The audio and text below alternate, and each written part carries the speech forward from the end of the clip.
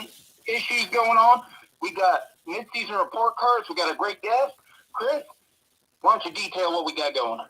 Before I do that, I would like to take a moment of silence for the brave people that serve our country in the military, because since I've started doing this podcast with Joey back in 2014, and I did this podcast back in 2011, but since I've been doing the podcast with Joey back in 2014, this is the first show we've ever done together as podcasters on Veterans Day. So I'd like to take a quick moment of silence to the men and women in our Army, our Navy, our Air Force, and our Marines, and thank everybody for serving our country. Got my heart over my chest. Feel like a moment of silence is appropriate.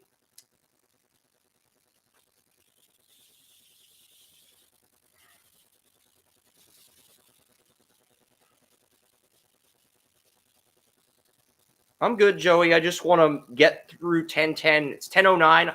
We'll give the military one more minute for a moment of silence, and we'll topics for today's show, because I feel like that's the least we can do for everyone in the military listening to our podcast and live stream on Veterans Day.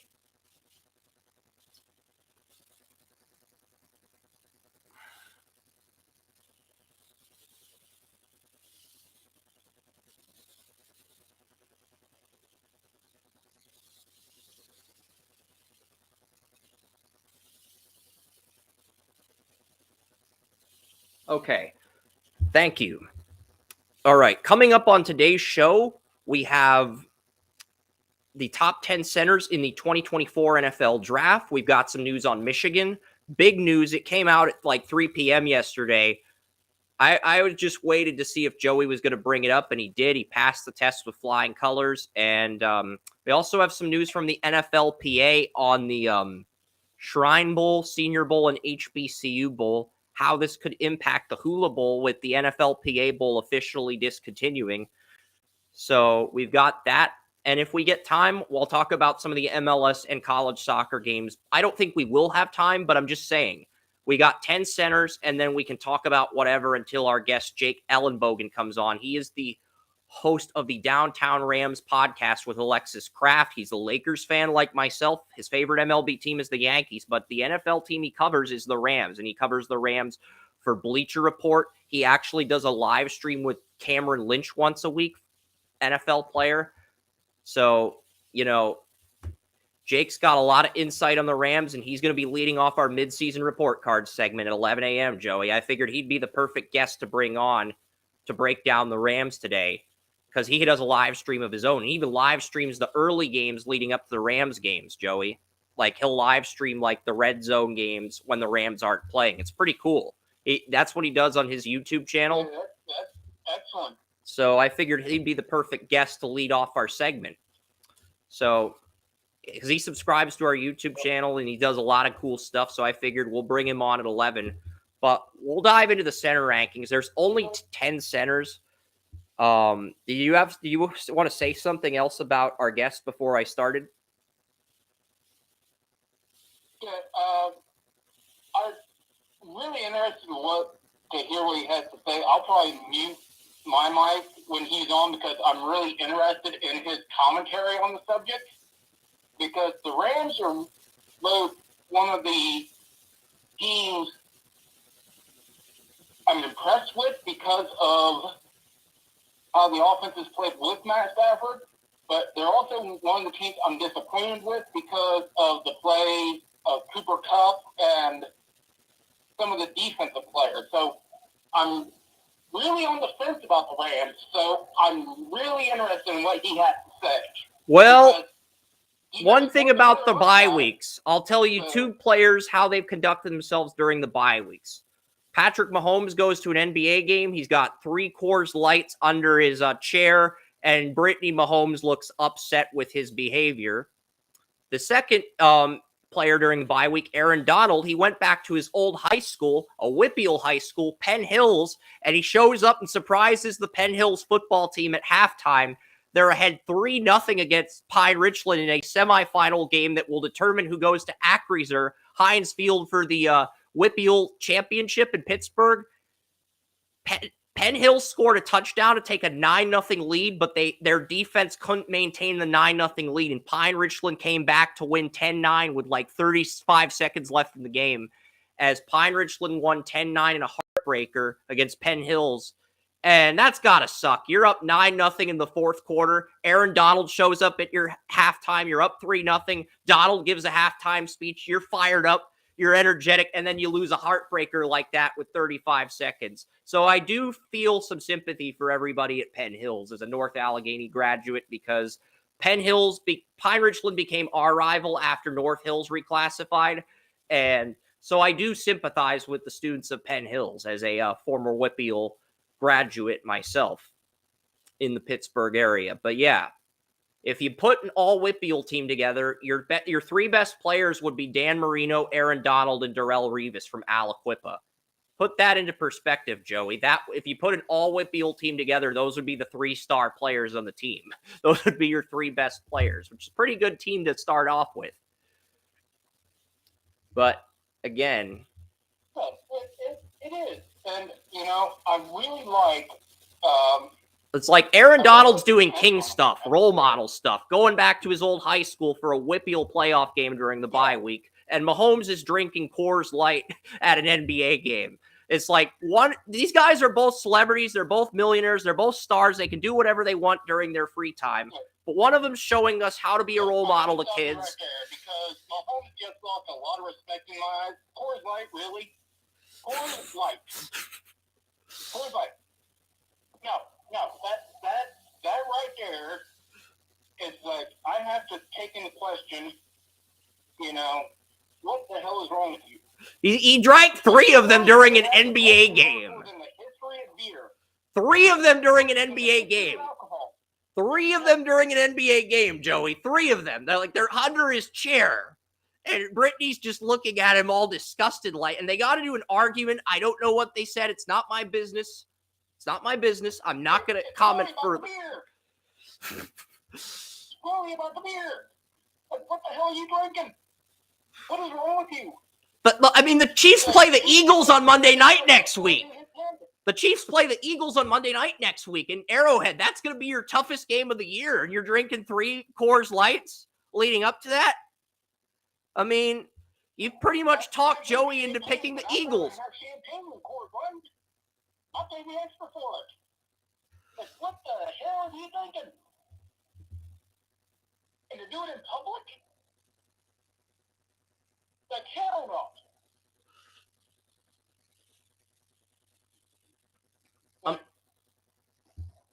Hell no. I mean, it is the bye. Reading him a freaking riot act about that. That's like, what the hell, dude? Like,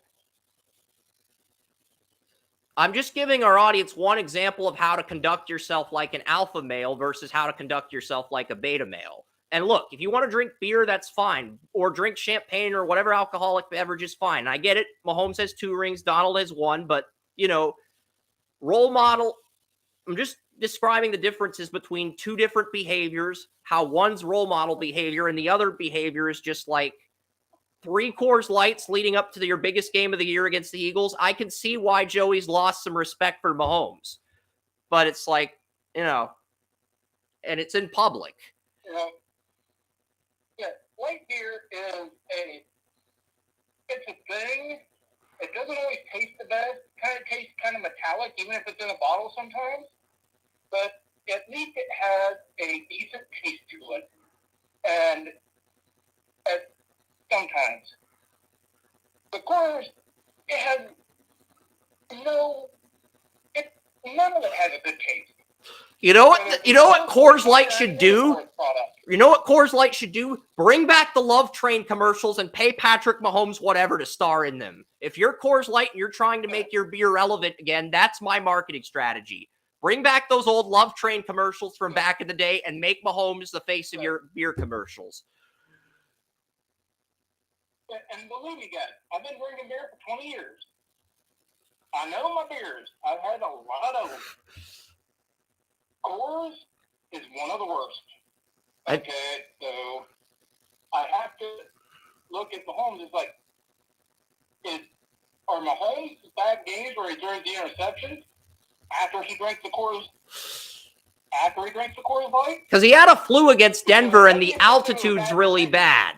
He had the flu against Denver, and the altitude in Denver's really bad in his defense. But the opener against Detroit, where he threw the pick six, that was Brian Branch dropping, Kadarius Toney dropping a pass that resulted in Brian Branch catching it. But yeah, it's like, I'm not sure whether I should blame the high altitude or the fact that he might have drank Coors Light before the game.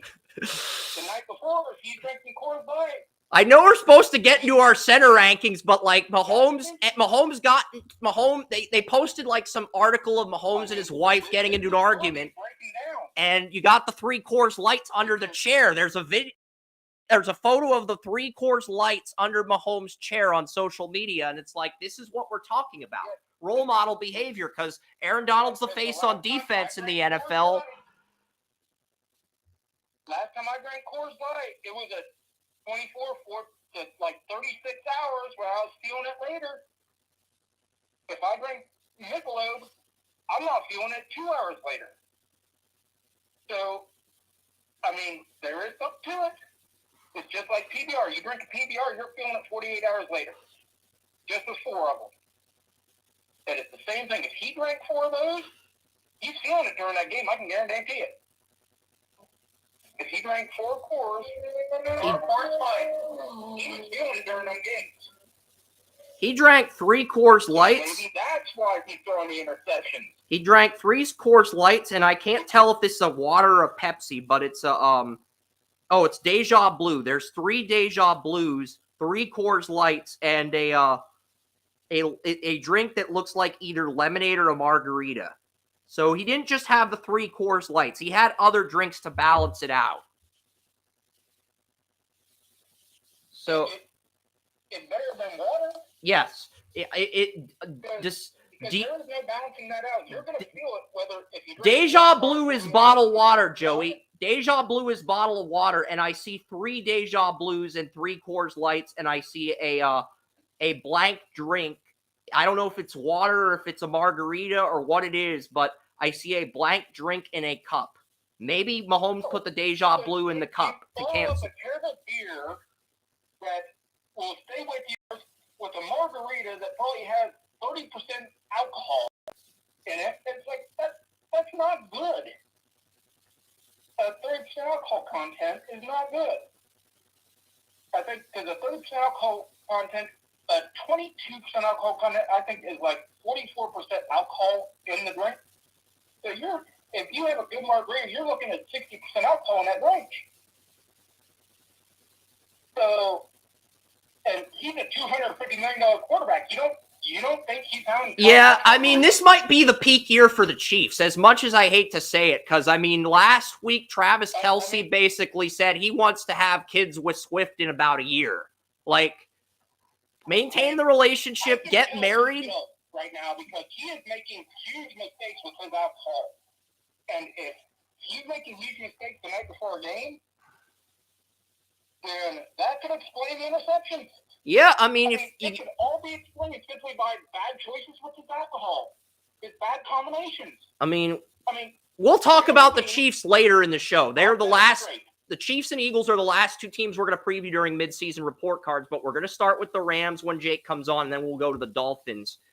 But for now, I think we should get into center rankings. We spent 10 minutes talking about it, but it's such a fascinating topic, Joey. It's like Aaron Donald goes back to his old high school. Patrick Mahomes drinks 3 Coors Lights. You want to know the difference between masculine and feminine behavior, alpha male versus beta male, sigma male behavior, whatever you want to call it. This is a prime example of it with NFL athletes. So just wanted to get that out of the way, and we'll get into the center rankings because it's just a fascinating topic, Joey, because people want to know what athletes are doing during their bye weeks. They just do. It's like Myles Garrett, after the Browns beat the Cardinals, Myles Garrett went to a Cavs game to relax and take his energy off things. Shit. Even that's more commendable than what Mahomes is doing. It's like... If it's after the game, I don't care as much because you got Monday off. Yeah. Monday off, you can recover And he didn't drink anything at the game. He just went to the game with his agent and decided to hang out and watch the Cavs. So, well, that's fine. Just don't drink that shit before a game. That's bad. I mean, at least I can get behind you drinking shitty beer and mixing it with high alcohol crap if you don't have a game. I'll frown at you if you don't have a game. that's the only thing in Mahomes' defense. Like, he had a game, and he decided to drink beer at the game. The Chiefs are on a bye week this week. They play the Eagles next Monday. I wouldn't be drinking when I'm playing the Eagles, but that's just... Oh, God. I'm starting to wonder if Howie Roseman's working in the... Just imagine if Howie Roseman's working in the concession stands, bringing Mahomes the beer for the Monday night game. Like Howie Roseman, he's going undercover as the concession man, and he's bringing Mahomes the beer.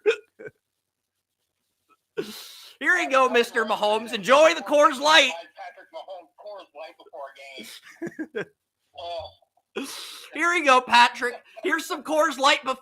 Here, drink some Coors Light and watch some NFL Red Zone before our game against the Eagles. Here you go, Mr. Mahomes. Enjoy. I don't think Howie Roseman's that slick, but maybe I'm underestimating how slick Howie Roseman is. All right, let's get to these center rankings. We got 10 to get through. Yeah, let's get to the center rankings. I mean, we could go on and on. Yeah, we could continue this topic later today. Let's get going. I'm going to start with the one center who I think is a second-round player and the one center who may have a Pro Bowl ceiling.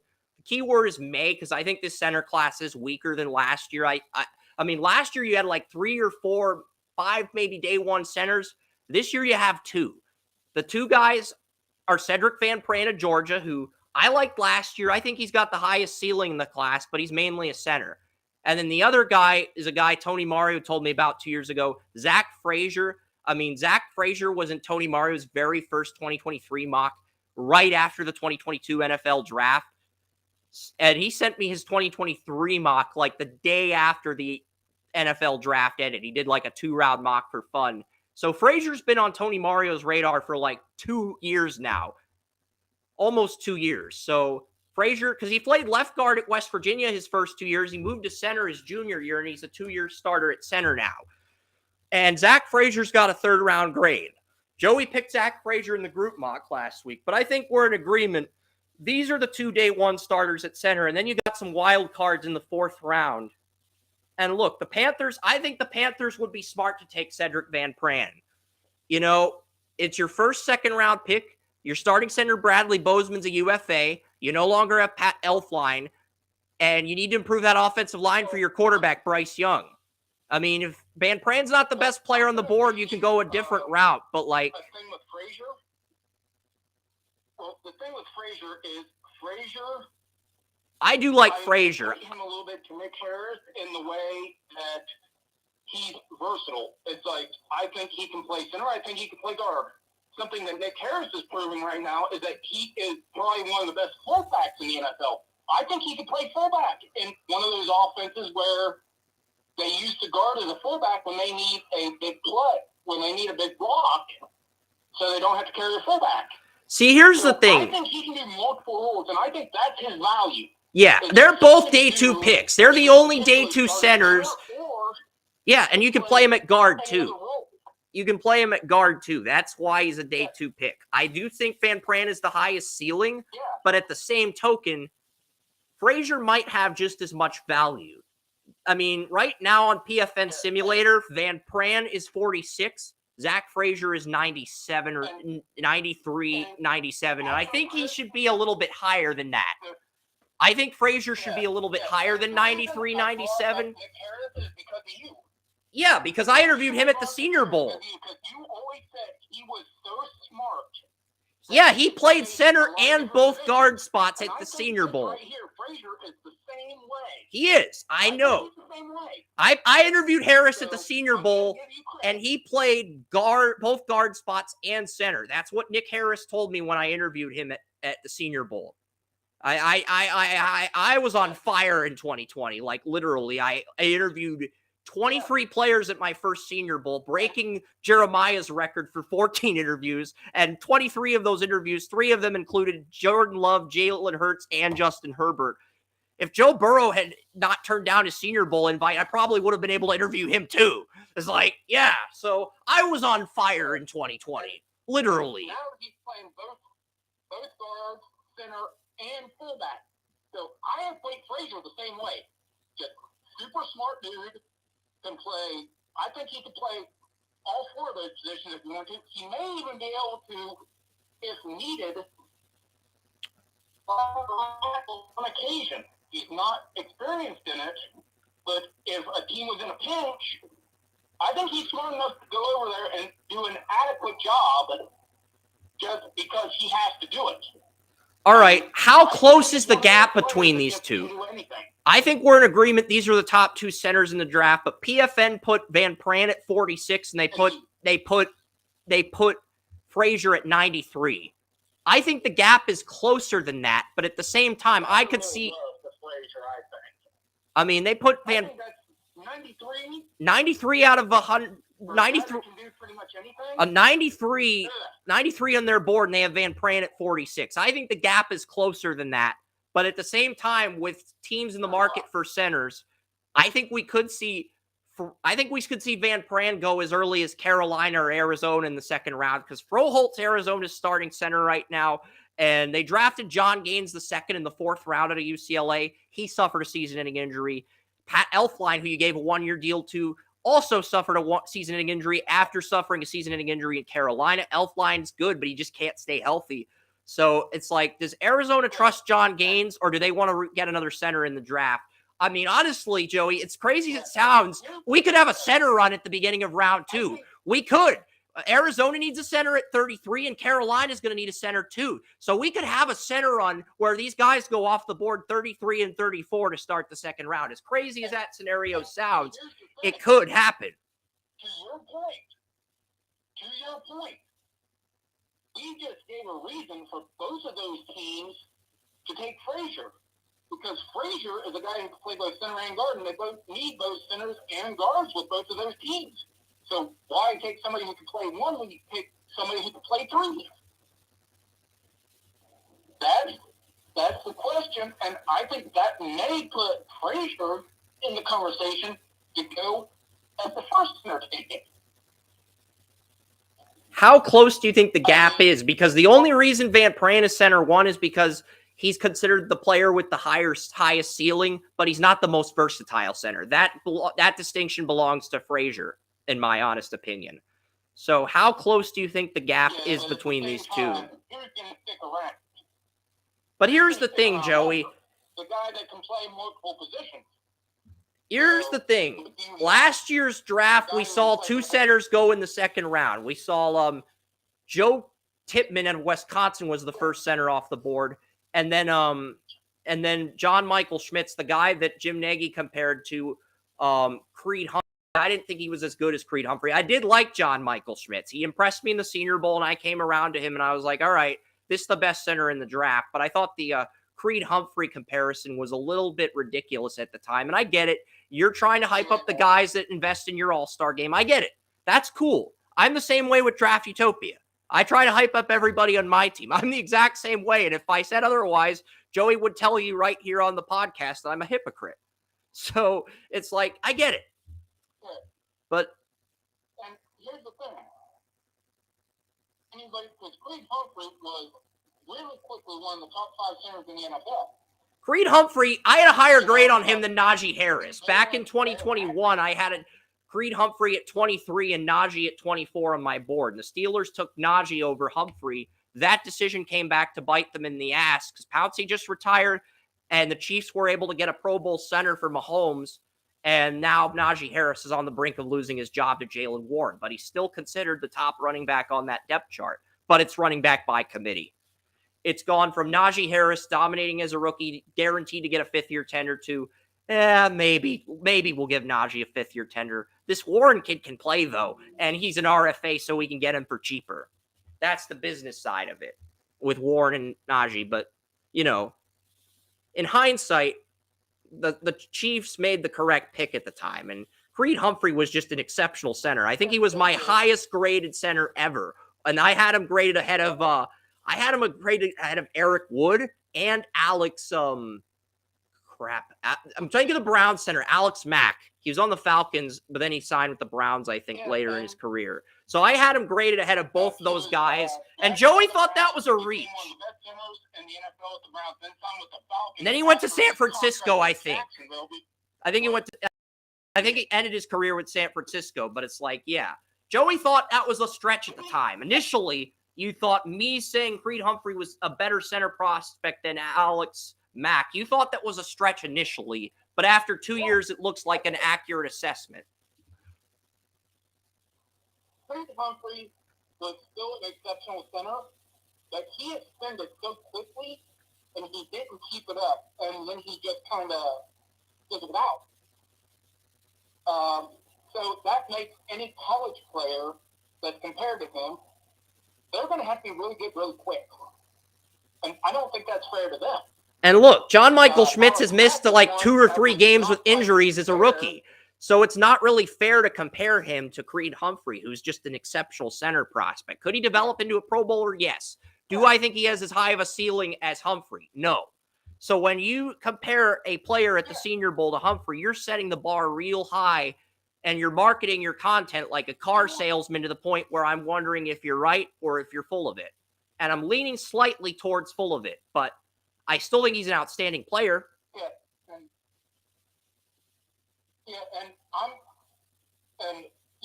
say, why do I think highly of Alex Mack? Because Alex Mack used to bring his family to Jacksonville, and I met it. Well, times, I mean, he was in Walmart. I'm a little partial to Alex Mack, not because I'm a Brown fan, because I met the guy, really nice dude. And, so I'm partial to guys that are really nice, especially, when they're just walking around and they don't, and they know you probably know who they are because, the way you approach them. I'm really appreciative of guys like that. Guys, girls, like Reese Witherspoon. She approached me once when she was here, just passing through, and she was at Walmart. She wanted to know where the candy was. It was close to Halloween. I'm really appreciative of those people. And so I'm a little partial to Alex Mack not because he was a Brown center, and not because he signed with the Jaguars and that contract got overturned and he ended up going to Atlanta, but because he was just a cool dude. And I like my interactions with him. So, but at the same time, he did not ascend as quickly as Creed Humphrey did. So I think it would, at this stage of any center's career, they would probably want to be compared more to Alex Mack at this stage than they would Creed Humphrey. But long term, they would probably want to be compared to Alex Mack rather than Creed Humphrey.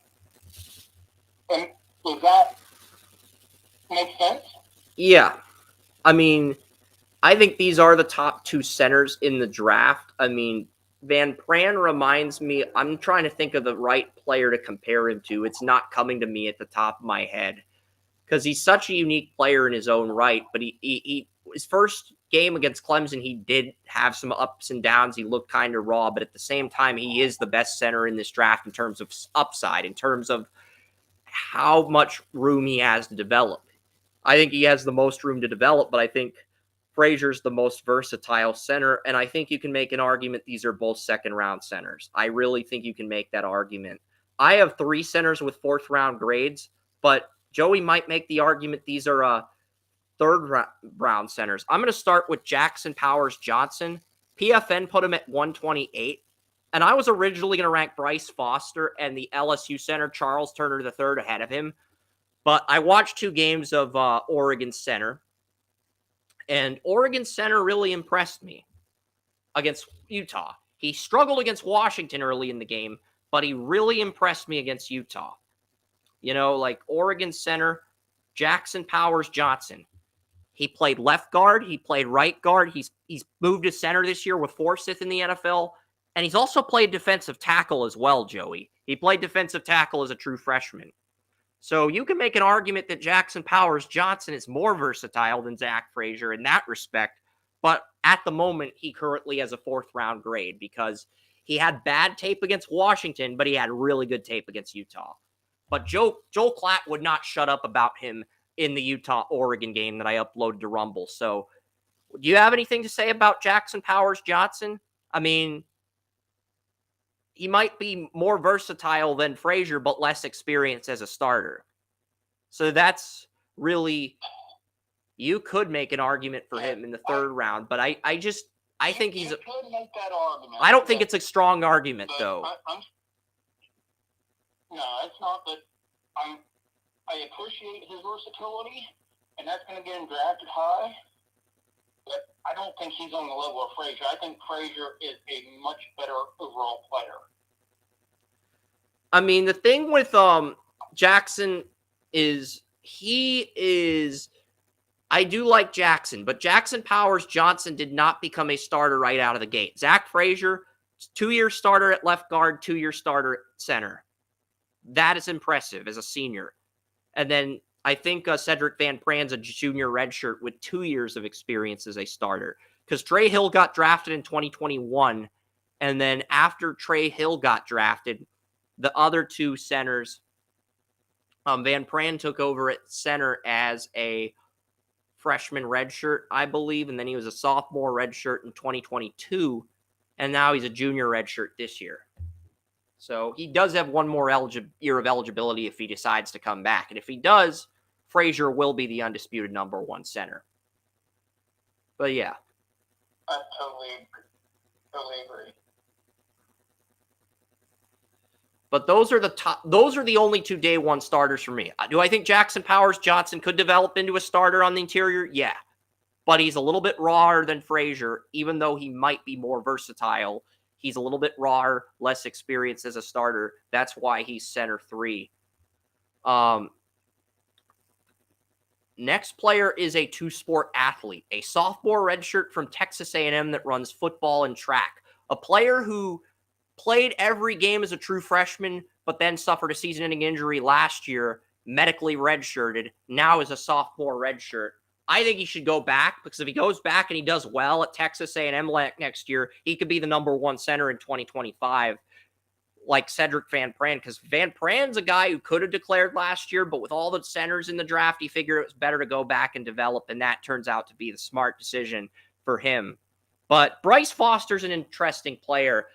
Sophomore redshirt like Luke Whippler, but he plays football and runs track. So it's like, I do think he's somewhat intriguing. I don't think he's as proficient as Whippler was at Ohio State as a sophomore redshirt, but 2-sport athlete, I can get behind it.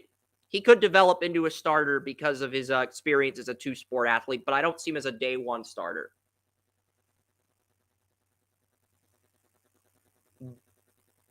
Have you seen anything of Bryce Foster, Texas A&M center?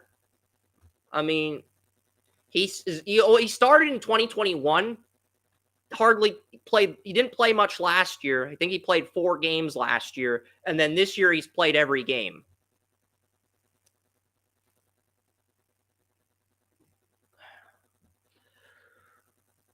And our next center is Charles Turner II, or Charles Turner III, LSU. Believe me, I'm trying to get through these centers as quickly as possible. Yeah, you can see the news ticker on the live stream. But, we'll see what happens. This is an interesting center class. But I think there are 2 day 1 starters, and I think there are 3 projects that could develop into starters, depending on how they develop and improve. And then I think the numbers center 6 through 10 are backups.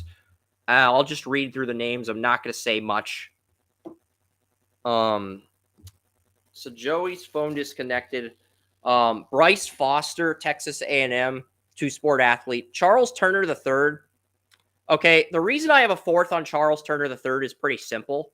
A few weeks ago when LSU was torching Mississippi State back in September, my friend Mitch Paps told me to keep an eye on the LSU center. He's probably not draft eligible, though. He's a senior. He is draft eligible. And spoiler alert, I have him in the fourth round. I think PFN has him in the 7th round. I have him in the 4th round. I'm a little bit higher on him than the consensus. But yeah. And then you got Drake Nugent of Michigan. So there's some interesting names in this class for sure.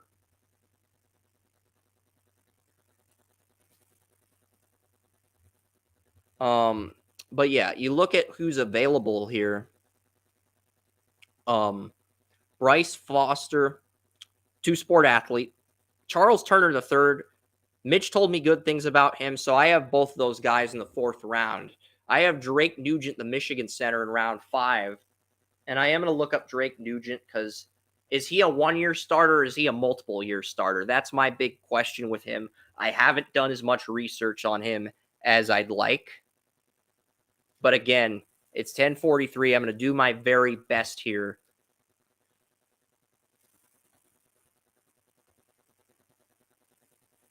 to get through as many of these players in the rankings as possible. Well, Drake Nugent went to Stanford for 4 years. I think he was the backup to Drew Dahlman because Drew Dahlman, I believe, was in the let's take a look. But yeah. I'm talking about Bryce. Chris, I hit a bad dead zone. Okay.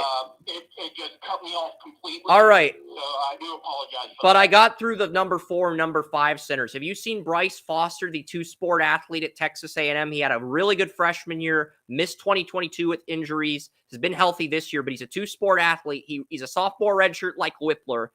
2-sport athlete, runs football and track. If he went back next year to Texas A&M with all the guys they're going to have, Evan Stewart, Connor Wiegman, and really dominated with those guys, he could be the first center in 2025. It's just something to think about.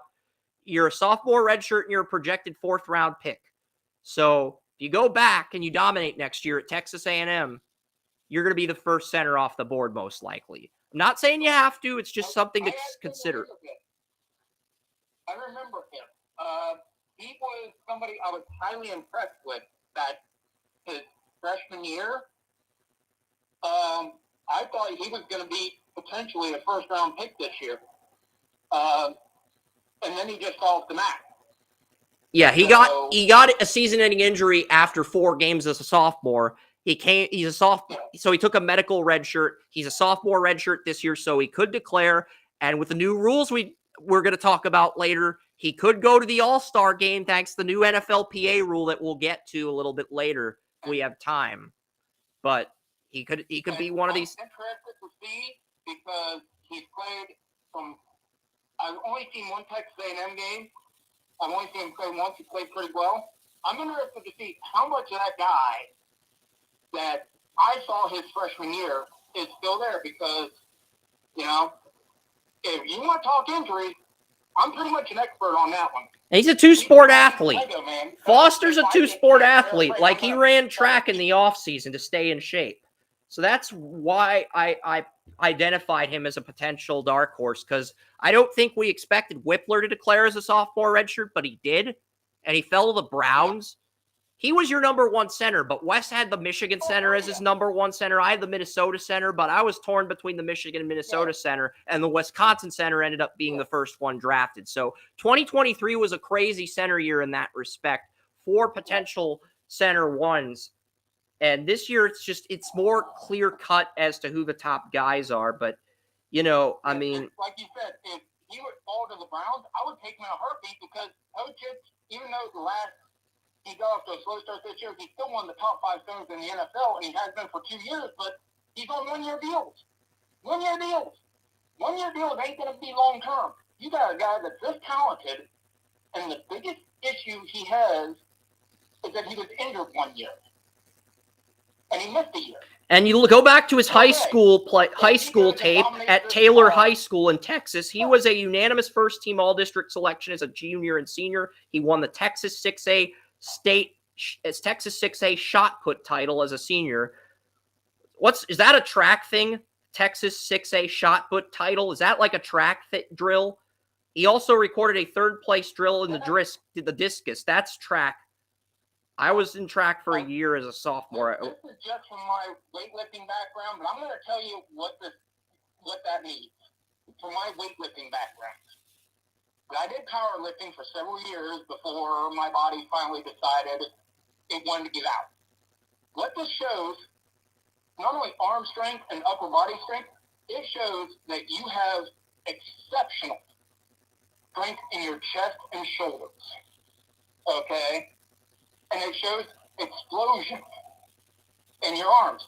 If you can shot put long distances and be that successful at it, that means if you hit somebody coming out of a stance, you are going to hit them with a lot of explosion. And when it comes to offensive linemen, that first pop is so important. It is. Because if you can keep the hands away from you and knock, especially if you can just knock them off completely, what I would worry about is his knee bend in that, because he's going to whoop somebody's rear end, upper body wise. But if he can whoop their rear end, which in shot put, you have to have knee bend. His nickname's the Mountain. He comes up and he was so impressive at the freshman. Texas A&M's offensive line coach called him the Mountain. So he earned that nickname from his offensive line coach at Texas A&M. The guy was so impressive as a freshman, true freshman, that his offensive line coach called him the Mountain. And this is the same coach who coached Eric McCoy, who's with the Saints, got that heyday. I don't think his upside's as high as Eric McCoy's. I did have a Pro Bowl grade on McCoy coming out of Texas A&M. But, okay, he gave this guy the nickname the Mountain. And I do think one of these centers, whether it's Jackson Powers, Hewitt, or Bryce Foster, I had Foster initially as my center 3, but here's the thing. Jackson Powers Johnson's a late 4th round center on PFN Simulator, and they have Bryce Foster in the 5th round, which kind of surprised me because it's I figured he'd at least be a 4th rounder.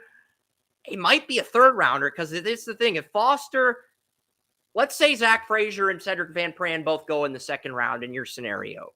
One of these two centers, whether it's Jackson Powers Johnson or Bryce Foster, is going to jump into the 3rd round. I think we're in agreement on that. One of those two will jump into the 3rd round if the other two centers go in the 2nd round.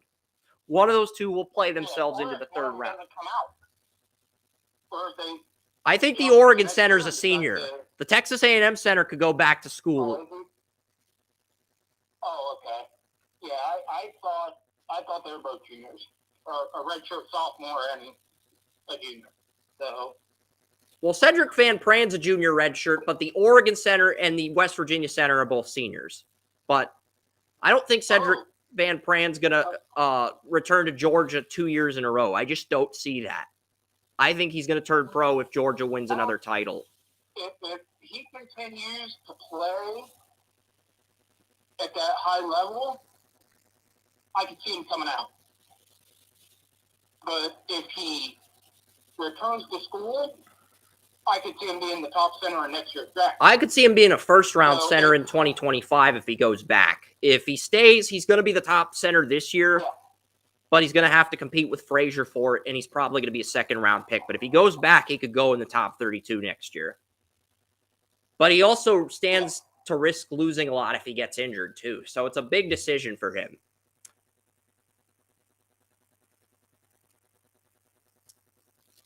Okay, the next center I'm going to mention is the LSU center, Charles Turner III. He's my center 5. I know he's listed as a 7th-round UDFA on one of the simulators, but a few weeks ago, Mitch, my Saints friend, who texted me about LSU and Louisiana Tech, he told me that the LSU center really impressed him. Too bad he's not draft eligible. Well, I did some research on the LSU center thanks to my Athlon Sports College Football Preview magazine. I found out the LSU center my friend Mitch told me about is a senior. He is draft eligible. And, he's one of those players who stood out in the Mississippi State game along with Jane Daniels and Malik Neighbors. So I like Charles Turner III. I think he's a 4th-round prospect. I don't think he's as touted as Lloyd Cushenberry was coming out of LSU, but I think he's good enough to get picked in the first 4 rounds. So I put him in the late 4th round behind the top 4 centers. And while he's probably a backup, I do think there's potential for him to develop into a starter. Have you seen the LSU center, Joey? And what's your initial impression of Charles Turner III? He took over for Lloyd Cushenberry III at LSU. I've seen one LSU game this year. I was impressed to the point that he was athletic. He was able to pass block adequately.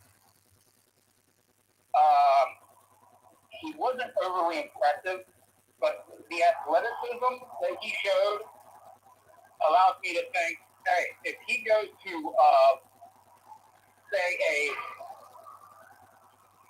coach or a team offensively that coaches the Kyle Shanahan, or I shouldn't say the Kyle Shanahan tree because his dad was way ahead of that. So if he comes to that tree where it's a lot of movement, a lot of pulling from the center, and so on and so forth, I think he can be a quick starter. Not a first-year starter, but a quick starter in the league because he has that skill set. But if he goes to a team such as the Seahawks, he's not going to be that quick. Well, he'd have to beat out Oluwatimi for the job. That's the thing. The Seahawks, they have Oluwatimi, who started a game in relief of Evan Brown and looked good. So he'd have to go to Seattle and beat out the Remington Award winner for the center job right out of the gate. I don't think he would do that. But at the same time, if Oluwatimi got injured, he could step in and maybe steal the job from him. It just depends how the season plays out. Yeah, because, he is talented, but I think he's really athletic. But you can see why I have all these centers, the Oregon, Texas A&M, and LSU centers. You can see why I think all these centers have potential to start down the road, but none of them are day one starters. I think you agree with that thought process to a point. Yeah, and I'm one of them that thinks that the LSU center probably has a lot more potential because of, even though, like I was saying, he doesn't always show his athleticism, but when he does, it's kind of like when I was breaking down Nick Foles. And I was kind of surprised he was like one of the simulators. I'm not sure which one, but one of the simulators had Charles Turner at 307. And I'm like, really? I mean, my friend Mitch wouldn't shut up about the guy, and he's an LSU Louisiana Tech fan. He lives in Louisiana. He's a Saints friend. My friend Mitch was saying, this guy impressed me. Too bad he's not draft eligible. Well, I got news for you, Mitch. Charles Turner III is draft eligible. I double-checked the depth charts. I did the work for you. He is draft eligible. So just keep an eye on him. If you need a center on day 3, he's one of these guys who's in the mix. Yeah, definitely. I'm going to quickly run through the last 5 centers in this because Jake's going to be on in a few minutes. I'm going to quickly run through the last 5 centers in these because I have backup grades on all of them. I think the best backup center with a chance to develop into a starter, I've got a 5th-round grade on Drake Nugent. He took over for Stanford's Drew Dahlman, who was drafted by the Falcons, actually became the starting center, took the job from Matt Hennessy.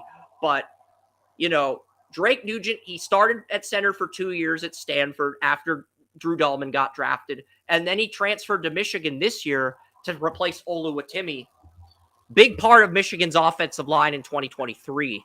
So I figured he's center 6. I have him in the 5th round. Drake Nugent is on my center rankings. I'm trying to quickly get through this as quickly as possible because there's 4 centers left and we only got 3 minutes. And I'm sure Jake's messaged me, but I haven't gotten back to him. So we're going to have to save these conversations for later, like the Harbaugh can of worms, the Shrine Bowl. We're going to have to save that for later, unfortunately. I'm sorry, but it's just like we got 3 minutes and we got 4 centers. Time is not working in our favor right now. I'll try to get the 7th center. All right, number 7, Bo Limmer. Bo Limmer's a center for Arkansas. He was the right guard last year when Ricky Stromberg was there. He's my number 7 center. I have Will Putnam, the Clemson center, at 6, and then I have Oklahoma's Andrew Payham, a 6th-round grade, and Hunter Norzad, the Penn State center, rounding out my top 10. And one honorable mention that missed the cut, North Carolina center. He is a senior. He is draft eligible. Maybe he gets picked if Drake May puts a good word in for him. I don't know. We'll see. I honestly think there's only 7 or 8 draftable centers, but I do my best to list 10 to give you a more realistic projection and give you a Craigslist of possibilities. But looking at this, I think we're in agreement. There's maybe 6 to 8 draftable centers, but there's 10 you can put in your rankings. Yeah. When I'm scouting players, I do divisible by 5. I do numbers divisible by 5. So I put 10 centers, but you can easily argue there's only 6 or 8 draftable centers. Nobody's going to disagree with that. I am going to check, see if Jake texted me. It's 10:58. Yeah, I mean, okay, Jake, any chance we could push this back to 11:30? Sounds like a plan. All right, so Jake wants to push this back to 11:30. That's perfect. Now we can talk about Harbaugh and the Shrine Bowl. That perfect. This works out great. See, that's the abundance mentality. The scarce mentality is to ask him to come on now. The abundance mentality is to talk about Harbaugh, Michigan sanctions, and the NFLPA announcement. What do you want to start with, Joey? I feel like the Harbaugh rant's going to take longer, so we'll get it out of the way now, and then we'll mention the NFLPA. I think the Harbaugh thing is more pressing. So, because that is an immediate effect, like... Not only that, I'm looking at it from a logistics argument, Joey. I think the Harbaugh rant could take as long as 20 minutes, depending on how much material you have prepared. And I feel like the NFLPA Bowl announcement may only need 10 minutes, depending on how quickly we get through that topic. That's just where I'm looking at it from a logistics standpoint, which is crucial when you're having a guest on your show. Standpoint, it works as well. Yeah. Yeah, that works as well. The thing I'm looking at, because I have done, after hearing Leroy Ford, I really looked into it.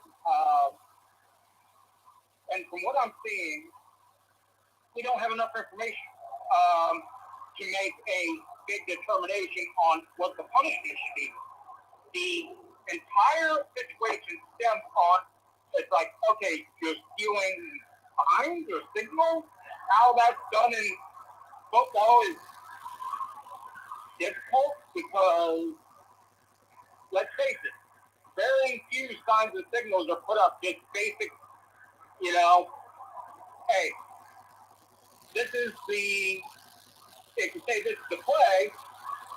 And look, Connor Stallions was at a Central Michigan game, allegedly. Connor Stallions was allegedly at a Central Michigan game. Central Michigan had a... Yes, Central Michigan had a coach that looked exactly like Connor Stallions on the sideline. He was wearing sunglasses, so they can't prove it was him.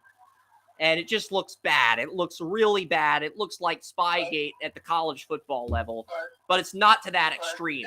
It's more along like with the Astros with the sign stealing. It gets more convoluted than just Michigan. Because I don't know how they got the plays or the signs. Was it basic film study? If that's it, I don't care. But is it underhanded? That's what we don't know. Did they get something from somebody else? Did they have an insider in these other teams' thing? Are they paying somebody? I don't know. But if it's just basic film study, I don't care. That's just their coaches being smarter than you. What really gets me is that this is interconnected with the rest of the Big Ten. From my research, Purdue was also in on it, and Ohio State also took notes from Purdue in some form or fashion. So all three of these teams, in some way, even though I'm not sure how the hell it's connected, from the reports I've been hearing, are all three connected in this thing. And now here's the big part.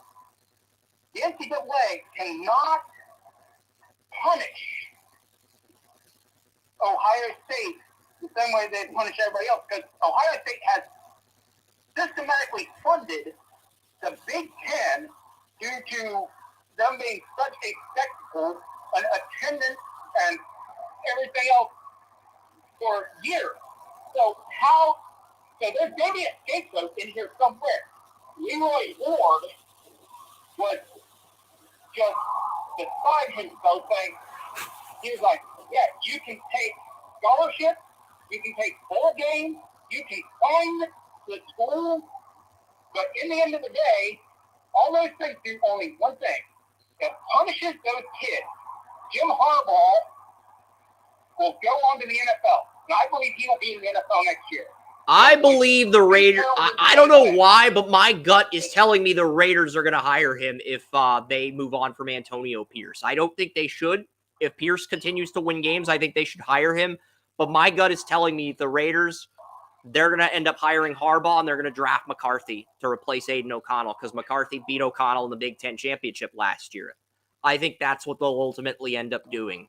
Because, you know, Harbaugh basically said McCarthy's the best QB he's coached since Andrew Luck. The only difference is Harbaugh left a year early to go to San Francisco before Andrew Luck turned pro. If he had stayed an extra year, he probably could have gone pro with Luck and probably would have gone to the same team as Luck. But he probably knew Luck wasn't turning pro, which is probably why he left early. Because it's like, yeah. I heard different, but that was like 2 weeks ago. This was at like the beginning of the season. And I forget what team they said they really thought Harbaugh loved and wanted to go to. I forget what team that was. But Harbaugh, from what I'm hearing, has a list of where he would want to go when he leaves Michigan to avoid all the sanctions. But the thing Leroy Ward was up in arms about is that none of the sanctions are going to hurt Michigan. Michigan's going to get their players. They're going to get everything else they want. What it's going to do is hurt the kids that are there. Jim Harbaugh was drafted by the Bears. My guess is the Chicago Bears are on that list. He got drafted by the Bears. The Bears were one of them. His next team he played for was the Colts. So the Colts and Ravens are teams he played for. Those jobs are not going to be open. Dan Campbell, I'm sorry that I think Carolina should fire Matt. I think Carolina should consider firing Frank Reich. Dave Tepper just fired Charlotte FC's head coach, and he took Charlotte FC to the playoffs, but they lost in the wild card game, the 8-9 matchup. So Dave Tepper basically is like, "You didn't win a playoff game. Get out of here." And why aren't you bringing that energy to Frank Reich? So Charlotte, Dave Tepper's soccer team made the MLS playoffs, and he fired the coach because they lost in the playoff game. And so, where's that energy and hostility towards Frank Reich? Because many are arguing Frank Reich's less deserving of his job than Charlotte's coach, because Charlotte's coach at least took you to the playoffs. It's like, you weren't even supposed to be a playoff team, but they do have a really good roster, but they haven't I don't know. We talked about their roster. They did a good job building their team, but that's neither here nor there. Realistically, I think it's less Frank Reich than with the Panthers than is the general manager, because he's done a shit job. Well, here's the thing. Frank Reich, Scott Fitterer, Frank Reich, and Josh McCown wanted to draft Stroud. Dave Tepper interfered and basically told them, look, we're taking Bryce Young. You want to stay on board, we're taking Bryce Young. And the owner forced their hand. And now the coaches and scouts are getting blamed because the owner screwed up. This is literally an Al Davis situation. I remember us talking about that, about how, look, and now you look at... Because the Patriots did the same thing with Mac Jones. The Patriots, Belichick didn't want to draft Mac Jones, but Rob Kraft's like, look, Brady's no longer on the team. We got to take a quarterback if one falls to us. And they took Mac Jones, and it's backfired. Have we not learned anything from owners should not interfere with front office decisions? Owners should not intervene on front office decisions. It cost the Patriots. It cost the Patriots because they took Mac Jones. And to be fair, he was the only good quarterback left on the board in their defense. Carolina, on the other hand, They screwed up, but I can't say they screwed up royally. Bryce Young is still a rookie, and you look at the past 5 number 1 picks. You look at the last 5 number 1 picks, Joey. Jared Goff, Trevor Lawrence, Matthew Stafford, Joe Burrow, Bryce Young. Last 5 number 1 picks who started as rookies. Only 2 of those quarterbacks had a touchdown interception ratio in the positive. Here's the kicker. Those 2 quarterbacks are Burrow and Bryce Young. The other 3 quarterbacks, Stafford, Goff, and Lawrence, all sucked as rookies. Lawrence, it was due to Urban Meyer. Goff, it was due to Jeff Fisher. And Stafford was just in a bad situation until they fixed their offensive line. Yeah. So you can't really blame Stafford. Stafford was just in a bad situation until he got traded to the Rams. Let's just be honest. He got the Lions in the playoffs with Megatron. He got the Lions in the playoffs with Sue and Megatron and Farley when they were all on rookie deals in his defense. But after that, the Lions sort of peaked. After Calvin Johnson retired, the Lions just sort of trended downhill until the team and Stafford mutually parted ways. And that's the thing that I look at is that I think that's a testament more to Matthew Stafford than it is to the Lions organization. Because he made the best out of a situation that was so untenable that I'm sitting here looking at like, what the hell? I mean, I know I go back to a lot, but that game against the Browns, he threw that left-handed touchdown. He made the bet that was his rookie year. Okay? And look, his only receiver at the time was Calvin Johnson. A lot of Lions fans say, look, the Lions had 2 good receivers, Calvin Johnson and Roy Williams. They traded Roy Williams at the deadline that year for Dallas's first-round pick. You know, it's like, guys, people don't remember that. It's a little detail, but it's a pretty big detail in historical context. And I believe they took Jason Smith out of Baylor with their first pick. And I think they took another bust. They took Pettigrew. They took Pettigrew with the Cowboys pick. So they basically traded Roy Williams for Pettigrew. Pettigrew was decent his first 2 years, but after that, he reverted. And he was never, like, good or spectacular, but he was decent his first 2 years, and then it went downhill after that. And then they got Ebron over Aaron Donald, and that also was a disaster. I mean, that might be the Lions' worst pick. Back around a little bit. So let's bring this back around to where, a little bit and say, Harbaugh is getting very good over the years at getting the most out of his quarterback. So if he comes around, I think logistically there are only 2 teams. If units are hurt, but he gets away, when he comes in, if he grabs the guy, I think there are only 3 teams that Harbaugh would have any interest in coaching. The Bears, number 1 pick, can get Caleb Williams or Drake May and coach them up. Raiders, he can coach McCarthy, and the Panthers gets Bryce Young. I don't think he's considering any other opportunities. If one of those 3 teams doesn't hire him, I think he'll stay at Michigan. If he can. The key word is if he can. Maybe. I tend to agree in principle because you don't know what the punishment is going to be.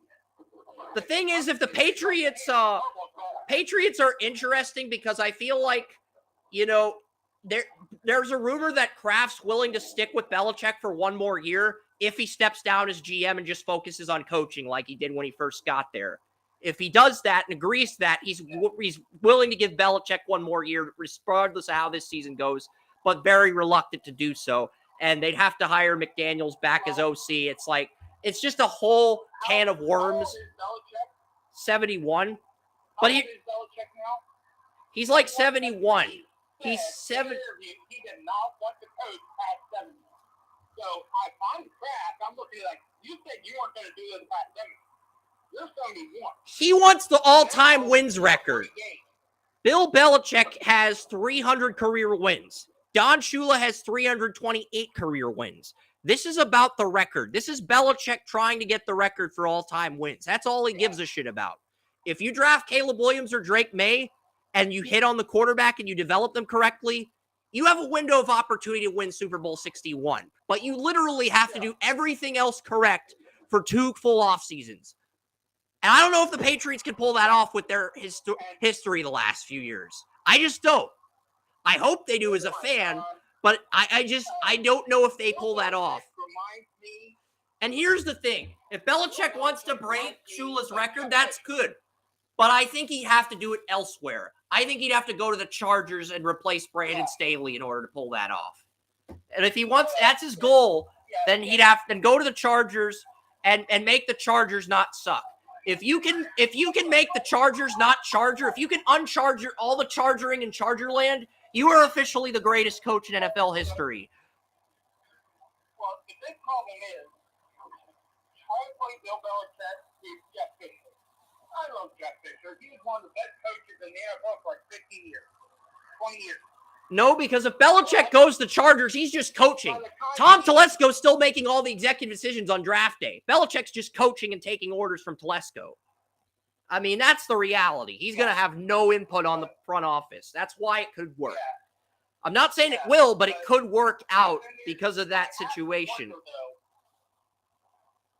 worked for a lot of years.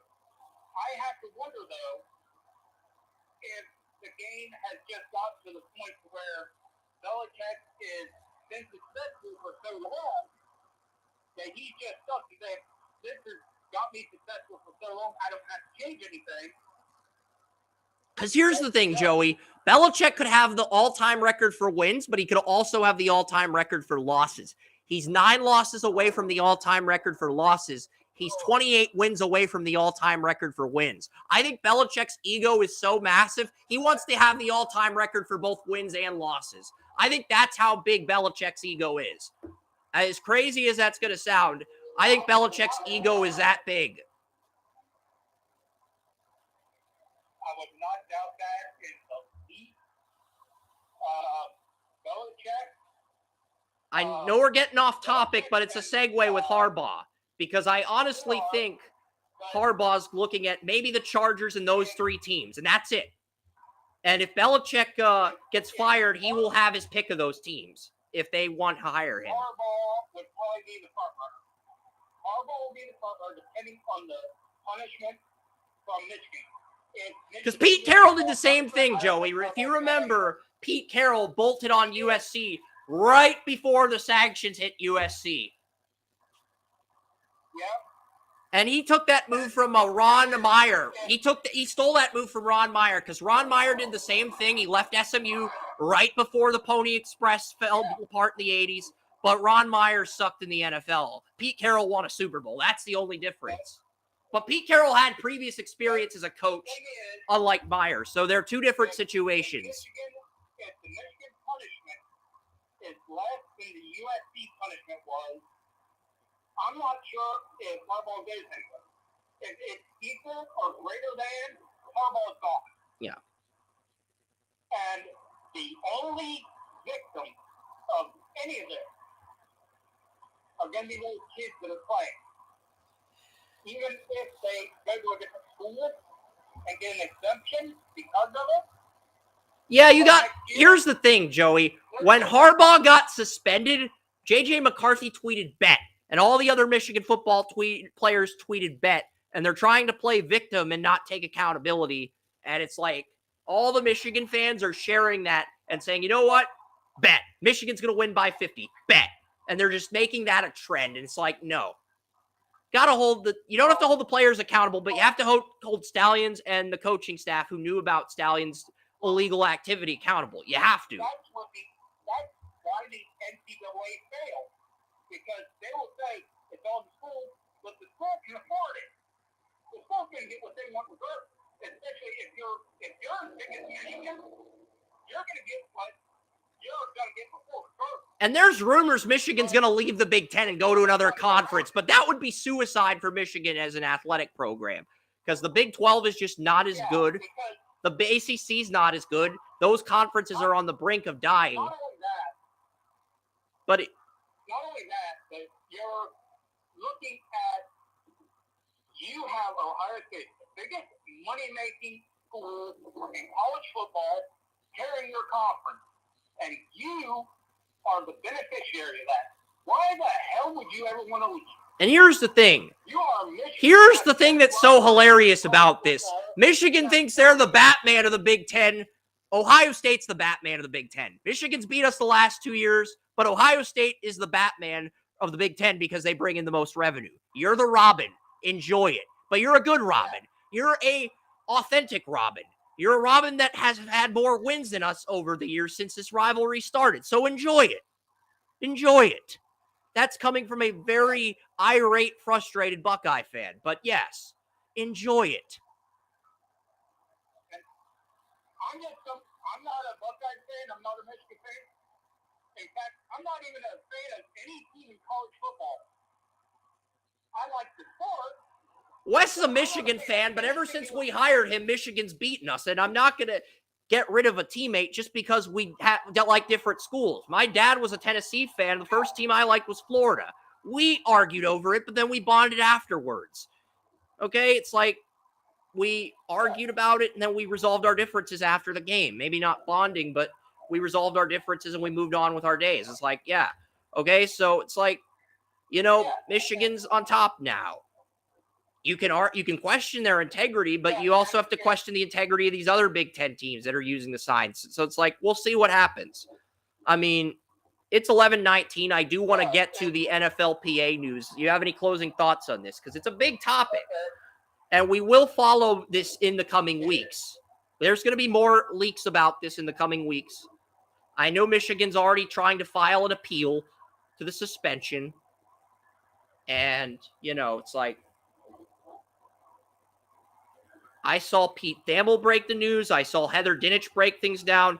I saw Nicole Audrey break things down. Like, you want to work for ESPN, you have to write more paragraphs than me. I'm telling you this personally because I read two of Heather Dinich's articles on ESPN.com. First article, she wrote 36 paragraphs. Second article, she wrote 38 paragraphs. My best scouting reports are 25 paragraphs tops. So if I'm a brown belt in sports journalism, Heather Dinich is a black belt. That doesn't mean I'm mediocre. That just means Heather's just that good at college football. That's why she works at ESPN. I'll stop simping for Heather Dinich now, but that's... I used to watch, that stuff I used to listen to, that stuff I used to read. In this generation, you're writing 36 paragraphs, I can guarantee you. 9 out of 10 people are not reading 33 of those. They're just skimming through. They're not even really paying attention. Maybe. You have to get out. So that's why I said you may be ahead of the curve in getting that taken care of and shortening that down because that's not the way things are done anymore. I mean, the longest article I ever did was the divisional round recap 2 years ago when Joe Burrow beat the Titans. And my challenge was, I think Lisa or Brian challenged me and said, Chris, I want you to do a 100-paragraph article, 25 paragraphs of each of the 4 divisional round games, and I actually pulled it off. I wasn't trying to pull it off, but I was like, all right, bring it. And I actually pulled it off, which is crazy. I wasn't trying to. It just sort of happened. It's like... If you know that much, that you have to take into account your readers, what your readers are doing, and most sports fans are people who are going to be looking to get the information. But the thing is, we put all the game recaps on one web page. We don't put all the game recaps on separate web pages. We clutter all the game recaps on one page. That's the thing. But yeah. I'm going to message Jake and see how he's feeling. Let's get through the news on the... But yeah, Heather's that good at writing sports articles. 36, 38 paragraphs. I think Mina Kimes is 32. I think Mina Kimes did a 32-paragraph article on Justin Herbert. And I can guarantee you as somebody with ADD, ADHD, whatever you want to call it these days, I ain't reading 36 paragraphs. I will skip it, take like one or two paragraphs. I got through it in 5 minutes. That's the crazy part, Joey. I was able to read all 36 paragraphs in 5 minutes. That just says a lot about my attention span. Like, I'm just glued in on something. I might if I tried, but it's not going to give me any relevant information. 36 paragraphs is, you're going to have a lot of filler in there. I can watch an all 22 and get more information than what 36 paragraphs is, and it would hold my attention. I love how you're roasting ESPN right when they're on the brink of their demise, but like, I'm going to talk about this NFLPA news. So sophomore redshirts, true juniors can now play in the Shrine Bowl, Senior Bowl, and the HBCU Bowl. NFL had to do this. See, the reason I say the NFL had to make this move now is because the MLS is lowering their standards. They're saying, you know what? Instead of having Generation Adidas players, we're going to let every sophomore and junior in college soccer that thinks they're good enough to turn pro, we're going to let them turn pro as long as they don't have an academy deal with an MLS team. And you know why the MLS is doing that? Because they realize the level of competition through college soccer and the super draft isn't on par with what the academy players are. So they're trying to make the draft better. And I admire the MLS for that. But the NFL's saying, we're going to do the same thing. But our sport's a lot bigger, and we're still going to kick your ass in the ratings because we have the most popular sport in North America. And it's true. So the NFL had to do this from a business standpoint. They had to. I credit J.C. Treader and whoever on the NFLPA who made this decision. I give you all the credit in the world because if the MLS is evolving their game for draft prospects, the NFL's got to evolve too so they're one step ahead of their competitors. And it's the right move. Because you look at all these sophomore red shirts. J.C. Treader's the best representative in peanut shop. I know they went through another one, maybe two more, in short succession until they got Treader. Treader literally retired because he was blackballed because he was the Players Association president and he was going against what the NFL wanted. So he just retired, but I'm still going to go against what the NFL wants, and I'm going to make the game better. So hats off to J.C. Treader for everything he's doing because he sacrificed his career. Because we need competition between these all-star games. I know when I told Jim Nagy that Zay Flowers was at the Shrine Bowl, that pissed him off. But it's like, we need competition between these all-star games. We need it as fans. We need it. I mean, the Shrine Bowl, I agree. We need it. The Shrine Bowl gave me a journal that was bigger than the Senior Bowl journal, and they gave me a media pass with a picture on it. It's like, I don't blame the Senior Bowl. I'm grateful for everything they did those 2 years, but it's like, I wish they had done that for me because it's like the MLS draft did that for me, and I think it's cool to have your picture on your media pass. It's a great way to distinguish people, and it's a great way to separate real media passes from fake ones. Having a picture goes a long way in separating a real media pass from a fake media pass. It's just a good indicator for identity purposes. But moving along, Let's be honest. the Senior Bowl's still a king. It's still the premier all-star game. And with this new rule, it opens things up. It opens things up because now Corleone can say, you know what? I can go to the Senior Bowl. I can go to the HBCU Bowl. I can go to the Shrine Bowl as a sophomore redshirt. Bryce Foster can do the same thing if he declares. And if he dominates because here's the thing. You go to the Senior Bowl, you get to interview all 32 NFL teams. I think the Shrine Bowl does the same thing. They have all 32 because the teams split their scouts up now. Half the scouts go to Mobile. The other half go to the Shrine Bowl. So they are able to get intel on every player in the draft. So now, if you're in the Shrine Bowl or the Senior Bowl, you'll interview with all 32 teams before the Combine and at the Combine if you get a second interview. And then if you go to the Pro Days, you'll get a third interview. So you're not only helping the players develop, you're getting more information as far as the interview process goes. And I could definitely see Marvin Harrison Jr. and Fashanu going to the Senior Bowl, but just practicing one day and mainly going there to interview with the teams. Because that's what Zay Flowers did. He practiced on the Sunday. He didn't practice the first day. He practiced on the Sunday. Didn't play in the Shrine Bowl because he knew he was going early, but he still showed up. He interviewed with the teams, and he conducted himself like a leader. That's why Zay Flowers got picked in the first round. But it's like, I could see that becoming the norm now because it's like, yeah, Marvin Harrison Jr. and Fashanu. I could see the Reese's Senior Bowl getting both of those guys, but saying, look, come down to Mobile. We'll give you priority. We'll let you interview with whatever teams you want. You can practice as little or as often as you want. We both know you're going top 5. We just need the publicity. Because at this point, if the Shrine Bowl's going after those guys, you got to land one of those two to make sure the Senior Bowl remains the premier all-star game. You just do. It's a business. Unfortunately, that's the reality of the business. That's the demand of the business. I mean, I know it's a lengthy rant, but it's also, that's what this is going to create. It's going to create competition.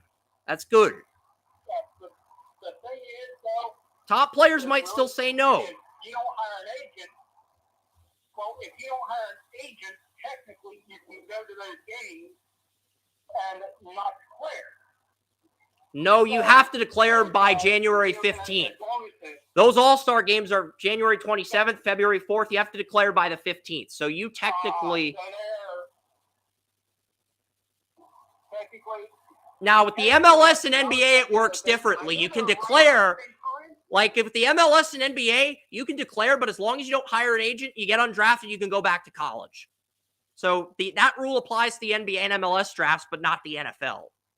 So the NFL is behind those sports on that rule. I'm going to message Jake. It's 11:29. So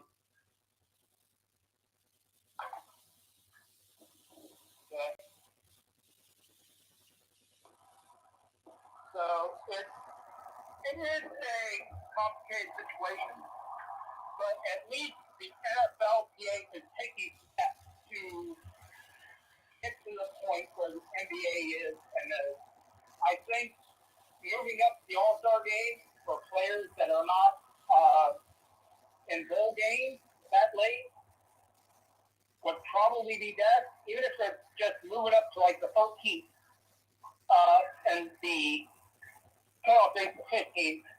Just give them a couple days. You know, I think they're on the right path. No, because if you do it right after the underclassmen declare, then it's like, okay, because with the Shrine Bowl, it's you practice the week before the AFC title, and then the Senior Bowl, it's like right after the AFC title before Super Bowl week. So they do. But there is an argument to be made to do that. Honestly, they should make one of the bowl because the the HBCU Bowl airs after the Super Bowl. Honestly, they should make the Senior Bowl or the Shrine Bowl after the Super Bowl. Think about it. You have the platform all to yourself, and scouts will go to both the Shrine and Senior Bowl if you push the Senior Bowl back till after the Super Bowl. Think about it, Joey. All 32 teams can go, and it's beneficial from a business standpoint because then scouts will have all the Shrine Bowl and all the Senior Bowl intel if you move the Senior Bowl back until after the Super Bowl. I don't think Jim Nagy will make that decision personally, but honestly, if you did that, it would give the scouts an opportunity to see everybody at the Shrine plus everybody at the Senior Bowl. Yeah, but you also have to look at the maybe if you can't do that, take back the eligibility date where you declare. You know, they're not. NCAA's not going to do that, but they might. With the new 12-team playoff, the NCAA might go that route. Okay, because it's like, okay, Jake is here. I'm going to put him on. Well, how are you doing, man? Is your camera on? Okay, there. Is that? Yeah. Is your audio working?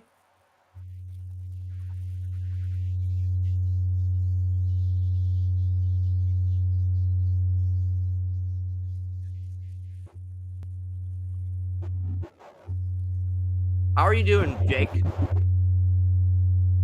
I thought we'd go through the Rams and talk about what they're doing during the bye week because Matthew Stafford's had some promising. Matthew Stafford's looked good in some games. I mean, the Rams have had some uphill ups and downs throughout the season, but there's potential there. You got Kupp, you got Puka Nacua. Aaron Donald, I thought what he did at Penn Hills during the bye week was cool, but Aaron Donald's been the face of that defense for years. And I mean, I remember the Rams interviewed a pit tackle when I was working at Panera when Jeff Fisher was there. This was like the first drive through Panera, but like, like that's neither here nor there. What are your thoughts on the Rams, Jake, and welcome? Okay, I can't hear anything Jake's saying. I'm not sure if the audio's not working or what's wrong on his end. I'm trying to make sure. I'm not hearing anything on my end either. Yeah, I'm going to turn his volume up, and maybe that'll do the trick. If it's too loud, that's my fault. But I'm going to turn the volume up because I turned his mic on.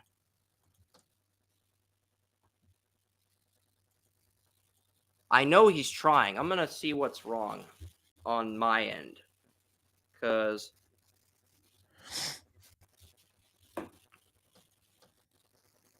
maybe he's gauging what we're capable of. But, it's like, all right. So audio's not working on his. All right, let's try this again. Turn the mic on. Jake, what's going on, man? I actually heard. Can you hear me? Perfect. Thumbs up. I can hear you perfectly, Jake. Okay. Yeah, so my thoughts on the Rams right now are just kind of like over the course of, moving on in the future.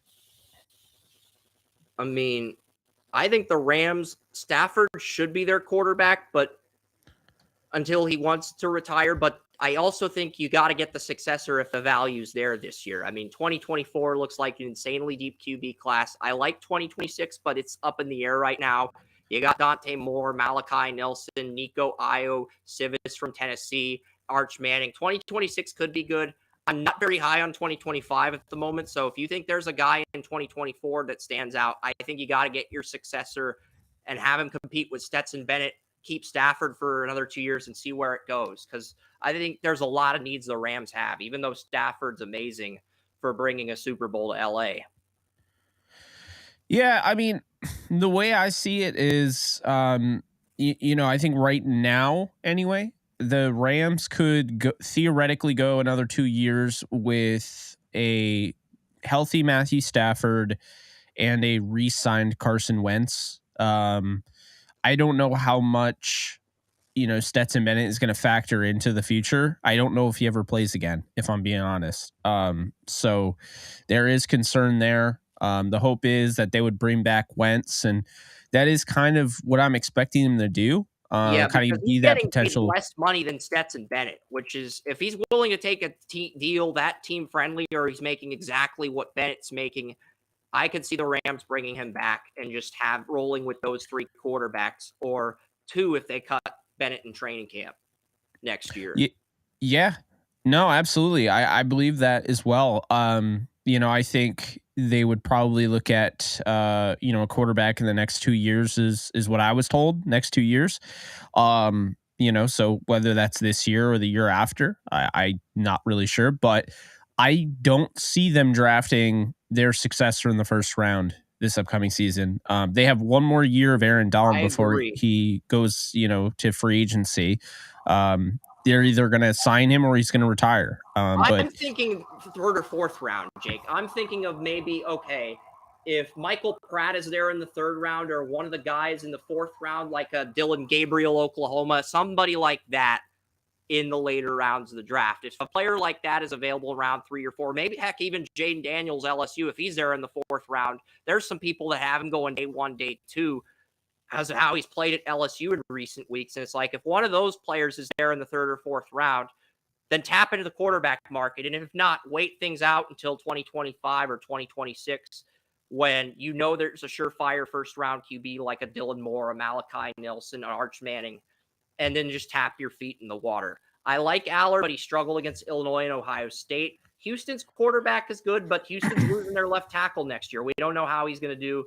So 2025, I feel like, has more questions than answers at QB. Weigman and Cabe Klubnik didn't impress me this year, but maybe they break out next year. Maybe some of these guys like Riley Leonard, Shadur Sanders go back. Who knows? It's too early to say, Jake. I don't have a crystal ball with me. Yeah. Well, I mean, if they decide to go in that, direction, Jake, this is my co-host Joey. I'm not sure you can hear him. But what's your question for Jake, Joey? Yeah, my thought process is Matthew Stafford is probably arguably the best pocket passer in the history of the NFL. But he also he's getting low longer than two, injuries are starting out. He's saying 1-2 more years. We're seeing the effect that Andrew Whitworth's retirement has had on the rest. What do you think that they would go after when it comes to supporting Stafford? Because you know he's going to be here for 1 or 2 more. Do you think they go after running back and left tackle just to supplement Stafford in this time where they develop a franchise quarterback? Or how do you think they go about that? I 100% think they go with the left tackle. I think, to your point, this team has just not been the same since Andrew Whitworth retired. They tried the UDFA route, with Alec Jackson this year. They tried the third round route with Joe Noteboom. Neither have really been able to stay consistently healthy. I think Noteboom's honestly lost a step because of his injuries, just based on what I've seen on tape. So, I think that they look at, one of the big three, whether it's Fuaga, Alt, or Fashanu. That's kind of where I see things going. And I think the reason the Rams didn't make a trade at the deadline using their third round pick to maybe acquire Chase Young or somebody like that is because they plan on using that third rounder to get back up into the first round. Here's another scenario I'd like to throw out. What if the Rams doubled up at tackle? I'm not sure they will, but Olu Fashanu and Alt look like they could be blue chip tackles. I think both are better than Paris Johnson Jr. And then you look at the right tackles in this class. I think a right tackle is going to go in the first round, but I'm not sure which one because I've had 3 people mock Fuaga in the first round. And he looks really good on tape as Oregon State's right tackle. I think you could make an argument that he's a better value pick than DeJuan Jones. He's got a similar body, similar size, but it's like he's had a really good tape for Oregon State this year. J.C. Latham of Alabama is talented too. And then you got Ardarius Mims, the Georgia right tackle, Joey likes. And then there's some other guys, Jordan Morgan, Arizona, who I had in the first round. He's been incredible in 2 games for Arizona against Oregon State and USC. And then you look at Christian Jones, the Texas right tackle. He was able to hold his own against Dallas Turner. We talked about a few of these guys on the show. Yale and Princeton have offensive tackles that could end up in the top 100 with good all-star games. So it's a really deep tackle class. I think there is a possibility the Rams double up at the position. Noteboom would save $5 million against the cap, and Havenstein would save $2.5 million. But I think there's more urgency to move on from Noteboom than there is Havenstein at this point, Jake. Yeah, they're not moving on from Havenstein. He is kind of the guy, he's one of the captains. So he's not an option to get rid of. I think to your point, Noteboom is definitely probably on the chopping block. Look, I think I wouldn't be against it. I think that there's enough tackle depth in this draft where, yes, they could draft another tackle. I don't see them going, first and second round. I think they'd probably go first and maybe like a fifth. But, I think they do have some hope for Logan Bruss, who's on their practice squad. They are trying to develop. They do like Alec Jackson to the point where they might bring him back as kind of a 6th man. They really like Warren McClendon from Georgia. So, I think really what it is right now is they could use a left tackle for the future. They could use a center. I'm not a massive fan of Coleman Shelton or Brian Allen. I think Shelton's better, but I definitely think they could upgrade there, whether that moves Avila inside at center back to his natural position, or they draft somebody like a Cedric Van Pran. I don't know what that looks like. Yeah, we just discussed the centers today before you came on at 10 a.m. And my number one's Van Pran, but Joey thinks the gap between Cedric Van Pran and West Virginia's Zach Frazier is closer than the experts think. I think PFN has Van Pran around 46 and Frazier around 93. but he thinks the gap is closer than that because Frazier has 2 years of experience at left guard as well as 2 years of experience at center. So he might be right. So yeah, I would probably pick a center in that third round. Just obviously basing things off of right now, a lot can change, but I would probably go, I kind of have myself leaning towards Fuaga. I feel like that's going to end up being my guy. So I'd probably go with Fuaga. Let's just say the Rams end up getting a top 10 pick or top 15 pick. Fuaga would be my pick. You move him to left tackle. I think he can do it. The athleticism is certainly there. And then, in the second round, in my recent mock, I have them grabbing Colorado's quarterback, Shadir Sanders, who I think would be great to kind of sit behind Stafford or Carson. And, he'd be ready in 2-3 years. And, keep in mind, Stafford's not a free agent until 2027, and he intends to play the rest of his career, his contract. So, I mean, that's the thing that's interesting here is that I know for a fact the Rams, just from what I've been told, the Rams are definitely looking for a potential franchise quarterback for the future in the next 2 years. Again, I don't know what that looks like for 2024. yeah, I just can tell you, I think it's going to be a left tackle in the first. 7 quarterbacks with 90 or higher grades, like Pro Bowl grades. I think Shadur was on that list. Michael Penix Jr. was on that list. McCarthy, May, and Caleb are out of play, I think. But the other 4 QBs, maybe Penix too, but the other 3 QBs outside of Penix, McCarthy, May, and Williams, Shadur Sanders, Tyler Van Dyke, Quinn Ewers, Shadur. If any of those 3 declare and fall to day 2, I think they'd be in play for the Rams. And if they can't get one of those 3, I think you're looking at either a Michael Pratt in round 3 or a Dylan Gabriel in round 4 or a Jaden Daniels maybe, just depending on what happens. Yeah, and then I think, so, left tackle, center, quarterback. Let's face it, Cooper Kupp does not look like Cooper Kupp can come back from injury. What are the Rams internally that looking at their wide receiver position, because Cooper Kupp has not been the same guy since returning? Is there anything on that we should be looking into? I mean, I'd push back against he hasn't looked like the same guy because, I mean, his first 2 games, he had over 100 yards. His second game, he almost had 150. It made it look really easy. I think the last 2 games that we saw out of him, I think it was it's the worst, 2-game stretch of his career. A lot has gone on. Stafford's gotten hurt. Brett Rippon's been under center, who's not even on the team anymore. So I don't know how much it is truly on Kupp. I can tell you right now, though, he's in a very, very good position, health wise. It's not anything where, he's lost a step. It's not anything like where age is starting to catch up to him. The injuries are starting to, he definitely feels, kind of just like Cooper Kupp. I mean, I just think the offense in general, it's been hard to evaluate because it's got so much talent and they've just been underachieving. And I would not shoulder the blame on Kupp necessarily. I do have the question that I've been asking myself. A combination of multiple things, but I'm not entirely certain. One, I think it's just Cooper Kupp having a cold streak for the first time in his career. And 2, I think it's Deron Bland. I mean, Deron Bland has been incredible in relief for Trevon Diggs this year with the Cowboys. I think it's a combination of those 2 things.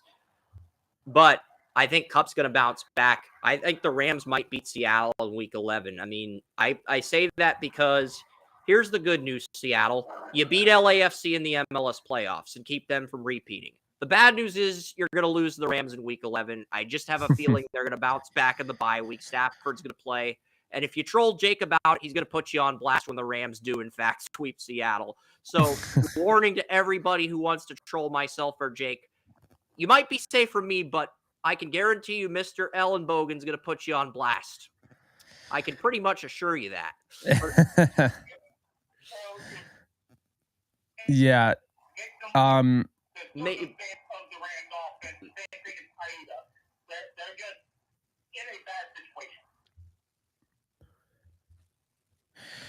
So kind of going back to what I was saying earlier, the question I've really been asking myself is, obviously seeing what Todd Gurley meant to the previous Sean McVay iterations of this offense, and knowing what I know about them really pushing for McCaffrey last year, it really has begged the question. I mean, do the Rams look, to the future? Do they go after a game breaking offensive weapon? And why the reason I say offensive weapon is because it's not necessarily a running back. I mean, it could be a receiver, it could be like a T. Higgins, it could be a Kyle Pitts via trade. And I do think that both of those guys would work. I do think the Rams really like their big three.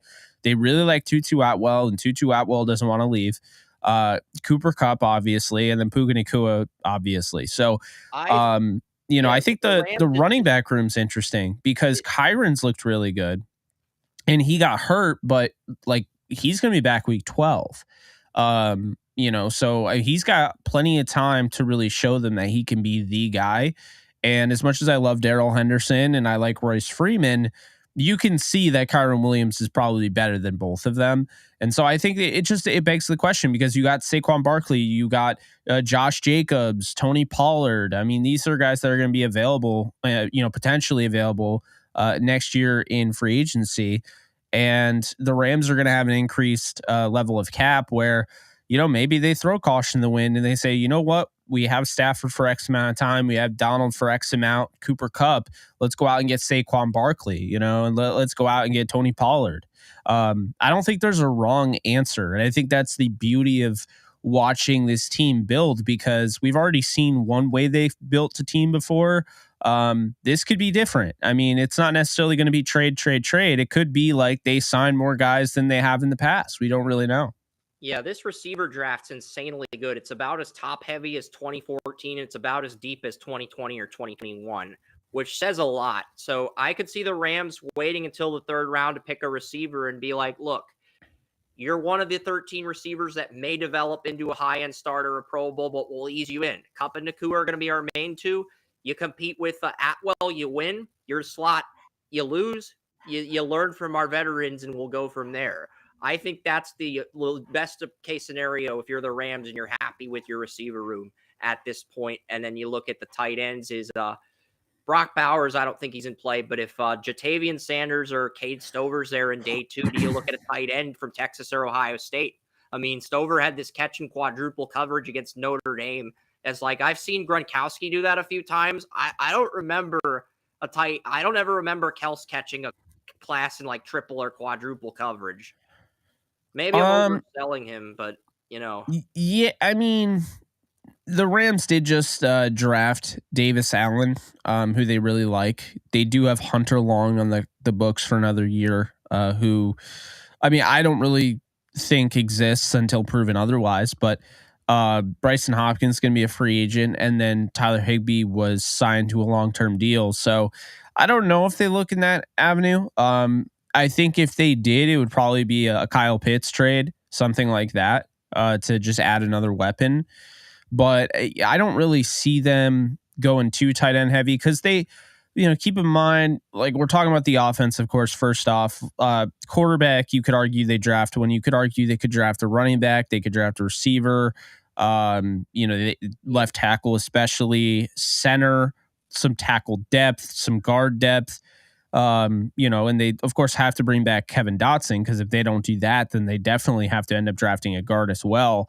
So then you look at the defensive side, and it's like you got corners, you got safeties, you got inside linebackers, you got edge defenders. I mean, pretty much everything's on the table. And so, I think they're actually in a much better position than people realize. I think most of this team is going to return next year. I don't think they bring back Jordan Fuller, but I think there are some spots where you can upgrade, not necessarily like needs, but you can upgrade.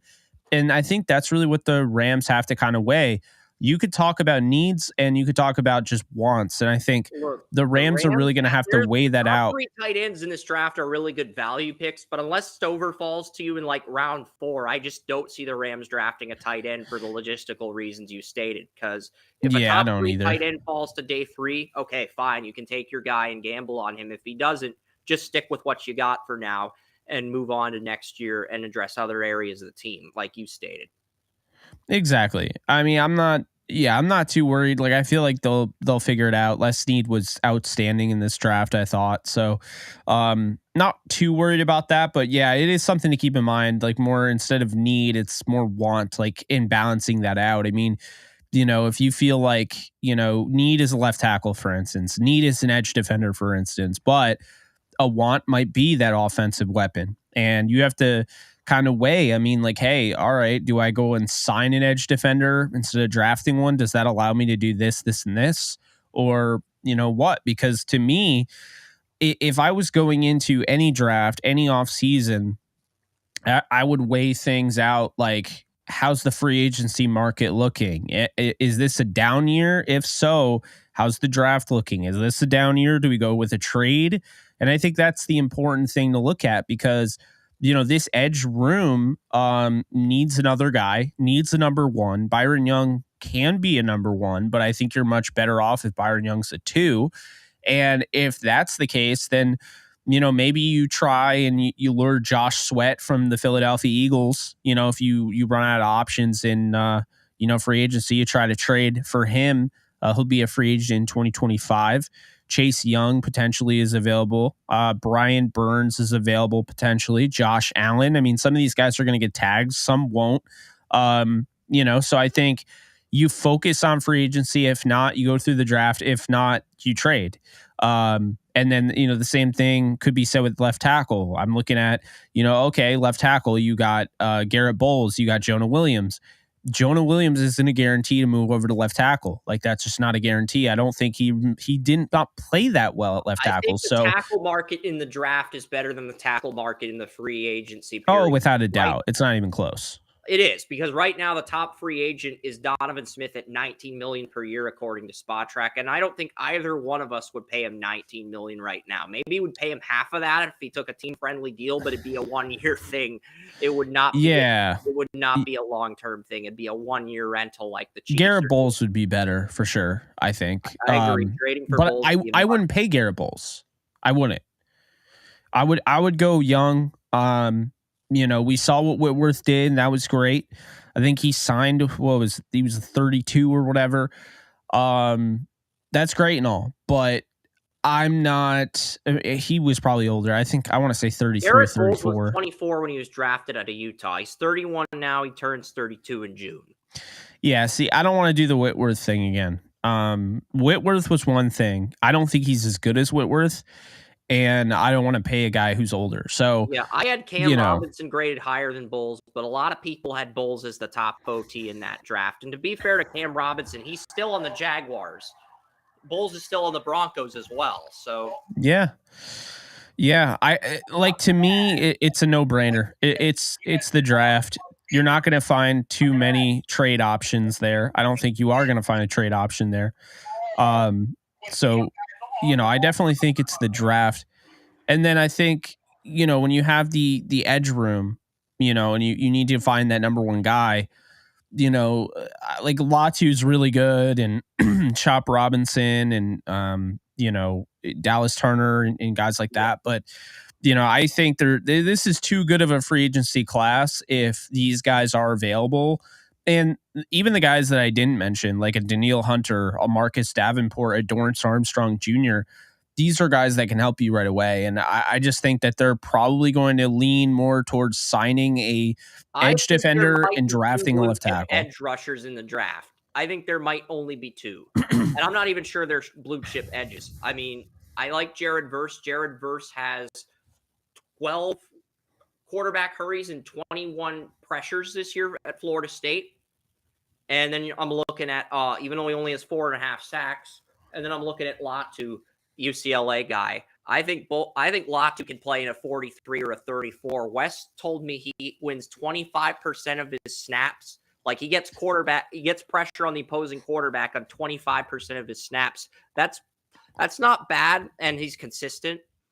I mean, I like Dallas Turner in a 34 defense. He's really good at dropping into coverage, but he's a liability against the run. I know this because I just finished the Dallas Turner film cut against Texas. I just haven't uploaded it to YouTube yet. And he did much better against LSU in that department. So maybe I'm overthinking this a little, But I think 34 defensive end with Donald and Kobe Turner, that is a staple. And if Donald wants to keep playing, I'm sure you'd have to give him a 1 or 2 year extension. I don't know what he wants to do. If he wants to play past his contract, that's a wait and see, but I'm sure that will be examined. And maybe the nose tackle upgrade. There are some decent nose tackles in this draft. Nazir Stackhouse George is a guy who could be available in the 3rd round. I was not high on Bobby Brown coming out of Texas A&M, but at the same time, if the Rams want to keep him or can get him on a cheaper team-friendly deal, they might just do that. I don't know. Yeah, I mean, I think they definitely like Bobby Brown. I think he could be brought back for sure, and given a long-term deal. Jerzon Newton is really interesting to me because now you start getting into the realm of possibility you're drafting him to replace Donald. So I mean, he's not going to be Aaron Donald, but I don't think anybody is, but he's the closest he's thing awesome. You're probably going to get to a successor to Aaron Donald in the next 3 NFL drafts, but he's not going to be Donald. No. Yeah, no, exactly. And then I think corner. First off, I think they need to re-sign Ahkello Witherspoon. I've been saying that. But second, I think they need to get him a true running mate. And, whether that's via the draft, Kool-Aid McKinstry, Cooper DeJean, Kalen King, Nate Wiggins, Josh Newton, or, they go in free agency with Jalen Johnson or L'Jarius Sneed, or they even, try and, squeeze out the trade market with AJ Terrell and Tyson Campbell. Really impressed me that you didn't mention. I know they're not the consensus top guys, but I went back and watched the tape on 2 corners. My favorite zone cover corner in this draft is Quinion Mitchell of Toledo. And my favorite press cover corner is Kyrie Jackson of Oregon. This guy presses. He plays with a lot of physicality. I was watching the Oregon-Utah tape, and Kyrie Jackson was injured against Washington, but he played against Utah, and he dominated in that 35-6 blowout. He just imposed his will in terms of physicality. Kind of reminded me of the Bengals corner, Cam Taylor-Britt, who's made a lot of progress with the Bengals since joining them after Super Bowl 56, I believe. So, I really like both of those corners, and I think both of those are going to be steals on day 2, personally. Yeah, but, I mean, they've got stuff they got to work on as well. I think the good news is for the Rams is, at corner, if they decide to go in that direction, there are going to be options all over the place. I don't know if the Jaguars would trade Tyson Campbell. He'll be a free agent in 2025. That would be intriguing. AJ Terrell, I don't know if the Falcons will trade him, but he'll be a free agent in 2025. And then Jalen Johnson, L'Jarius Sneed. I think Sneed might be the best fit as far as play style, opposite Ahkello if you bring him back. But Jalen Johnson and Ahkello Witherspoon would be quite the duo. Then you got Kobe Turner. Then you got Trey Tomlinson. Then you got, Darion Kendrick. And, that's a pretty good group of corners right there. Maybe you get a corner later in the draft, like a Mello Dotson or something, and kind of round it out. But yeah, I mean, I can't stress this enough. I don't think the Rams are that far. They're really not. I mean, like with the 2 corners I mentioned, I think I gave the Toledo corner Quinion Mitchell an A+ in zone coverage, and I gave the Oregon corner Kyrie Jackson an A+ in press coverage, and that's what I did with Taylor Britt, and he's panned out with the Bengals. So it's like you can get one of those guys on day 2 and keep your core. Durant, you can keep Kendrick, you can keep some of these guys, Trevius Hodges Tomlinson, and see where it goes. But at the same time, that's a riskier decision if you want to make a more immediate move or a more pressing move. So, the Rams are going to be in an interesting spot. Yeah. I mean, I think the Rams have a lot, they could play God, if you will, this offseason, because they have a lot of stuff already going for them. You talk about who they've hit on, but then also, now they have excess cap space. They have a 1st-round draft pick again, so they can, shore this thing up pretty quickly. And would not be surprised if they're probably going to use half of their cap space re-signing guys, because they get $22 million for 2024, $141 million for 2025, and $215 million for 2026. The Texans have $190 million for 2025 and $336 million for 2026. And the Jaguars are going to use going to have to burn half their cap space to keep core guys, whether it's Lawrence, Josh Allen, Tyson Campbell, Walker Little, who was a top 5 left tackle before his injury when Robinson was suspended, who's been good at left guard. They're going to get him back this week, and Cisco. I mean, and you got a fifth-year tender ETN too. I mean, the Jaguars are going to have to burn at least half of that $141 million for 2025, extending core players. That's going to limit their ability to be aggressive in free agency. Whereas the Texans, with Stroud on that rookie deal till 2027, they're going to have more of a luxury to be aggressive in free agency. And with the Mecco Ryans, the culture they're building there, they might actually be able to be a little bit more aggressive when pursuing certain players. Because right now, Well, Chris, this is what goes into the Rams' thinking, because now they went all in for a couple years. But they have to have confidence that they can draft. Because if they can draft, the salary cap doesn't come into play as much. So if the Rams hit on their draft picks this year, then the talking salary cap just kind of goes away. yeah. Because you don't have to deal with. I agree with that, Joey. That's a great point. And I think that applies to any team. Yeah, I think the Rams are kind of, they're ready for this because they've been hitting on guys later in the draft, and I think it's all going to bode well. Whether they're back in the Super Bowl next year, 2025, remains to be seen. I think that's kind of. Because I think San Francisco's window is going to close by 2025. Because if John Lynch gets everybody to restructure, you go from 11.6 million over the cap to 932,000, and then you cut Randy Gregory. That gets you to 14 million. You can keep your core for one more year, but then you got to start paying guys and blowing the team up, and that's when your window to get a Super Bowl with this young core and Purdy on a rookie deal essentially closes. Shut for good, and then it opens things up for the Rams or Seattle, depending on maybe Arizona. I think that's a long shot at this point, though, but it opens things up for another team in the division. Yeah, it definitely does. I think that's kind of the thing, is that, the 49ers know they're kind of on borrowed time right now. They got a lot of talent. You can't pay all the talent. The NFL doesn't do a good enough job of allowing you to pay all your talent. There's no soft cap, right? So you do get penalized by paying your own talent. You got to pick and choose, and so it puts you in a spot. And with the Niners, what has allowed them to do what they do, it's not anything new. The Rams did this early on in Sean McVay's tenure with Jared Goff. They had him on a rookie deal, allowed him to go out and get guys like Ndamukong Suh and Marcus Peters and Aqib Talib and others, and that's really how they were able to even acquire those guys, sign those guys, have those guys on the cap. And when you pay Jared Goff, now all of a sudden your team goes down in talent, because now you have to pay Jared Goff, you have to make these tough decisions, you have to move on from Aqib Talib, you have to move on from Marcus Peters. You do trade for Jalen Ramsey, but the damage is already done. So now you kind of have to wait a little bit, and that's the thing. Is that really the cheat code? The way to win in this league is if you can keep, no one will do this, but if you can keep, kind of rotating rookie contracts in and out at quarterback, you could theoretically have more talent than any other team in the league. Yeah, but that's so hard to do, and you have to reload at quarterback, and you'd have to pick the right quarterback, because if you pick the wrong quarterback, then you're just well, exactly. Yeah. No, it's not sustainable because human beings aren't perfect. So. For 20 years, you pick the wrong quarterback, and you never want to do that. No.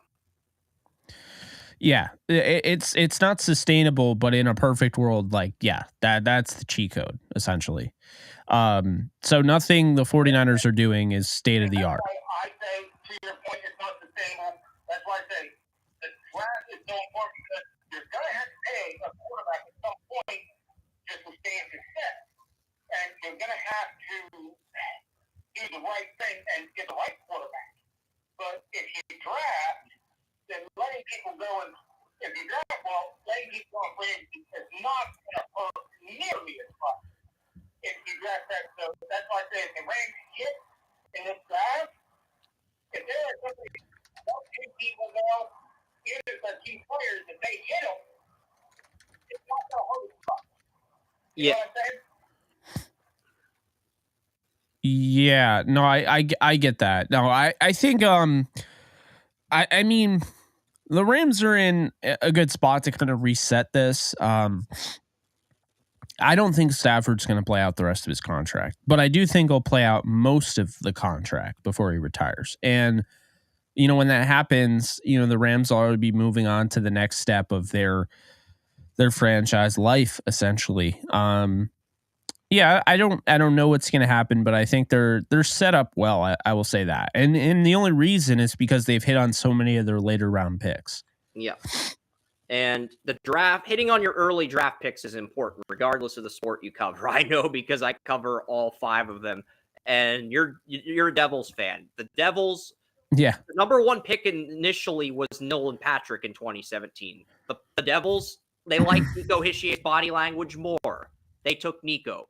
The Flyers decided to take Nolan Patrick at 2. Their scouts actually wanted Cale Makar. They ignored their scouts. They missed out on a Norris Trophy winner. They got a bust.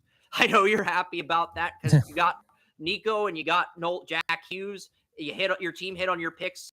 Luke Hughes is developing, so that's why the Devils are on the rise. You got to hit on your picks. See, it's true. I mean, the Astros, the Cubs, the Nationals, those are homegrown teams that hit on their picks. And Rangers, Josh Jung.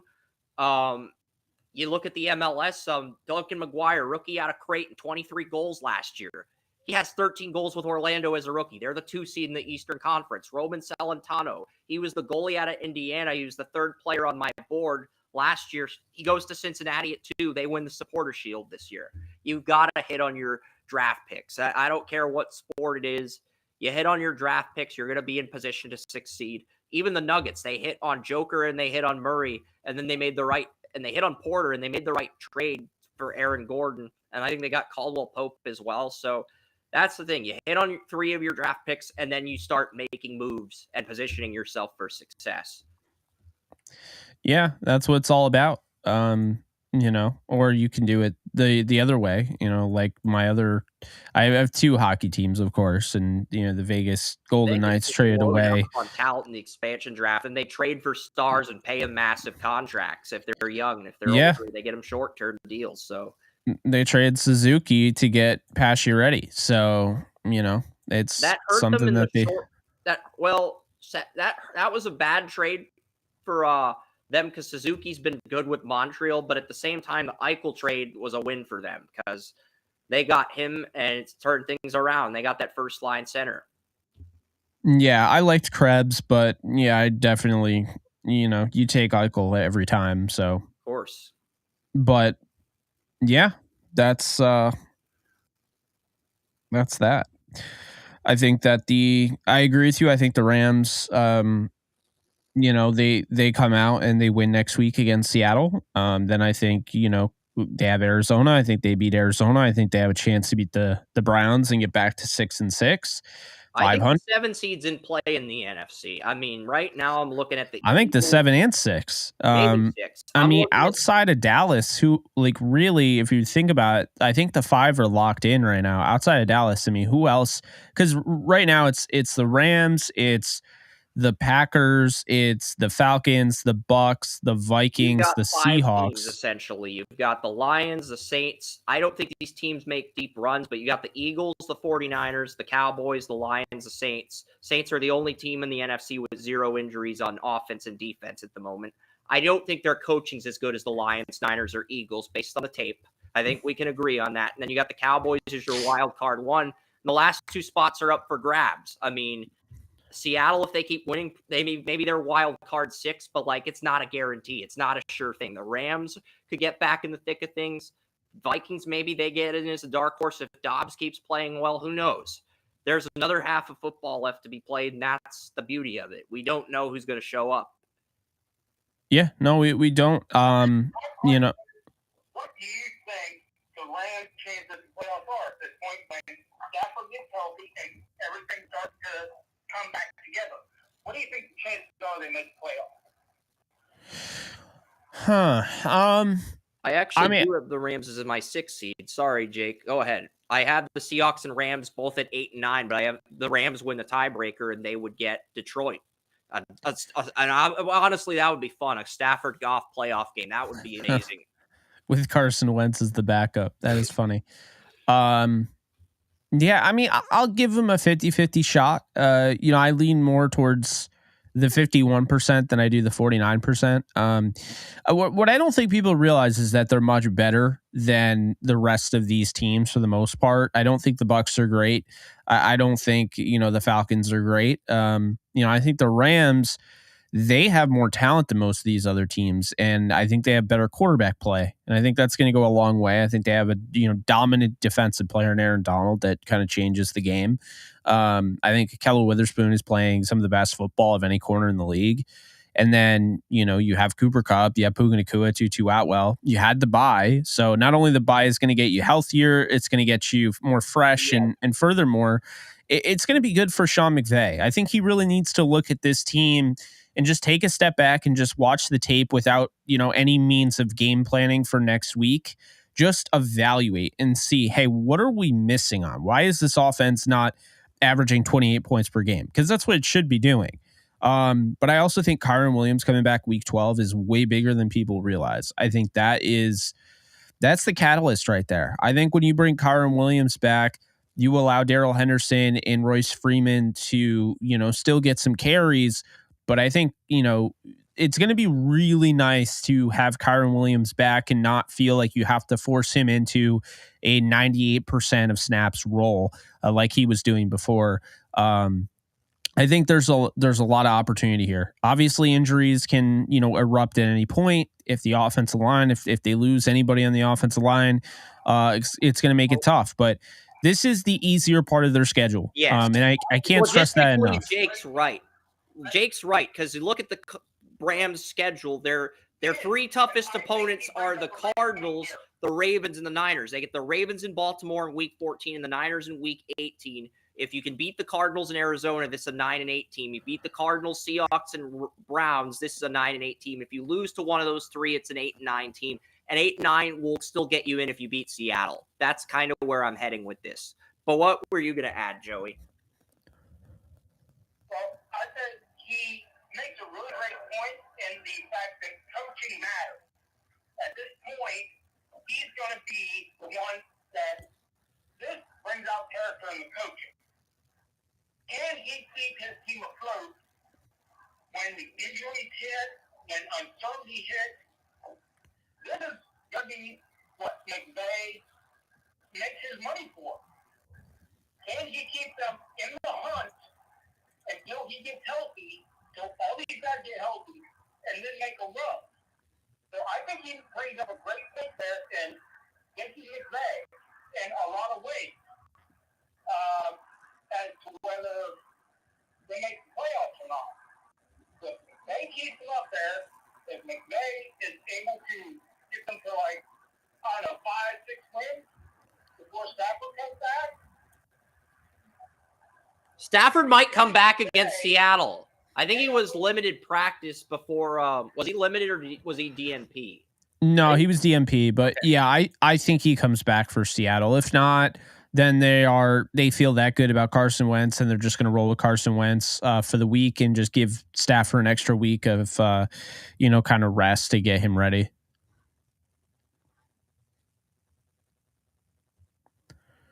I agree. I mean, there's a lot to dissect. There's a lot to break down.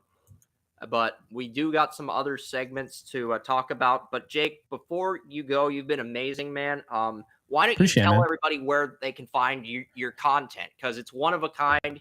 Go subscribe to Jake Ellenbogen's YouTube channel and the Downtown Rams podcast with Jake and Alexis. It's amazing stuff. Hey, I really do appreciate that. You guys can follow me at JK Bogan on all social media. You can Google me, Jake Ellenbogen. But yeah, no, I really appreciate it, man. Appreciate having you on. It was a blast. Absolutely. You guys take care. You too. That was Jake Ellenbogen. You can follow him on Twitter at Jake Ellenbogen. He's also the host of the Downtown Rams podcast. Go subscribe to both of those channels on YouTube.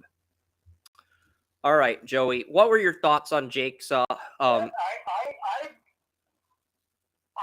really enjoyed having him on. I think that he could have been on here for another hour and a half, and it would have been a great discussion. He was amazing. I didn't say too much because I didn't need to. I just kind of played off what he was saying and tried to, see what the thoughts were around it. But he answered everything, whether what I was saying or what you were saying, extremely well. And he came across as incredibly knowledgeable. He knew what he was talking about. He was incredibly confident about it. I love him as a guest. Yeah. I love what he said. I love the thought process he had behind it, and everything that had to do with it. Yeah, Jake was the star today. I was really impressed with his knowledge of some of the guys that you mentioned in the draft and how the Rams could have gone about it. So, I loved everything about that. I loved everything he brought. Because my thought process was, let's get an amazing guest on for the Rams segment, and then we'll pivot into some of these other teams, like the Dolphins, the Chiefs, so we can just have more fun, less pressure, and then we'll get into some of the other details. But Jake really delivered. I knew the guy was going to deliver, but it's like, you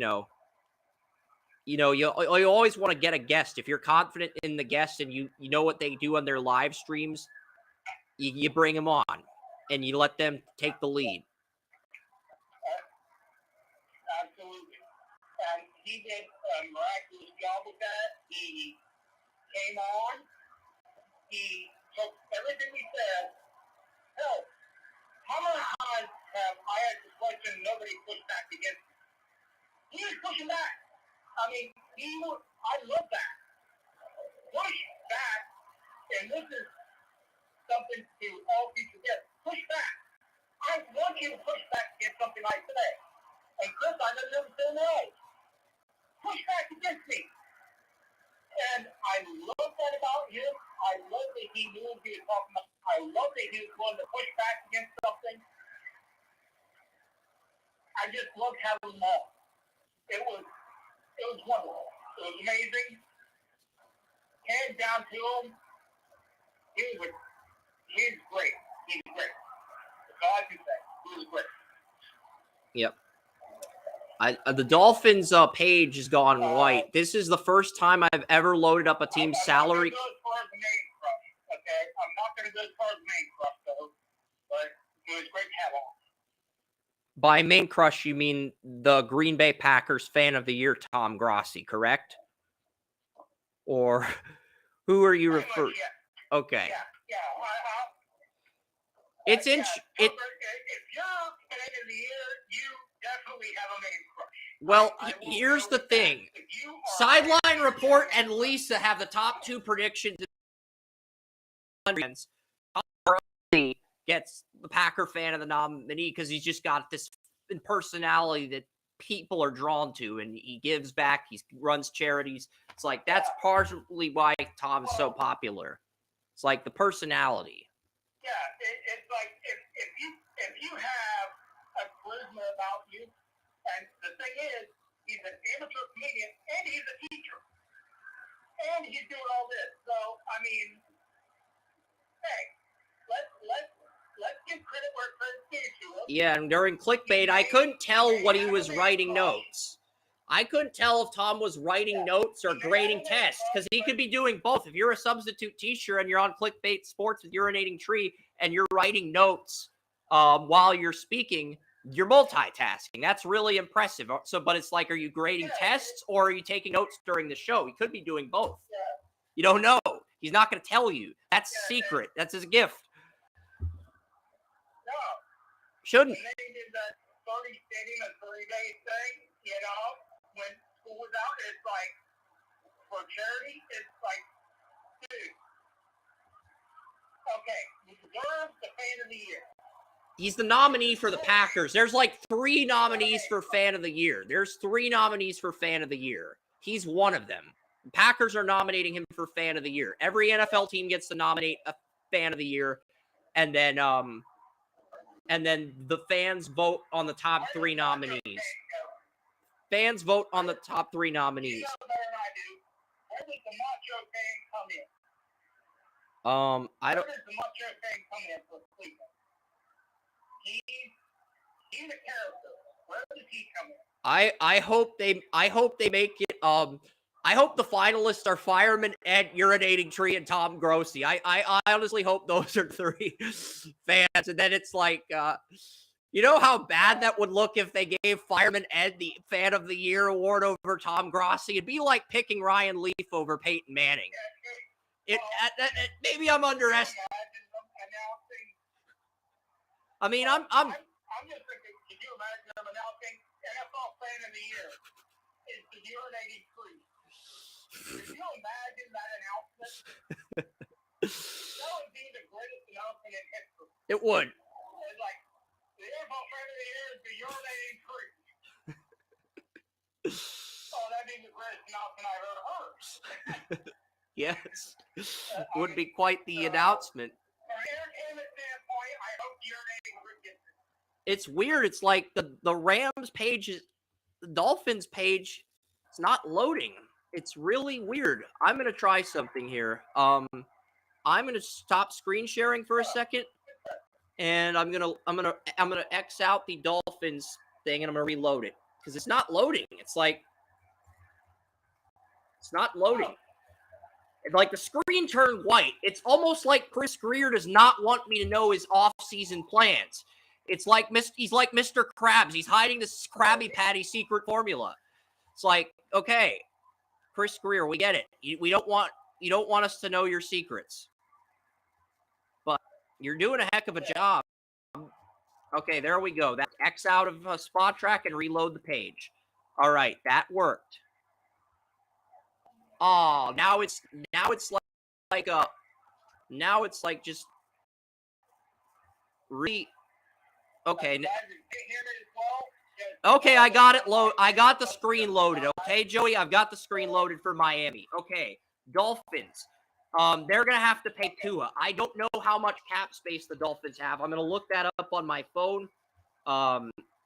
I don't know how much cap space the Rams have, but I just trusted Jake enough not to worry about that after the Jaguars argument we had last week. So I was just like, you know what? I'm just going to shut my mouth and let Jake take the lead. That's the smartest approach I can take, and only give input when input's necessary. So, you know, I should do that more often, but I'm just, my biggest problem is I'm such a perfectionist when it comes to trying to get little details correct. The Dolphins 2024 cap space. Yeah, I know. I was trying to give a player prop for coming back from injury last week, and you got mad at me for quoting and ESPN said that was wrong. Okay, So, the Dolphins are. You are such a technician, sometimes you lose track. Yeah. Ooh, oh boy. You lose track sometimes of the conversation. Yeah, yes. By being a technician. Okay, the Dolphins the cap limit for the adjusted salary cap for 2025 is $245 million, and the Dolphins have already paid their players $284 million for next year. So they are $39 million over the cap. The Dolphins are. Okay. And they got to pay Tua because Tua's in a contract year next year. 5th-year tender for Tua. You can't buy him out. So it's like, and you're $39 million over the cap. Because if Tua actually does what Brian Bayless thinks he's going to do and takes the Dolphins to the AFC Championship, you got to pay him. And you might have to pay him more than Burrow to avoid losing him, even with his concussion history. It's like, that is not a good situation to be in. In anticipation of this, with the Dolphins this week, I actually did some research on and I'm telling you, no consensus is Tua. I heard someone say Tua is the left-handed Jared Goff. What if this is Tua's peak year? And he's got playmakers across the board, and he can hit the playmakers, and the playmakers are the ones that do it. And he is the one, he's the captain for what the playmakers are doing.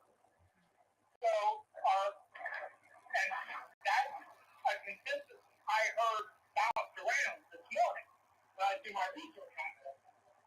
So, what do you think about that, and how do you I'm looking at Tyreek Hill's contract. You're going to have to restructure Tyreek Hill's contract. He's making $31 million this year, $34 million the year after, and $56 million in his contract year. I am not kidding you. Drew Rosenhaus, you slick bastard. And I mean that in a good way. You got the Dolphins to pay Tyreek Hill $56 million for 2026. And that's when Waddle's a free agent, by the way.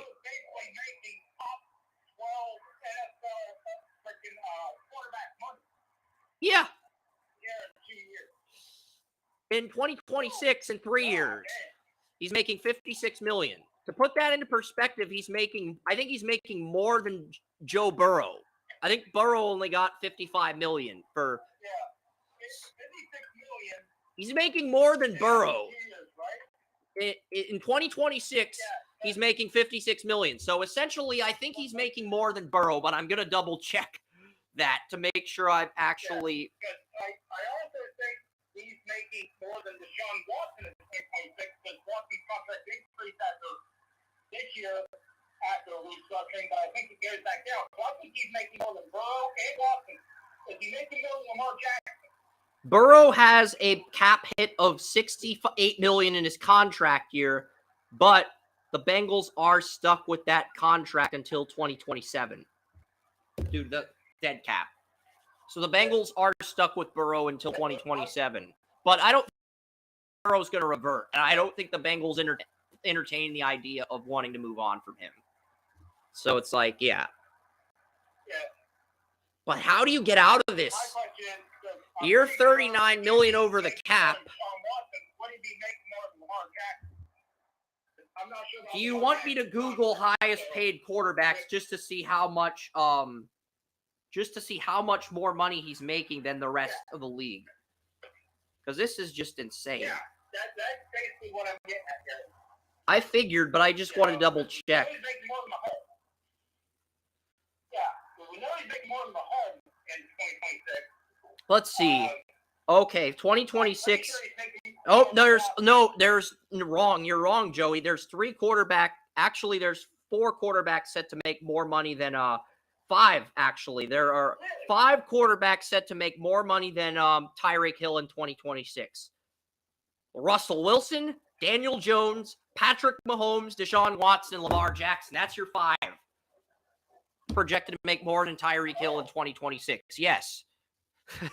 I mean, I Daniel Jones had a great contract year with the Giants, but is he worth more than Tyreek Hill? It's like, come on, Joey. It's like, is Daniel Jones worth more money per year than Tyreek? That's still, though. I mean, that he would be in the league with those guys a quarterback salary. As a wide receiver, he's here. Here are the quarterbacks he's making more money than: Derek Carr, Kyler Murray, Josh Allen. Josh Allen's only making $52 million in 2026. Burrow's making $48 million in 2026. Herbert's making $46 million in 2026. Hurts is making $31 million that year. Stroud's only going to be making $11 million, but he'll be approaching the final year of his rookie deal. Yeah, that's just insane. I know Jill has. I've watched him single-handedly. We're not saying get rid of Hill, but you're $39 million over the cap for next year. How do you plan on this money converting? We have to look at the 2025 cap figures as well, because this is really a tight situation to be in. You got to pay Tua, but you also got to keep this core together without going over the cap. You're $39 million over the cap. Look at the 2025 salary cap.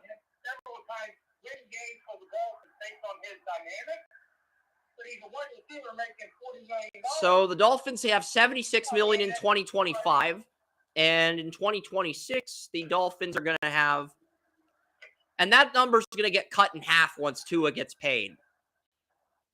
You're going to have $194 million in 2026, but you're going to have $76 million in 2025.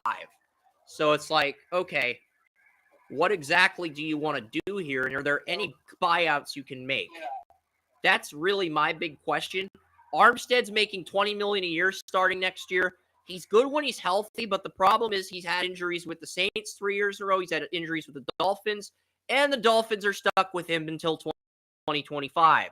You can't out Teron Armstead without taking a cap hit. Good grief. Yeah, because you're looking at, I think you're looking at Tyreek Hill making Myles Garrett money. I think Myles Garrett's contract year is 2026. Let me look that up. Myles Garrett. Oh, okay. Because Myles Garrett's a free agent in 2027. And that's when Hill's a free agent too. I'm just curious how much money. Let's compare the salaries just for the hell of it. Myles Garrett's only making $35 million. Myles Garrett's only making $35 million if you don't take. Yeah, that is just Drew Rosenhaus. You were sneaky. You were just sneaky. It's just sneaky. I'm not even. I don't know what to say about that when it comes to salary. Tyreek Hill is like, wow. It's like, wow. It's like. I honestly think the Dolphins are going to have to buy out Ramsey or Tyreek Hill. Or not Hill. Ramsey or Howard. I think they're going to have to buy. I think that's the only way they can get out of salary cap hell, Joey. They're never going to be able to pay Hill. Okay, they can't buy out Ramsey until 2025 when he turns 31. So they can't. I'm guessing they can't buy out Howard either because he's a UFA in 2027. I'm guessing he's still. What about TJ Watt? TJ Watt's a Steeler, Joey. TJ Watt's a Steeler. Are you thinking of Bradley Chubb, the other edge rusher that got a big payday for the Fins? Or are you thinking of Bradley? No, I'm thinking of Watt because I think. You want to compare, Joey? Well, we got to go through the Dolphins' entire roster. You want to compare TJ Watt, Tyreek Hill's salary to every player in the NFL? Aaron Donald, TJ Watt. You want to compare his salary in 2026 to everyone else? It's like we're not on the same wavelength, man. Because it's just fun. It's like a receiver doesn't make that much money. It's like you want to compare that to every player in the league. It's like I get it, man. I'm sorry. It's just so fascinating. I get it. You know what? Screw it. Let's go to the QB salaries for 2026. I'm gonna pull that up, but I'm pulling it up for every position. I'm gonna put it up for every position, and we'll put this to bed because we do got to get through the Dolphins. I don't know who they can cut to save cap space, Joey. This is the problem. And here's okay. So Tyreek Hill is gonna be All right, so they're not even Tyreek Hill. So yeah, 2026 rankings cap hit. You're only going to give us a top 5, really? You're not even going to give us a You're not even going to give us the actual positions. It's just like I'm actually going to have to go through position by position. Good lord. Okay, we'll do defensive end, and we'll do the tackle and the defensive end positions. But then we got to stop because we really are getting on a tangent here. I'm not saying it's a bad thing, but it's like it's like this is taking me down a rabbit hole unlike anything I've ever done. Okay, so Silverback Tyreek Hill is making double what Laramie Tunsil's making, just to put things into perspective. Laramie Tunsil's only making $28.8 million in 2026. Hill's making $56 million. So Tyreek Hill is making double what Tunsil's making. How do you feel about that? Since they weren't teammates on the no, they were never teammates. And he's making almost $20 million more than Silverback. $20 million more than Silverback, almost. Silverback's making $37 million in 2026. So he's making almost $20 million more than Silverback Williams. I mean, that is absolutely both amazing and preposterous at the same time. Of the top offensive tackles in the NFL, and you're paying that to receivers. Yeah. Drew Rosenhaus really hustled you guys. Hustled you to the guys to the point where, honestly, I think you took a page. He rickrolled you. He rickrolled you like Rick Astley, and now he's dancing, and he's like, never gonna give you up, desert you. And he's just trolling you at this point. And when Tua gets paid, Leigh Steinberg and Rosenhaus are gonna start laughing their asses off like the jocks at the lunch table when they bully the nerds. They're just gonna laugh their asses off, knowing how badly they fleeced you.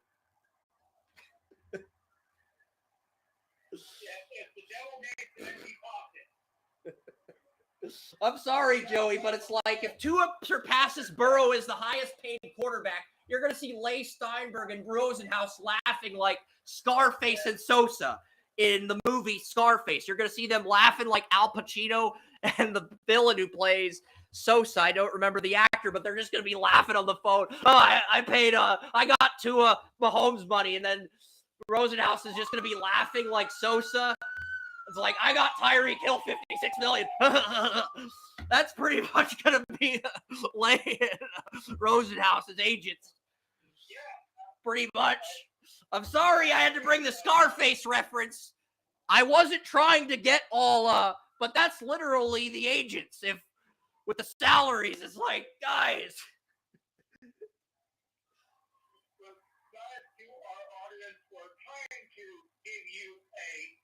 Of what the salary cap is going to be for the Dolphins and how it compares. There's not an edge rusher making $50 million in 2026. Myles Garrett's only making $35 million, so Tyreek Hill is making over $20 million more than Myles Garrett. I mean, that's got to piss you off as a Browns fan.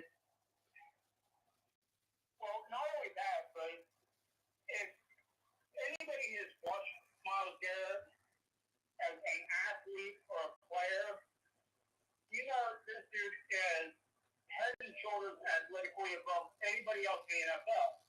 I mean, Nick Bosa's making $42 million a year, so Tyreek Hill's making $14 million more a year than Nick Bosa, who's the highest paid defensive end in the league.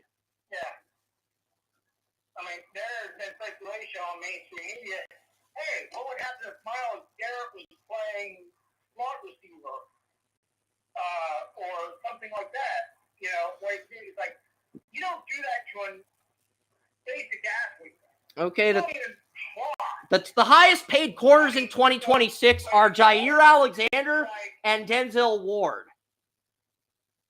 And Tyreek Hill is making double what Alexander and Ward are going to be making in 2026. How? I mean, if you look at this argument, I was going to say for later, but you're looking at it, it's like the Browns have arguably the best quarterback in the NFL with Ward at the center. So, I mean, come on, guys. I mean, the salary right now for him is, I don't know how the Dolphins are going to be able to. Because you're $39 million over the cap, and you've got a lot of guys, Joey. Christian Wilkins is a UFA. You're not going to be able to bring him back. $39 million over the cap. You have Javon Holland approaching his contract year. Brandon Jones is going to be a UFA at free safety. He's going to be gone. You're going to have to replace him. But you're going to have to pay Holland, and you're going to have to pay Tua. That is going to affect your 2025 guy you can buy out to save a ton of money. Ogba's making $17.8 million in 2024. He's a 2026 UFA. That's the first player I'm looking at and saying, okay, mate. Oh, wow. His dead cap's only $4 billion. So $13.8 million you save if you cut Ogba. I don't like it, but you got to do it to get under the cap. You just got to. You really don't have a choice at this point.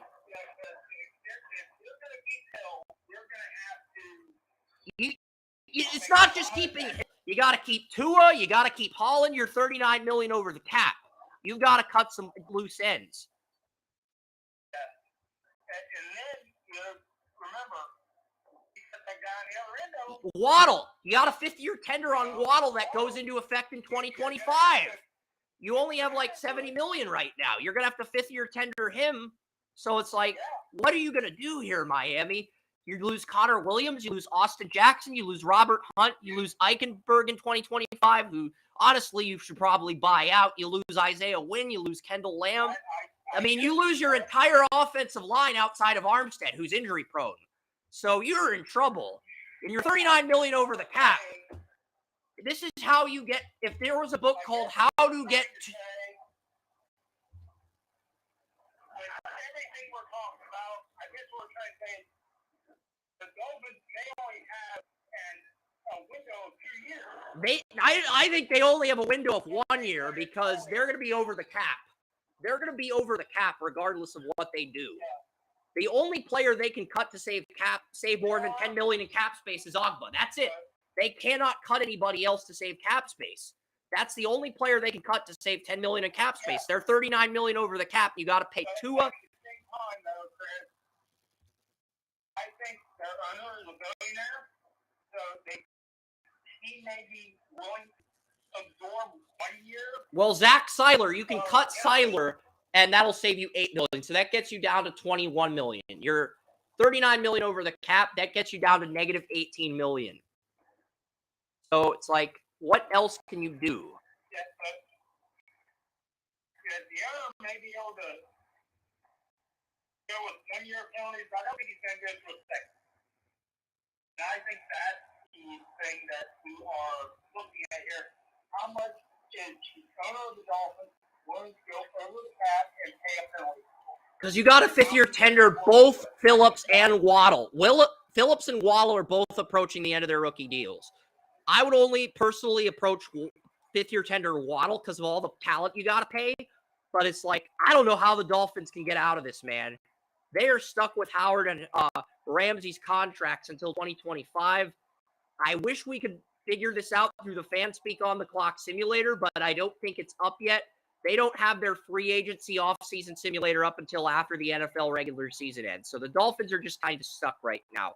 They are stuck in NFL purgatory or salary cap hell because they're like, there's no way out of this. At least with the Chargers, if you buy out the players, you can get out of it. You have to buy out a few star players, but you can get out of it. Dolphins, there's no way out of this. There's no way out of it, but you can lessen the blow for the owner when it comes to his penalty. And the question is, how much is the owner willing to incur on that penalty as to the situation at hand? That's really what. That really is the question we're at because look at the Dolphins right now. This is a team that can make the playoffs, and if they're fully healthy, zero injuries, I think their ceiling's the AFC Championship. But after that, they peak and the team falls apart. That's kind of where I see the Dolphins right now.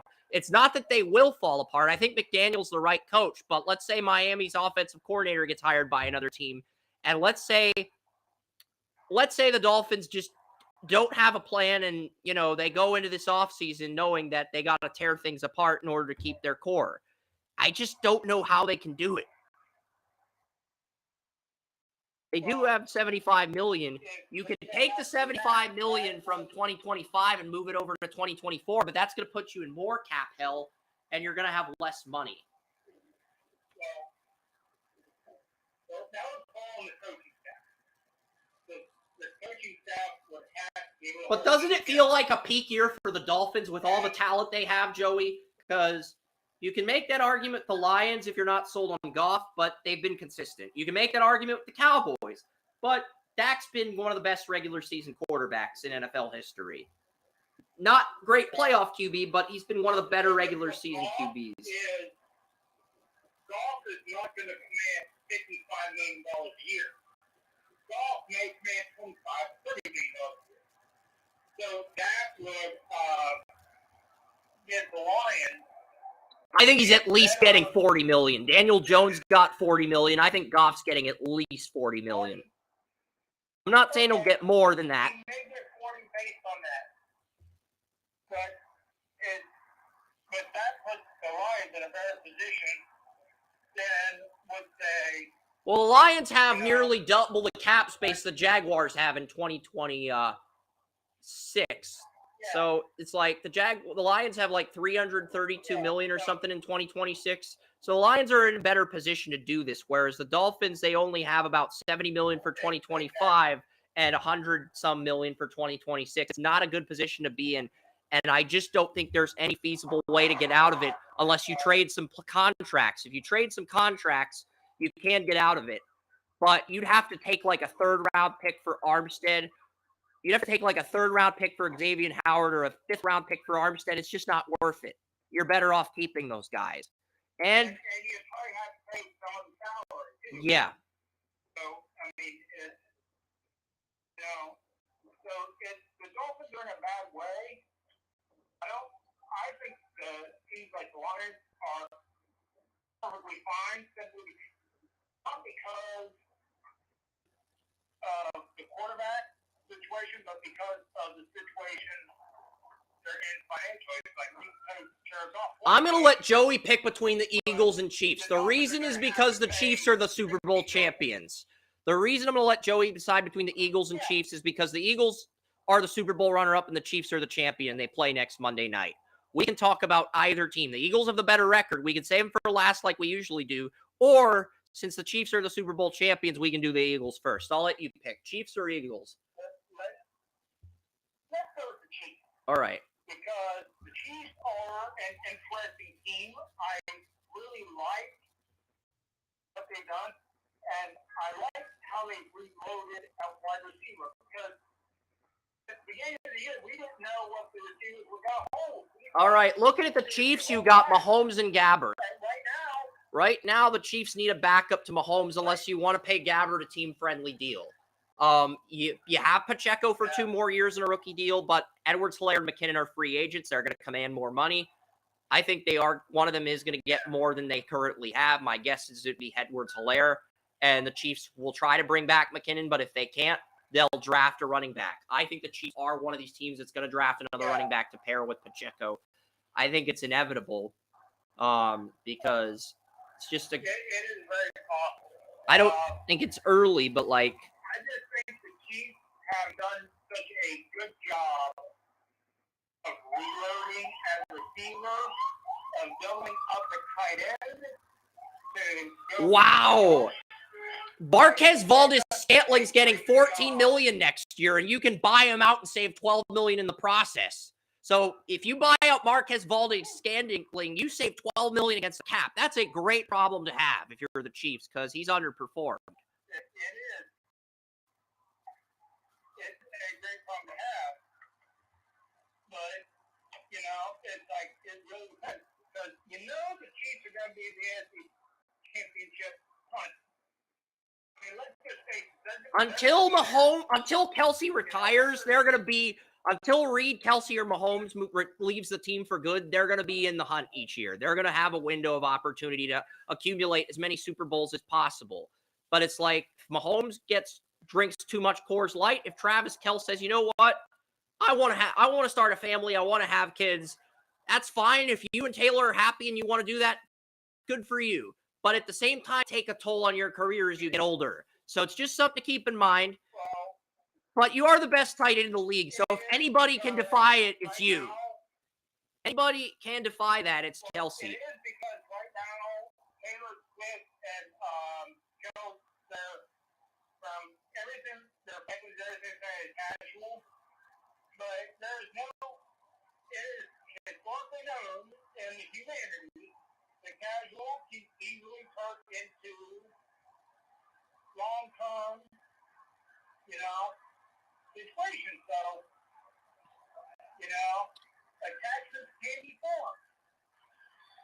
So we can't just say maybe it's already turned into some form of attachment. You don't want to rush things. I'm saying my guess is because like Goff. I know, I'm going into psychology. I know, but this is the thing. Some players, especially the guys on rookie deals, they wait until they get the payday and then they wife up their longtime girlfriends or whatever. That might be the plan here. You take it slow. You date Swift. You move in with her in 2024, and then you propose in 2025 before your extension, and then you plan the family and kids. You still love her. I don't know. You do you, Kelsey. I'm not you. I'm not as hilarious as you. I don't tell jokes like you. I don't catch passes like you. My podcast is not as popular as New Heights, so you do you. We'll do us. You do you. Yeah, it's like I'm just going into the psychology of the situation, which is probably not the best way to go about it. Yeah, it's like, we're not going to give Kelsey advice. We're not going to give Jason and Travis Kelsey advice because, one, they're better than us. They make more than us. And two, they probably just laugh at us like Beavis and Butthead. And they'd earn the right to do that because they're rock stars. They've earned the right to do that because they're good at what they do.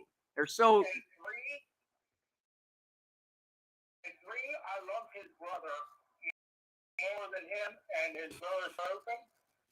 I love his brother. Oh, did you see the Kelsey special on Amazon Prime about Jason Kelsey? How he formed his family and stuff? You got to watch that during your free time when you get a chance. I've watched the podcast. Not just the New Heights podcast. We listened to that where Kelsey's calling everybody jabronis because Andrew likes listening to the Bill Simmons podcast, my brother, and he likes listening to New Heights because he's a Chiefs fan. So it's like, those are the two podcasts me and my brother listen to. It's like, we listen to a Bill Simmons podcast where Bill Simmons is talking about Boogie Nights, and then we listen to an episode of New Heights with Travis and Jason Kelsey leading up to the Super Bowl. Yeah, that was pretty much our week, the Shrine week. But yeah, like...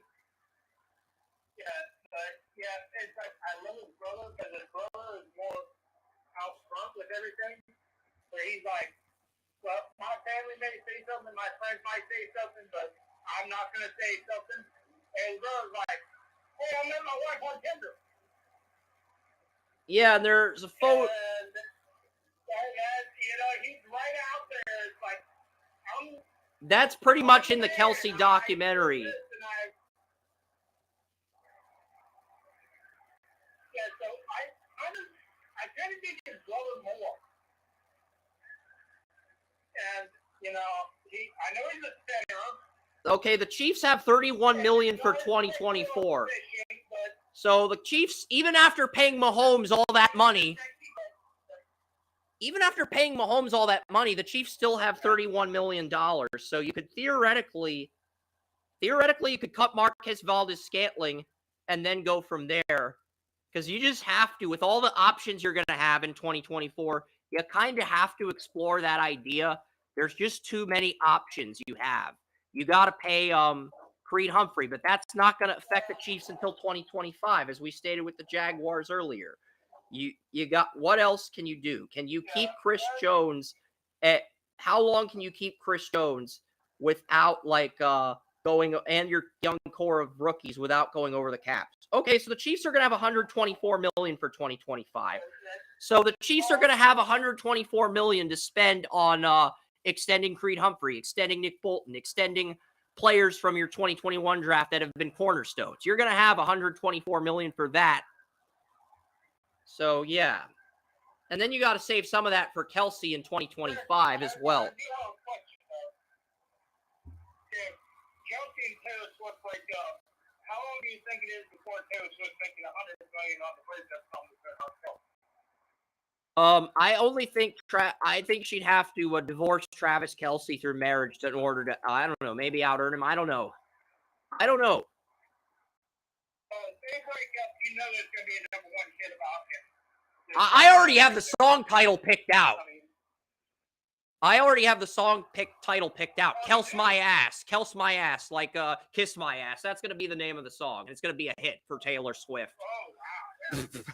Because if that's the name of the song, and you make that the song title, Kels My Ass, and you have Taylor Swift singing that, and you make the jingle, and you put lyrics in it and shit, you can turn that in the bestseller. Just don't underestimate Taylor Swift, folks. I don't think she should make that the song. But, yeah, you could make that theoretically you could. I think that's hating on the Kelsey brothers, though. They've accomplished so much, each individually. Well, it's like you don't want to hate on the Kelsey brothers because they're absolutely amazing. Yeah, exactly. I think Taylor Swift's part of that. She's not going to, put a potential lawsuit out there against herself because she's potentially defaming an NFL tight end. Yeah, you don't want to do that. Yeah, Travis Kelce did surpass Tony Gonzalez. And Travis Kelce did surpass Tony Gonzalez as the all-time leader in Chiefs receiving yards, guys. I just wanted to throw that out there.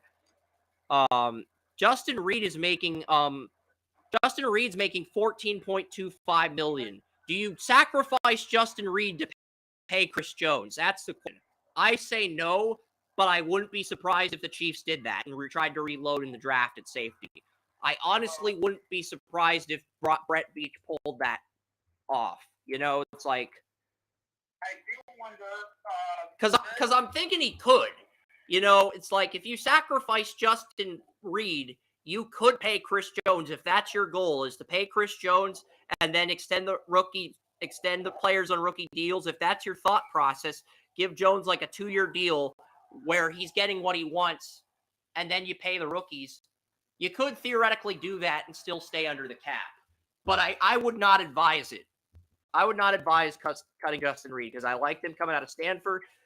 And, the Texans will pay him. The Texans have the money to buy him back if you cut him. If you're stupid enough to cut him, the Texans have the money to buy him back. And with the direction that team's trending and with Stroud, why not consider coming back? The right offer presents itself. So, yeah, the Chiefs have $24 million. They have options. The only question is, they're going to cut Marquez Valdes-Scantling. Are they going to cut a second player like a Charles Omenihu? Omenihu, he got suspended the first 6 games. He makes $11.1 million in 2024. I actually think the Chiefs would cut him over Reed because Reed's a bigger player. $7.4 million. So $7.4 million, you're currently at $31 million for next year. The $12 million from Valdes-Scantling bumps you up to $40 million. And then you cut Omenihu, that gets you to $50 million. So $50 million is enough to pay Chris Jones for at least a 1 or 2 year period, as well as one of your guys on a rookie deal. So yeah, I think that's the Brett Veach chess move, Joey. You pay Humphrey, you pay Jones, and you pay Jones 5 or 6 years. You pay Humphrey 5 or 6 years. You pay Jones 2 or 3 years with a buyout option after the second year when Kelce's contract's up. And you have about 18 or 19 million in cap space and you're reloading the draft. I think that's the Brett Veach chess move that I expect the Chiefs general manager to make this offseason. That is probably the chess move I expect from Veach. Will he execute that move or go in a different route? That remains to be seen. Willie Gay Jr. is also a UFA. I am going to click on him. I do think he has a high market value. I'm kind of curious what that is. Only $7 million? That's what Logan Wilson is making. Logan Wilson took a 4-year deal for like $30 million, where he's making just over $7 million. That's all Willie Gay's worth? He's worth less than what the Bengals are paying Logan Wilson? And that's all you got to pay Willie Gay to keep him. You might as well. It's like I know you got to factor Bolton's salary. You got to factor in what you're going to pay Chris Jones. There's a few dominoes you got to factor in, but if you can pay those core guys without going over the cap, you can reload at certain positions. That's the big challenge here, Joey. That's really where this, but I think Bolton's ceiling's higher than Willie Gay Jr.'s, but, we'll see what the Chiefs do. They have the money to do whatever the hell they want. 31 million under. They have the money to do what they think is best for the team, regardless of whether you agree or not. Regardless of whether you're a Travis Kelce fan, a Taylor Swift fan, or a hater, they've got the money to keep this core together, at least for another year, because 31 million, you cut Valdes-Scantling and Omenihu, that gets you up to 50 million. And 50 million you can pay Chris Jones and reload through the draft. And then start extending people post June 1st. I think that's the real chess move Veach is thinking about. Because you want to pay Creed Humphrey, you want to pay Bolton, but you're also looking at the draft and saying, is there an upgrade or another player we can pay before then? Veach is looking at all this stuff. Believe me, the Chiefs have $126 million for 2025. Veach is playing chess. He knows what he's doing. I mean, is there anything else we got to add? Because they've got 60 players signed for this year, 34 for 2024.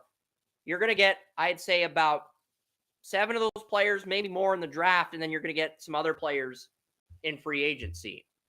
So it's like, I mean, that's really where the Chiefs are at. Let's do the Eagles next, you know?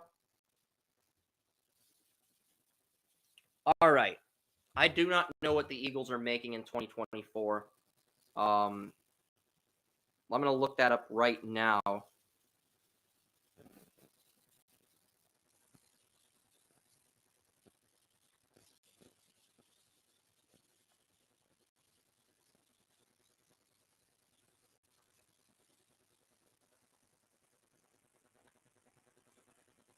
Let's take a look at the let's look at the Eagles. I'm just looking at the salary cap for 2024. Okay, so that is $28 million for Howie Roseman managed to get the Eagles under the cap. It looked like the Eagles were going to be over the cap. They have $28 million for 2024. All right, so that's not a horrible position to be in. How much do they have after that? $81 million. So they have under $100 million for 2024 and 2025. They do have some limited cap space. You got AJ Brown, you got Devonta Smith's rookie deal, and then you have 167 for 2026. So you don't have a lot to work with. But again, you do have some money to work with here. Multi-year salaries. We know that Josh Sweat's a 2025 free agent. Jake told us that.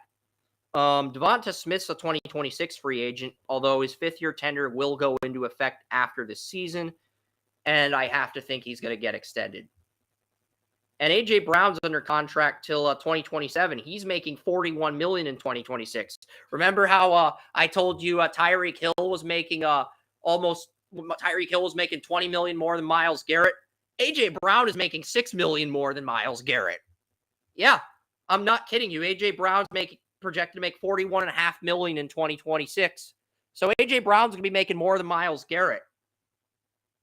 But Devonta's a free agent by then. Brown's either going to have to restructure, or Howie Roseman's going to cut him. Because Brown's 26. He'll be 30 by 2026. But man, the Eagles would save $21.2 million if they extended Smith and parted with Brown after he turned 30. I'm not saying it'll happen. I'm just saying, as long as Brown keeps playing like he has, he'll get paid. Roseman will take care of him. But it's just something you got to keep in your back pocket. Goedert's a 2026 free agent. So most of the Eagles' core playmakers in the passing game are going to be there. Gainwell's the only running back under contract. So Gainwell's going to be a priority, Joey. But the rest of this team, let's look at the line. Mailata, 2026. Kelsey, 2025. Lane Johnson, 2028. Landon Dickerson, 2025. Cam Jurgens, 2026. He's on IR for one more week. And you have Tyler Steen on a rookie deal. Steen looked good in his first start against Dallas. So you may have been able to reload at right guard, which is relieving. And, if Cam Jurgens, if you're not sold on Jurgens and you're paying him more than Steen and you like what Steen's doing, trading Jurgens down the road for draft capital. But it's like you got Jurgens and Dickerson, 2 guys who played center in college who can take over when Kelsey retires. And then you'd have Steen and the other guy at guard. So that's a good situation to be in if you're the Eagles. Fletcher Cox is a UFA. But go ahead. I know you want to say something about the Eagles offense really quickly before we get the defense.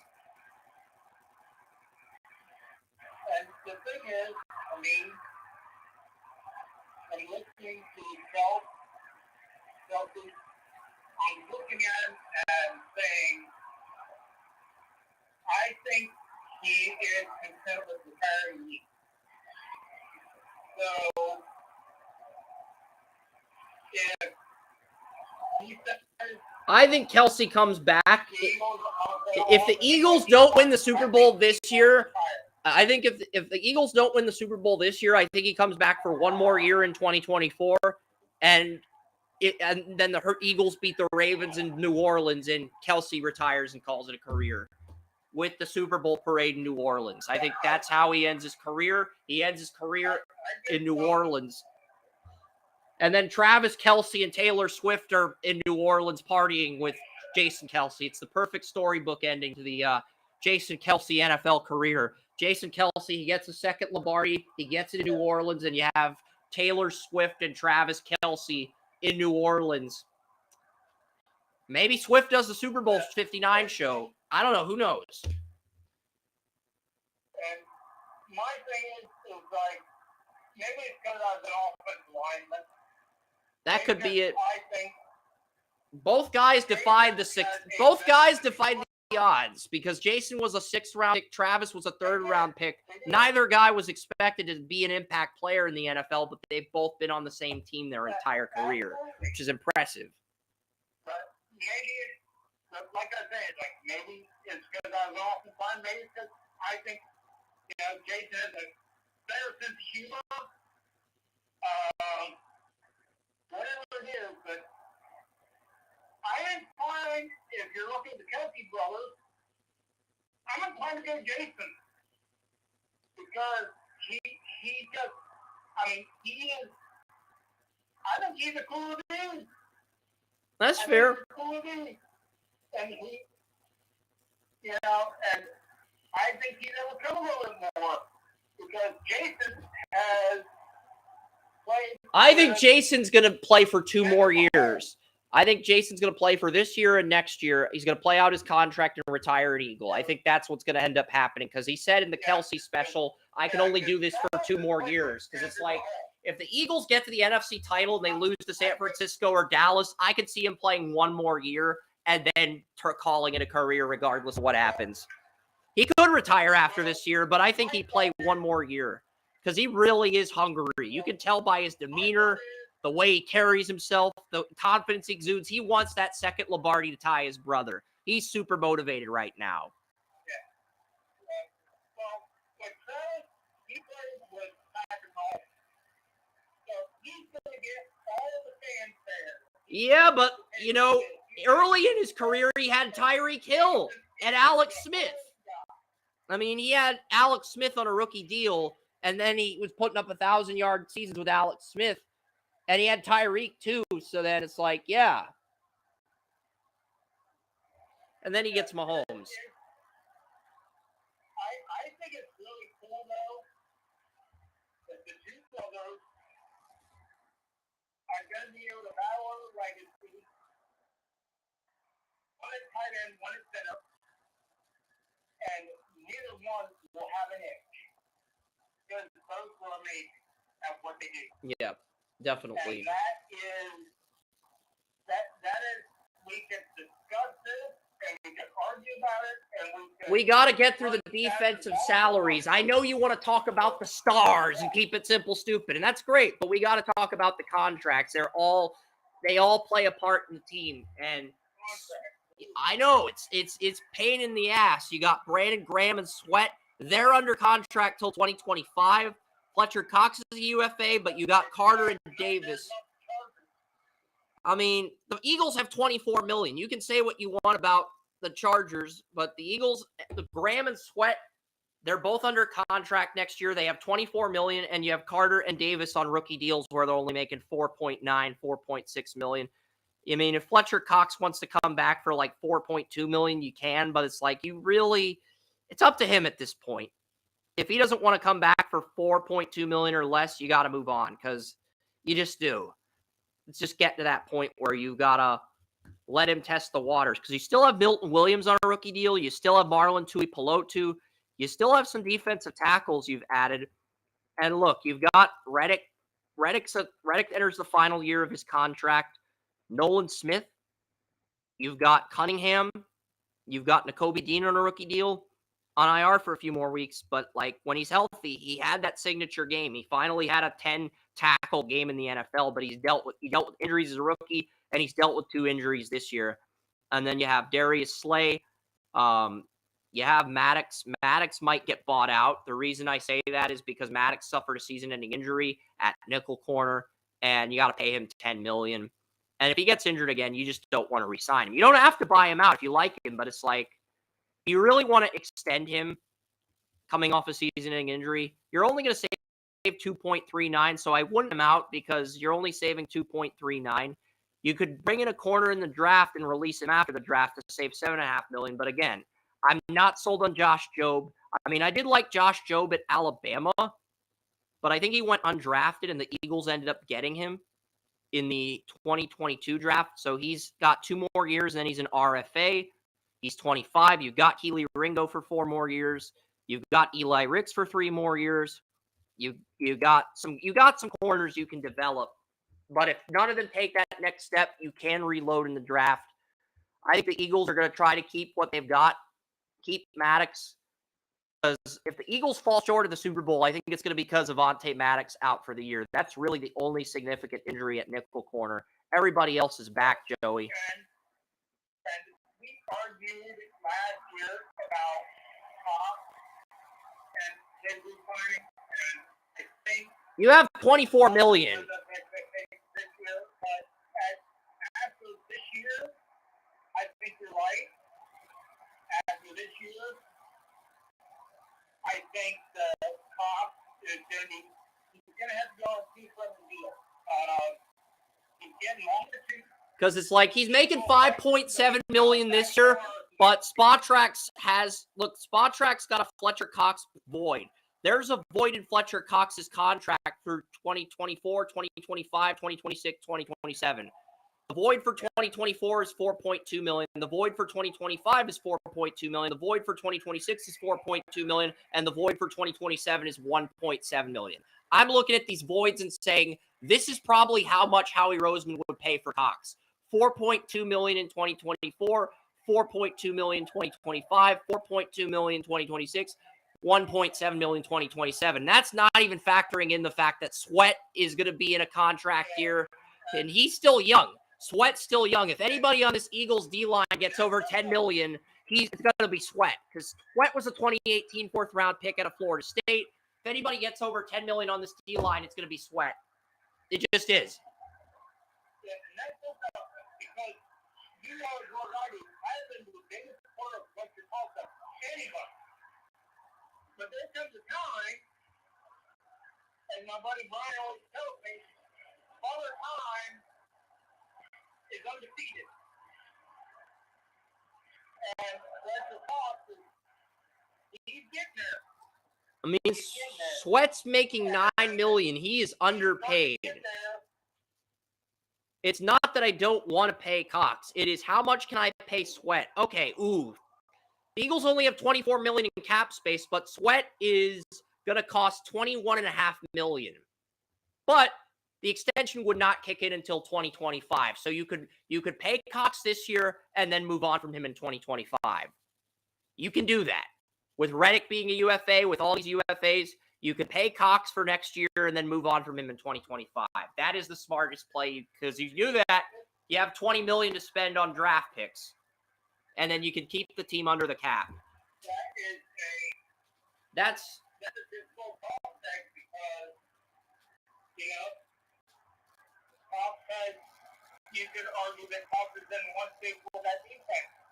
So that tells you that the Eagles are going to have to accept the position. Unless Jason Kelce retires. If Jason Kelce retires, they could pay both of them. If Jason Kelce retires after this year, they could theoretically pay both of them. I mean, theoretically, they could. Because Kelce only makes $12.3 million. If Kelce retires, right now, no, the Eagles actually lose cap space. I mean, Kelce did sign a 1-year deal, but it's like, no, the Eagles cannot move on from Kelce. They actually lose money if they move on from Kelce. Smart clause. Good job by the agent there. Kelce. I mean, Jason Kelce's agent. And I don't think the Eagles are moving on from Kelce. He's the best. He's a top 2 center in the league. You can make an argument for Creed Humphrey, but at the same time, it's like, yeah, I think if the Eagles cut anybody, it'll be Kevin Byard. Byard turns 30. Ooh, here's why Howie Roseman traded for Byard. Bayard has a dead cap of $711,000. Howie Roseman can cut Bayard and save $13.5 million, and it only cost him a 6th-round pick to rent him from the Titans. That is why Roseman got Bayard, Joey. That. The fact that you could cut him to save $13.5 million. That is why Roseman traded for Bayard. He's basically getting him on a rental this year, and then he's cutting him in 2024 for cap space, unless he just kicks ass and gets the Eagles a Super Bowl. Then he might stick around. But you've got Sidney Brown on a rookie deal. You've got Reed Blankenship on a rookie deal before he becomes an RFA. So you're in a good position at safety, even if you have to move on from him. So theoretically, you could cut Bayard, save $13.5 million. That gets you up from $24 million to $37.5 million.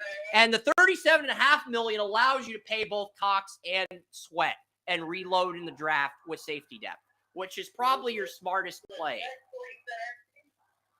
Respectfully, and always, fuck Harry Roseman. I mean, I didn't even know that Kevin Byard's dead cap was that little. I mean, 2 years ago, Bayard was a top 3 safety in the league, and Roseman got him for only a 6th-round pick. So I can see why you're furious. I can see why you're pissed off. But Howie Roseman's not going to be drafting for the Eagles on the simulator because the Eagles are on a bye week. So we get the draft. What teams do you want?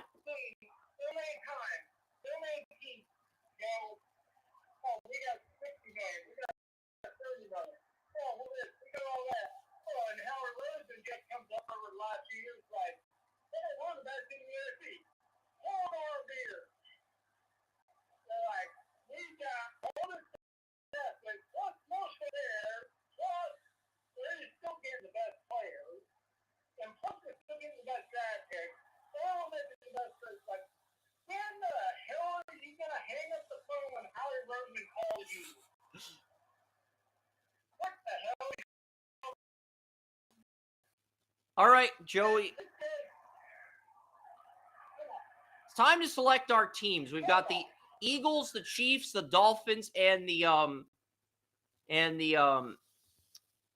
other team we have is the Rams. So I'll pick for the Chiefs. You could pick for the Eagles. I'm guessing that's the team you want. I could be wrong. And then you want the Rams or Dolphins? Or who do you want? You want the Rams or Dolphins?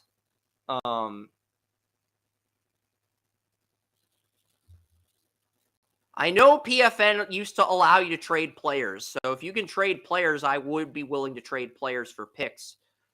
Do you want the Dolphins or Rams, Joey? Or the Eagles? You get your pick between those two. I'm taking the Chiefs, but you can have your pick between Miami, Philadelphia, and the Rams. I need a decision. You can think about it for a few more minutes, but I need a decision. Once you make it, I'm going to start the simulator. Oh, shit. I had you on mute. I didn't even know. I just Philadelphia and Rams. So you want the Eagles and Rams, and I'll take the AFC teams, the Chiefs and Dolphins. All right. I'm putting it on normal speed because next week when I'm drafting for the Patriots,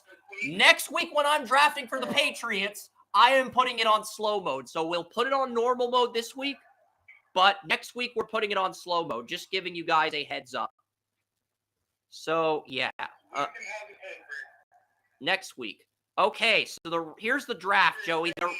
The Rams, the Steelers offered you 22, 53, 88, 102 in a second next year, but I don't feel like moving down that much. You remember when I traded down? Was that? Now you did get 8 and 39 from Tampa, so you're declining all trades regardless. Okay, then I'm not making trades either. Okay, here's the top 5. The Bears traded up for Caleb Williams. Yeah, the Cardinals traded out of 1. The Bears gave up 2, 3, and a 4th-round pick for Caleb Williams. So the Bears essentially gave up the 2nd pick and the 3rd pick for Caleb Williams. And the Cardinals used the 2nd pick on Dallas Turner, and the Falcons traded up for Drake May. I do not know how the Falcons got Drake May. The Falcons gave up 11.46 and a first-round pick for Drake May. Wow, so the Falcons mortgaged 2 first-round picks for Drake May. The Giants reached for Kool-Aid McKinstry at 4, and the Patriots took Keon Coleman at 5. Marvin Harrison Jr. is there. I know the Rams need a left tackle, Joey, but it's like, can you imagine Marvin Harrison Jr. with Kupp and Nacua? I mean, I'm very tempted to trade up with one of these AFC teams. The problem is I don't have the capital. I'm very tempted to move up now, but it's like, I think you're going to take a tackle over a receiver because of the Rams receiver situation with Nacua. But Marvin Harrison Jr. is there. It's like, this is tempting because it's like, I mean, yeah, the Patriots passed on him. They took Keon Coleman. The freaking Patriots took Keon Coleman over Marvin Harrison Jr. Because you imagine Harrison Jr. with Kupp and Nacua? That's just scary good. You can get a tackle later. I mean, shit. Yeah, that's just a way to pass up. Like, oh, this is the guy that's top 3 prospects in that. Yeah, you had to do that. I mean, I was thinking about trading up if you passed on him. The Broncos get Brock Bowers. Emeka Egbuka replaces T. Higgins. Cameron Kitchens goes to the Bills. The Steelers get Chop Robinson as a third edge rusher to pair with Watt and Highsmith. Good freaking Lord. I'm not taking any trade offers either. I'm going to challenge myself here. It's like, I'm looking at my options here. I'm looking at, honestly, there's some good options available. I really like Leatu Latu. I also really like Leatu Latu's my number 2 defensive end. He is 6'4", 265. He can play in either scheme. Consistent sack artist. I don't want to pay. Tyleik Williams is an immediate replacement to Christian Wilkins. But I think Leatu Latu's better than Jalen Phillips. That's why this is really tough. Can I get a 34 defensive end later? Because Leatu Latu's my number 2 defensive end. He can play in the 34. And can I get a better defensive lineman in the next round? I think edge rushers are harder to replace than D linemen. And honestly, I don't want to give Jalen Phillips a 5th-year tender. So if Leatu Latu's my number 2 defensive end, and I think he's versatile enough to play outside linebacker like Dallas Turner and Chop Robinson, I think that's the pick for Miami here. I'm going Latu. 10.5 sacks in 2022, 11 this year. West said he wins 25% of his pass rush snaps. You pair him with Bradley Chubb on a rookie deal. I just think that's the route you go here with Miami with all the cap hell you're in. Penix Jr. is also still available, but they're going to pay Tua if they make their run. I just feel like they're going to pay Tua. And then Lay and Rosenhaus are going to laugh like Sosa and Scarface. Damn it, I took Tyleik Williams. I meant to take Latu. I took the wrong player. I meant to take Latu. Shit, I screwed up. But I got an immediate replacement to Wilkins, so it's not the worst scenario. So the Jaguars replace Allen with Latu, and the Lions take Bo Nix. Really, Detroit? After Jared Goff takes you to the NFC title, you give him the middle finger and draft Bo Nix. Fuck you. Fuck you, Detroit. I mean that. It's like, you don't do Jared Goff dirty like that. If you're drafting Bo Nix, I'm so disgusted by the Lions right now. And the Chiefs are up. I hate to be disgusted by the Lions because I do pretty well. But they're drafting Bo Nix after Jared Goff takes him the NFC title. I just think that's a dick move to do to Jared Goff. That's not a cool thing to do to Jared Goff. Well, what round of it taken? First, 29. Okay, that might be a little bit about. You got Hendon Hooker in last year's draft in the 3rd round. Now, if you're not sold on Hooker, you can take Nix in round 2, but don't take him at 29.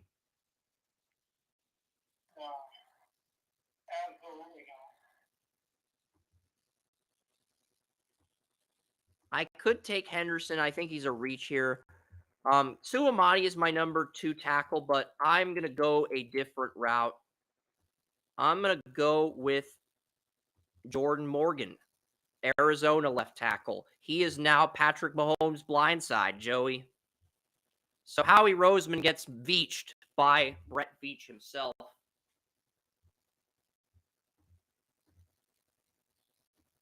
But hey, you're on the clock here. What do you want to do? I think Morgan, the way he played against Arizona State, the way he played the last 2 weeks against USC, against Arizona, I think he's jumped Kingsley Suamadi, the BYU tackle. I need to go back and watch film on him, but I know the BYU tackle's my OT3, but I've been impressed with Morgan in 2 games, so I'm thinking about moving Morgan up to 3. So I took Jordan Morgan with the Chiefs. He's now Mahomes' blindside. Eagles are on the clock at pick 32. Best player available is Barrett Carter, Clemson. I know he's been a classic for you.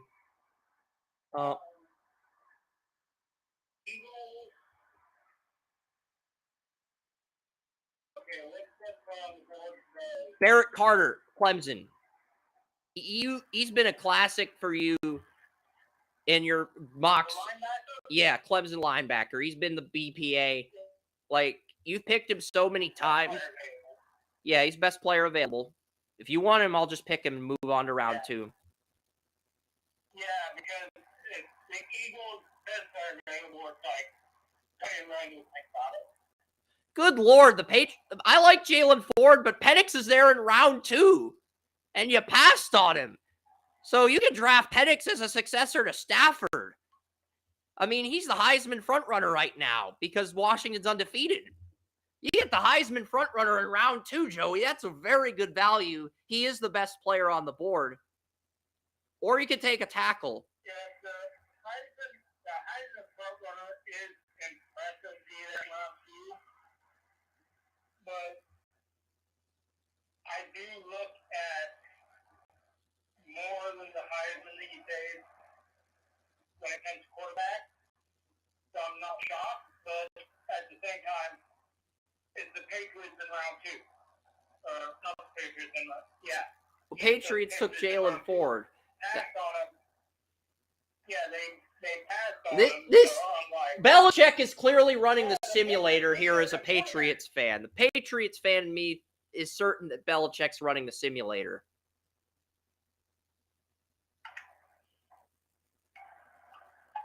But when it comes down to it, I think the Patriots are going to be taking between 1 and 3. Honestly, I think if the Patriots get Caleb Williams or Drake May and they hire the right offensive coordinator, I think they can compete for a Super Bowl in 3 years. But they have to have 2 perfect off seasons like the Bengals did. Bengals, they had 2 really good drafts in 2020 and 2021. They literally have to have that, or it's going to be a disaster. They can bring McDaniels back. That's the thing. He's more competent than Bill O'Brien. They can bring him back. Maybe they demote Bill O'Brien to quarterbacks coach and they keep him. They keep the trio together. That is on the table, I think. Well, the thing is, if Belichick is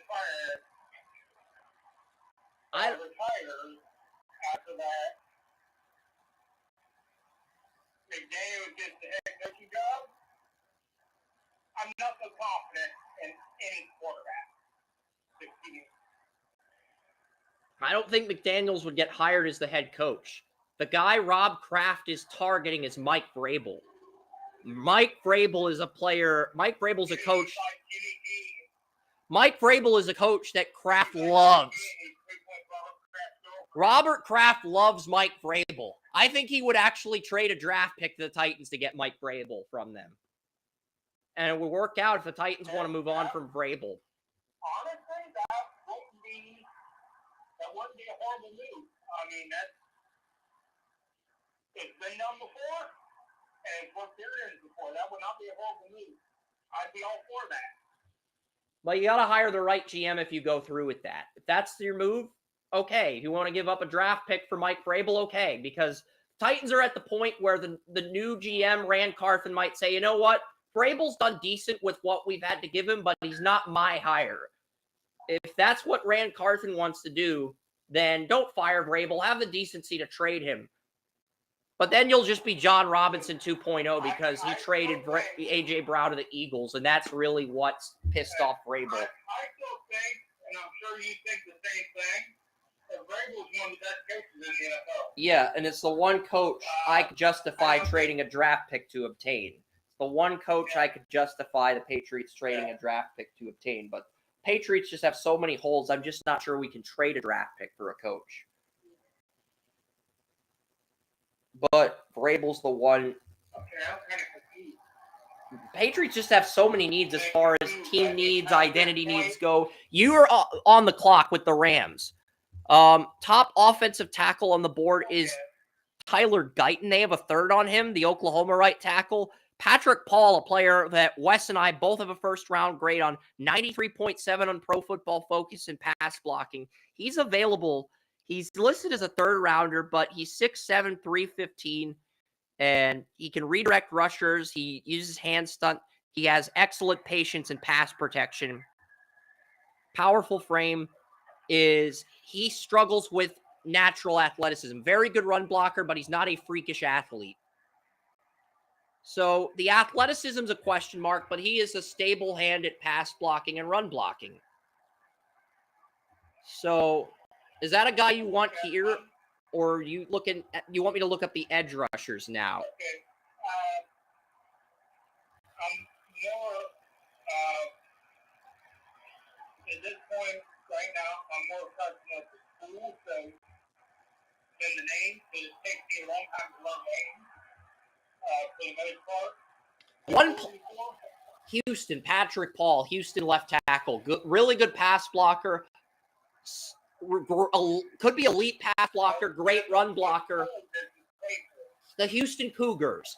He plays for the Houston Cougars. Houston Cougars. Case Keenum's alma mater. Oh, damn.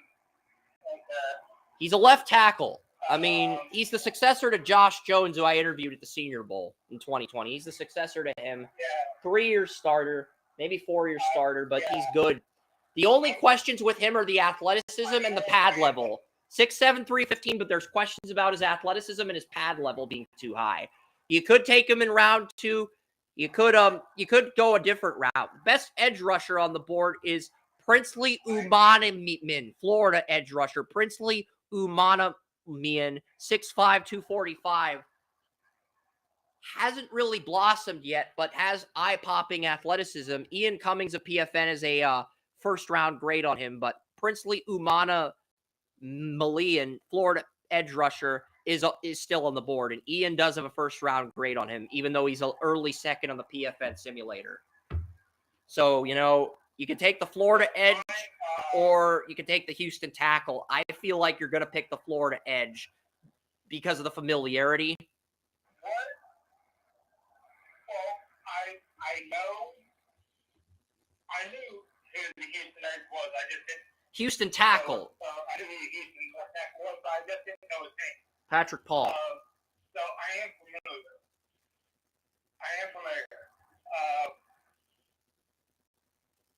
That's the thing about me.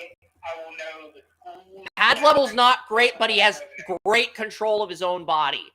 And he doesn't expose his hands. His eye-hand coordination makes up for his pad level. So his eye-hand coordination makes up for his pad level.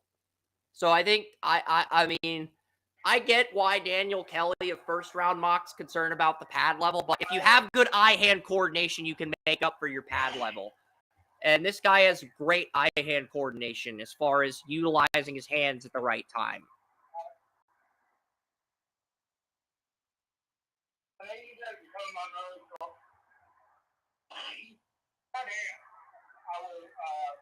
I like Paul. Wes and I both have a round 1 grade on him, and if he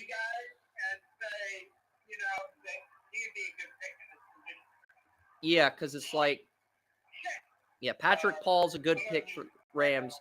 You got to trust us on that. So Kingsley Suamadi went to the Commanders. Commanders have actually drafted well. I kind of want to see what they've done. They took Malik Neighbors at 12. They took Kingsley Suamadia, the BYU left tackle, at 37. And Landon Johnson, the Arkansas edge rusher, who had 3.5 sacks against Alabama at 43. Magic Johnson putting together a surprisingly good draft.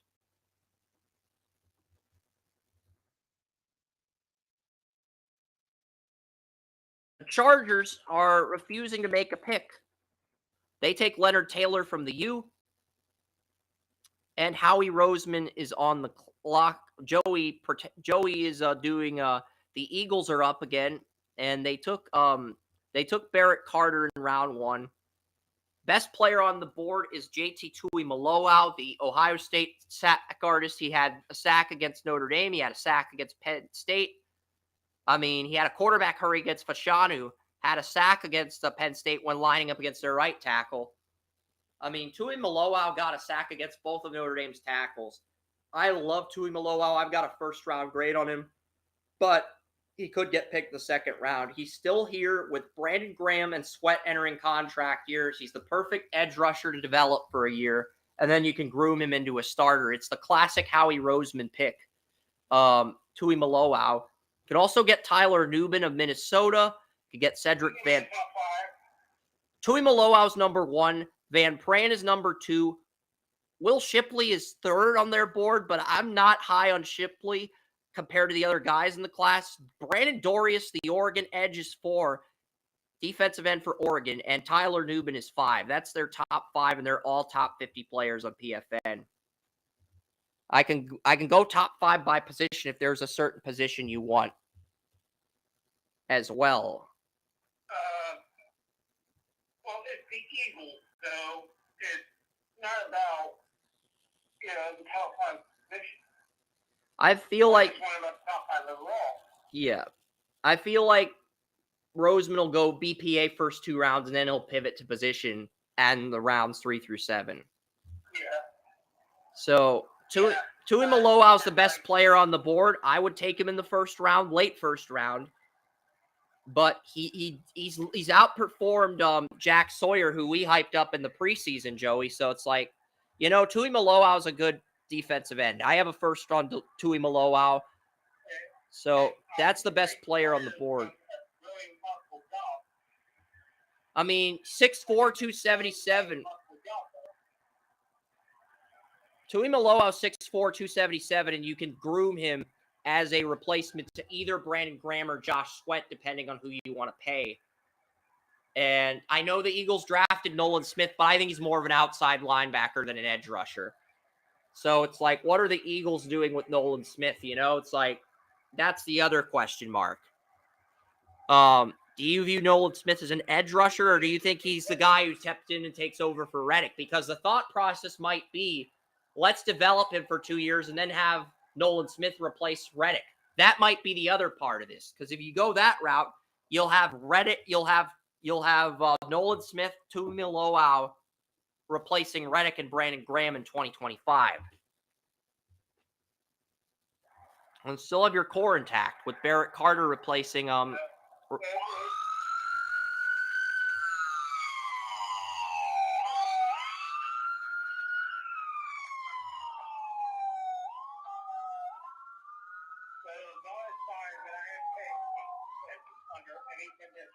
All right, so I'm not panicking, people.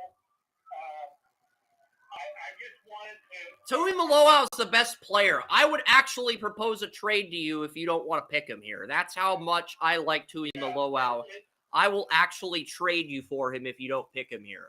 That's how much I like him. That I will offer you a trade. I'm not sure.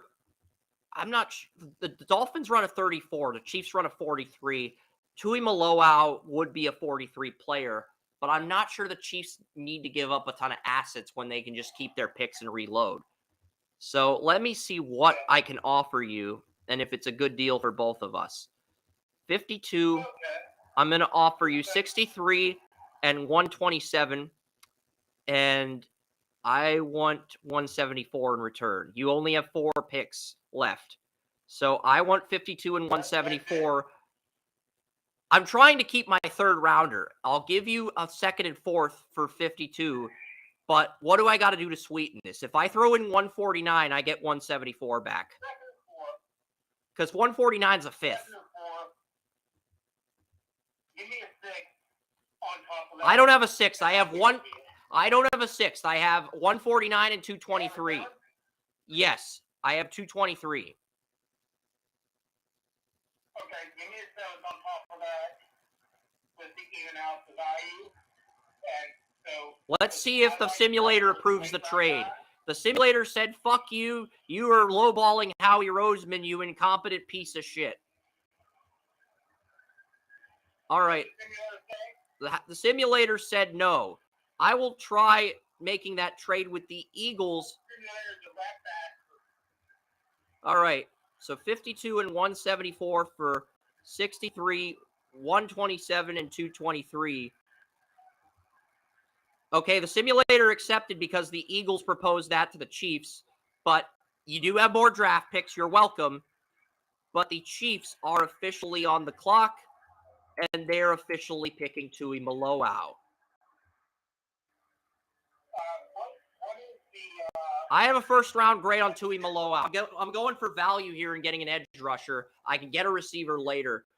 I'm just getting another edge rusher to pair with because now I have Anu Daikuzoma, I have Carla Loftus, and I've got Tui Maloau as my 3 edge rushers. I don't have to pay Omenihu. I can just reload and add depth to my D-line. Oh, I got 2 offers. What is the difference in You the trade, the initial trade to that trade? okay? So you got 63, a second. You got 127, a second, fourth, and you got 223, my 7th. But you gave up a 5th or 6th at 174 and 52.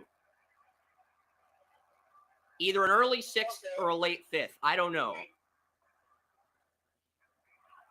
that I can do. The Eagles only have 5 picks after 52. Because the Eagles only have 5 picks after 52. That's a good deal for both of us. I get the best player on the board for the Chiefs, and you get some extra draft picks. See, this is why I'm a good negotiator. I'm flexible enough to do what you want to get the player I want. You get the best player on your board. I get the ability to reload overall because I have faith in my ability. Yeah, and the Dolphins are taking a tight end. Texas tight end Jatavian Sanders is still on the board, and we are adding him, replacing piece of shit Durham Smythe. I think Durham Smythe has a lower ceiling than Gesicki coming out of college, so that's why I say Smythe's a piece of shit. I don't think he's a horrible person. I just think he's a replaceable tight end. So Jatavian Sanders, tight end Texas, player who I think has Pro Bowl upside outside of Bowers. We're getting him. We're pairing him with Hill and Waddle, and the Dolphins get another weapon in their high-octane offense, Joey. I mean, shit. Patriots offered you 67 and a third, but you're basically telling Belichick to go fuck himself. And looking at the board here, you've got Brandon Dorius of Oregon. You got Byron Murphy, the Texas defensive tackle. Not that you need him, but if you replace Fletcher Cox, he'd be nice. Braylon Trice, the Washington edge that Wes is a first on, is available. So is Roman Wilson, the Michigan wide receiver, if you want to replace Quez Watkins. And then the next BPA is Michael Hall, Jr., Ohio State. 5 really good value picks for the Eagles here. And Ruke Horhoro is also available, Clemson D tackle. But I think you're going to prioritize edge over D tackle with your 2 first-round picks and the guys you still have on the roster. I just think that's the smartest play you can make. And you have 63 and 64, Joey. The Chargers traded up for Terrion Arnold, the Alabama corner. Terrion Arnold, the Alabama corner. The Chargers just traded up for him and screwed you over for making chargering jokes. But yeah, you got back-to-back picks at 63 and 64. You got 2 seconds, essentially. Do you want me to start looking at value? Yeah. Yeah, for me, I'm more along the line of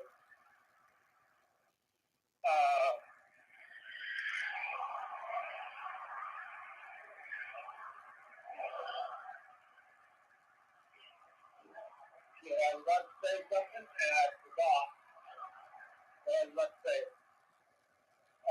Chris, can you repeat yourself so I can think of what I was going to say?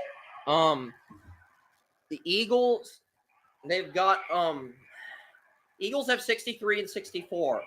Best edge rusher on the board, you have Dorius of Oregon and Trice of Washington, both available. Well, that is, I can look at that and say, you know what? Michigan leads Penn State 14-9, but Penn State has the ball to start the second half. It's a one-score game without Harbaugh. That just shows you how valuable Harbaugh is. And all the Michigan players are going, bet, bet, bet. Chris Jenkins, bet. It's like, guys, you got busted for a scandal. Take accountability for it and move the fuck on. If you did that, people would have more respect for you. Instead of going bet, bet, bet, and then all these Michigan fans retweeting bet because you're betting against Michigan without Harbaugh, just grow a pair and take the punishment. This is like, we had to deal with it when Tressel got busted. When Sandusky got busted, Penn State had to deal with punishment. Just take the fucking punishment and move on. Guys, it's really pissing me off. It's like, I want you to go 12-0 and lose in the playoff again if you beat Ohio State. It's like, I cannot root for a team that doesn't take accountability when they get busted. We had to go through it at Ohio State. Now it's your turn. Everybody has to go through with it. That's life. It all goes back to that meme I think I sent you with Kane and Batista getting chopped by Jamie Noble. Kane has Michigan, Batista's Ohio State.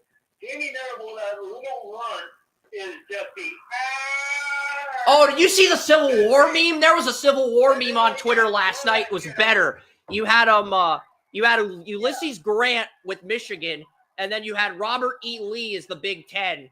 And Robert E. Lee is just basically telling Michigan to surrender because of cheating allegations. Just a really stupid meme that Outkicks Clay Travis retweeted, but it was kind of funny.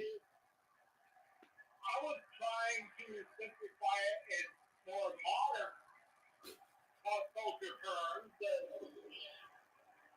You know, for one, you outdid me and put it in ancient terms, but essentially, yes. Essentially, you're not wrong. I think our audience would relate more to my analysis than yours. Fair enough. Simply because it's 300 years after the fact. And for everybody wondering, the two best games in college football are at 7 tonight. Mississippi's playing Georgia at 7, and then at 10:30 we get to see Caleb Williams versus Oregon. That's at 10:30 p.m. start time, Joey.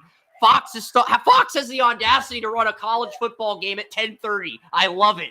I wish ABC and CBS were like, and NBC were like, you know what, Saturday Night Live, we're pushing you guys back to 2 a.m. We're gonna air a Washington Ohio State game in Washington at 10:30, and then we're gonna push Saturday Night Live back to 2 a.m. That would just be the most dick move ever by NBC, but I'd be all for it. They're never gonna do that with how big Saturday Night Live is. They're never gonna do that, but hey, you know, it's like I would have zero issue with that. They're never going to do that as a company, but it's like, I'd have zero issue if they did, because I cannot stand the local news. It's like, shit, if I were running NBC, CBS, or ABC, first thing I would do is I would get a college football game at 10:30 and basically make everybody wait until 1 a.m. for the local news and late night shows. And that would piss off some consumers. Our sports fans would get more, our sports fans would be all in, but I would piss off a lot of local news viewers, and I'd piss off a lot of the casuals that like to watch Saturday Night Live and other entertainment shows.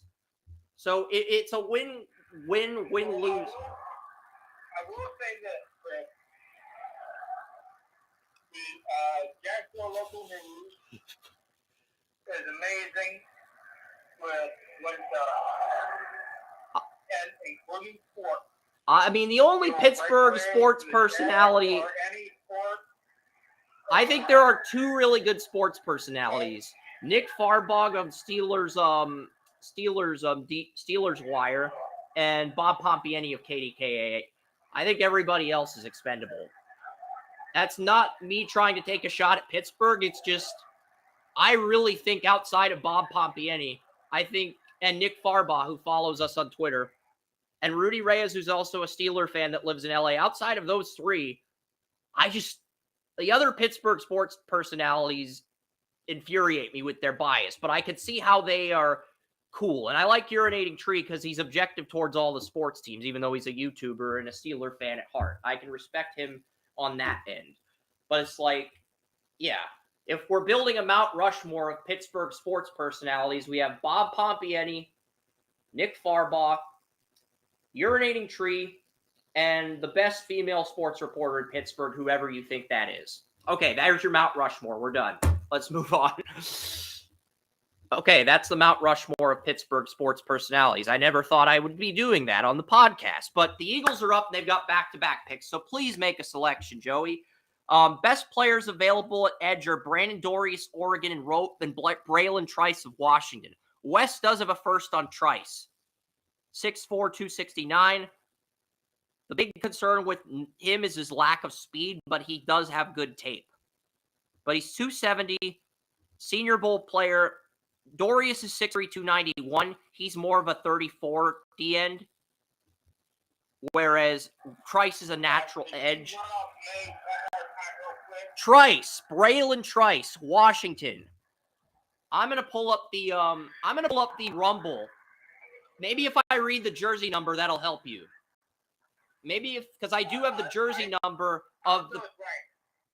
Because I'm pulling up the Trice. Trice is sorry, I didn't mean to push the play button. I wanted to push the I'm trying to push the button. Oh, Oregon, Washington prospects. Braylon Trice is 8 on Washington, number 8 on Washington. I'm sure you've seen him a couple of times in 2021 or 2022 whenever Washington's on TV. Oh, yeah, he's good. I have him in the second round. Wes has him in the late first, but he should not be there at 63. It's like if he falls to day 2, he should be a top 50 pick, in my opinion. So, you know. So Braylon Trice is an Eagle. You're up again. You've got Dorius is there. You've got Byron Murphy, the Texas player. You got Roman Wilson. You could replace Quez Watkins with Roman Wilson. Michael Hall is there. If you want to replace Fletcher Cox, you can get Murphy or Hall and reload. Best corner on the board is Abrams Drain, Missouri corner. I was really impressed with him against Georgia. I like Abrams Drain. Yeah, it's like Abrams Drain. Everybody's saying Abrams Drain's 22 film is awful. It's like, guys, Missouri had a draftable corner in 2022. And you cannot judge a player on their pre-draft year. You can, but it only gives you a snapshot of what they can do. And he had 14 deflections. So if his 2022 film was awful when he had 14 deflections, and he's improved and he's more explosive, it's like, guys, I'm going to look at the receivers. I'm going to look at the corners. Okay, there's a ton of good receivers left. Roman Wilson's there. Legette's available at 67. You got Johnny Wilson, Torrey Horton, Will Shepard. I'm guessing you're going to wait for a receiver and the corners. Who's there at corner? You got Abrams Drain, Kamari Lassiter. You got Max Melton and Bullard of Georgia. And TJ Tampa of Iowa. And Kyrie Jackson, my number 1 press cover corner that I actually handed an A+ to in press coverage. He's 130 on the simulator. That's way too low in my opinion. I might actually pick him with my next selection. I mean, unless you do. I mean, if you want Abrams Drain. I'm going to go with Jackson, because for me, between Jackson and Melton, I love Kyrie Jackson, Joey. I gave Kyrie Jackson an A+ in press coverage. This is a corner Nagy scouted for the Senior Bowl. I think Kyrie Jackson is just as lethal in press coverage as Christian Gonzalez. And Oregon got him from Alabama in the transfer portal because Saban underutilized him. So that's a great get. Because they did the same thing last year. They got Gonzalez from Colorado. I'm surprised both those guys are still there. When you said both of them, I Because I've been already watching. I've already rewatched Jackson versus Utah twice because I was scouting the defensive ends for Oregon for my DN rankings, and Jackson just stands out. Like, he is my favorite press corner in the entire draft. He plays with violence and tenacity, similar to Cam Taylor-Britt. And he's a 5th-round corner. It's like, guys, you need to move him up into... You don't have to put him in the 2nd round, but at least put him in the top 100. This is just annoying that he's ranked this low. I'm kind of pissed. It's like, PFN does great work. I'm kind of pissed that they're behind on him. It's like, guys, you gotta give us something. Give us height and weight. Give us a scouting report. Because I watched the tape against Utah. Because he got injured against Washington. He got injured against Washington. He got injured against Washington, but he came back against Utah, and Oregon beat Utah 35-6, and he was pressing the shit out of Utah's receivers. I love Kyrie Jackson. I think he's the best press corner in the entire draft. I think he's better than Kalen King and Kool-Aid McKinstry in press coverage. Still needs to refine his man and zone, but I think he's the best press corner in the draft. It's criminal that you can get the best press corner in round 4 or 5. It's criminal. You got to move him up in your rankings. I'm telling you, man-to-man PFN, at least move him into your top 100. You can keep him in round 3. I agree 100%.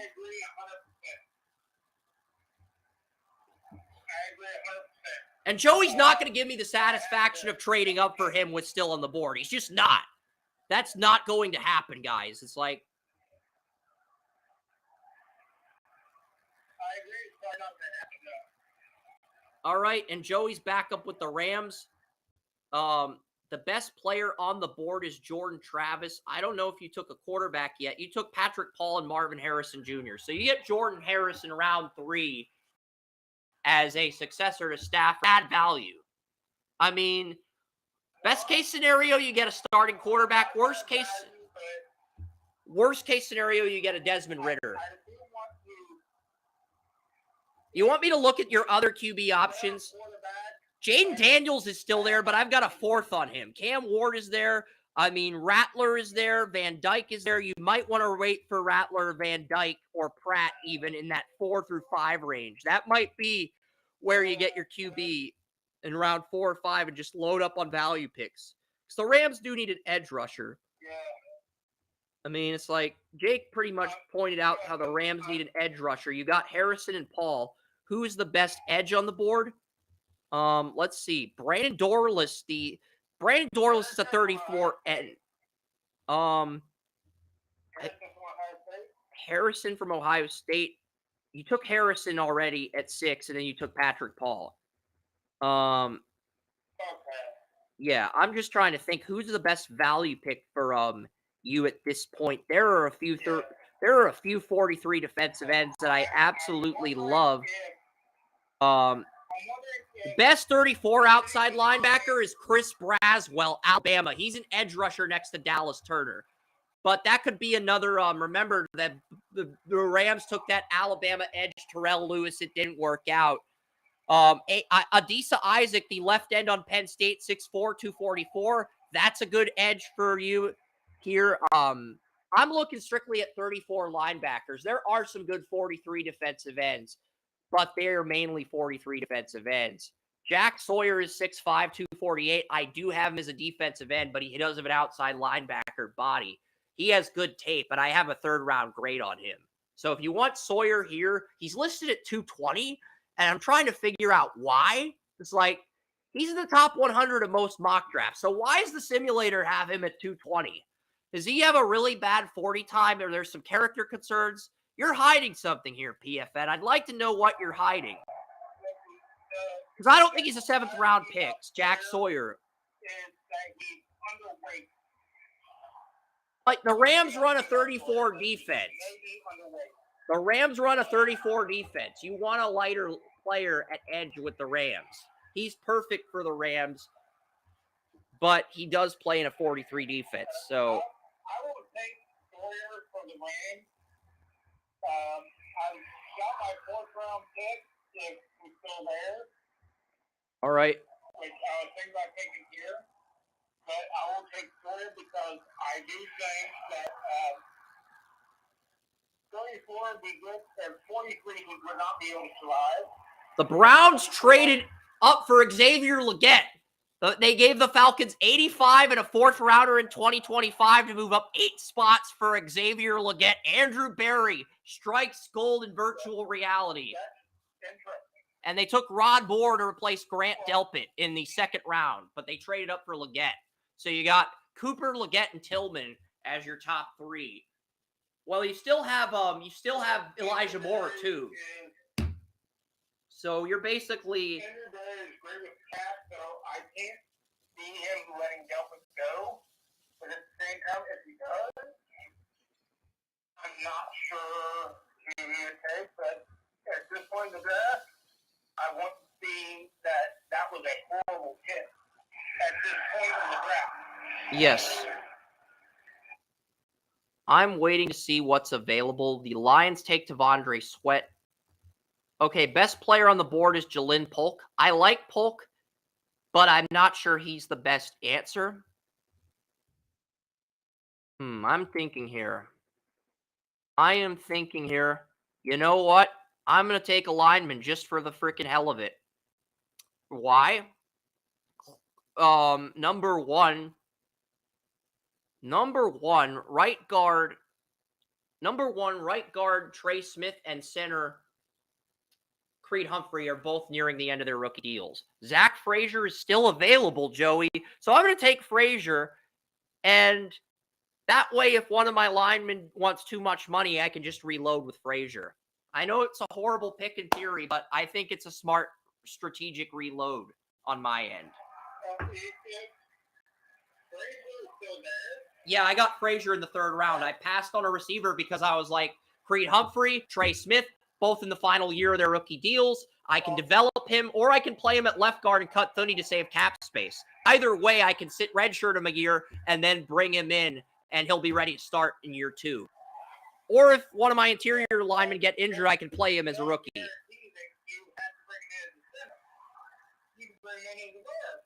I don't have to play him at center. I can bring him in at guard. I can pay Creed Humphrey and replace Trey Smith with Zach Frazier. That's the thought process, Joey.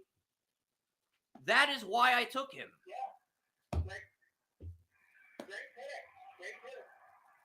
I mean, I could get a good receiver, but I'm like, you know what? This is a deep receiver draft. The Eagles are up at 127. Best player on my board. Best player on the board is North Carolina linebacker Cedric Gray. North Carolina linebacker. He can play outside or inside, 6'2", 235. I know Dame Parson has tweeted about him multiple times this week. But holy crap, Dante Corleone is still there. I know he's one of your draft crushes. You could replace Cox with Corleone. I mean, with the pick I gave you, by the way. I mean, how about that? Corleone's listed at 128 on the simulator. So you can replace Cox with Corleone, or if you bring Cox back, you could basically move on from Milton Williams, and your top 4 will be you'll have Carter, Jalen Davis, Fletcher Cox, and Corleone is that number 4 guy, and you can cut Milton Williams or trade him. You got Corleone because you traded with me, Joey. That's a win-win for both of us. That is a great deal for both of us. Aren't you glad you traded with me now? Aren't you happy you traded with me now? But you got to pick for the Rams first. I already gave you Corleone, but aren't you happy you traded down with me? You got Corleone because you traded down with me.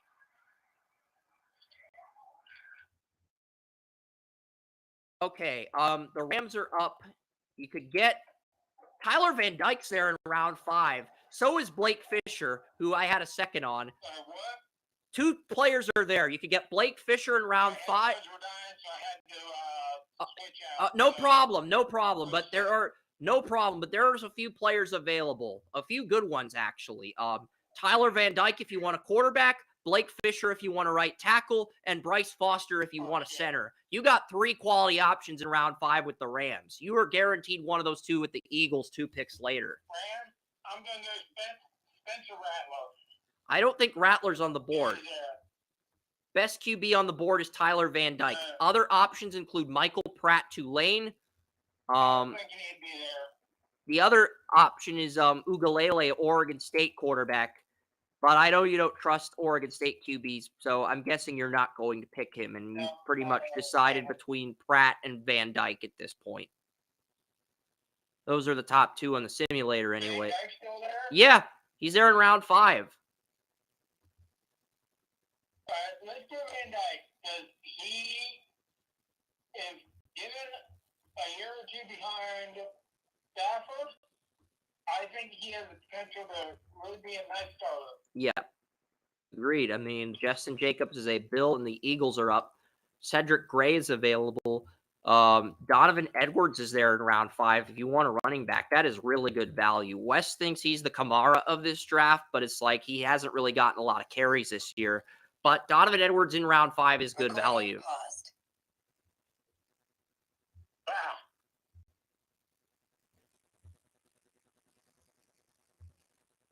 Yeah, video recording paused. The iPad's at 41%. Yes. There's just a lot going on, not only in college football, but in college soccer as well. There's a lot of big games. Right now, the last 5 in, till TalkShoe reloads, I'm going to talk about, until Joey announces a pick or until TalkShoe reloads, I'm basically going to talk about frickin' college soccer tournament games, because it's conference tournament weekend, and the Brett selection show is on Monday. Because last time I heard, I said, Yeah, it's like, I just want TalkShoe to reload. I thought I put him in the lottery. I put him in the lottery, Ken. Did I not put... Joey? TalkShoe paused. We're still on the air, on Restream. TalkShoe paused. I just hit. Joey, we're still on TalkShoe. Okay, I forgot. I thought I mocked Filipkowski. Ken's right. I forgot to mock Filipkowski in the first round of my NBA draft.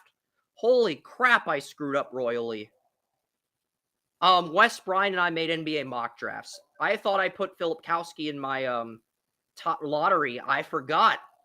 I royally screwed up. Not liking this right now. So where am I? TalkShoe has paused on us. My iPad's at 40%. I'm trying to hit the resume button so we go back live on TalkShoe. If you give me your pick, you're up with the Eagles, but like TalkShoe is not loading. I'm sorry, Joey, but Restream is working and TalkShoe isn't. It's always a hot, cold issue with one of them each week. So like, we've been on the clock. You can either give me a pick or I'll just wait until this reloads. But like, yeah, there's a lot going on. Ken is right. Ken is right. I'll worry about the NBA mock later. I'll put Filipkowski somewhere in there. I cannot believe I completely forgot about Kyle Filipkowski, the Duke center. He's a lottery pick. I forgot to put him in my NBA mock draft. I was so busy editing Brian and Wes's mocks, I forgot to put a Duke player in my NBA mock. I'm so embarrassed. I'm embarrassed for myself. I screwed up. It's a first mock.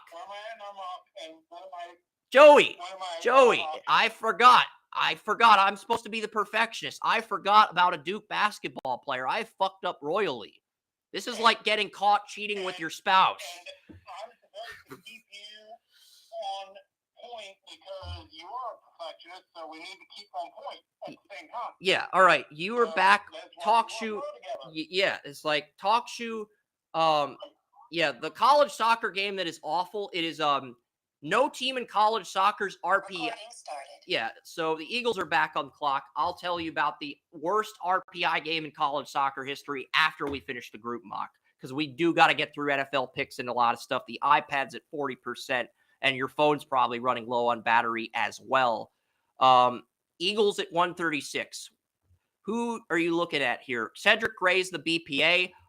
You also have Tate Ratledge, the Georgia guard. Donovan Edwards is there. I mean, the only running back returning is Kenneth Gainwell. Michigan's Donovan Edwards is available. Marshawn Lloyd is available. Notre Dame's Blake Fisher is there if you want a successor to Lane Johnson at right tackle. Cade Stover, my tight end 3, is there. in the 5th round. So my number 3 tight end in the entire draft is there in round 5. There's a lot of good value picks.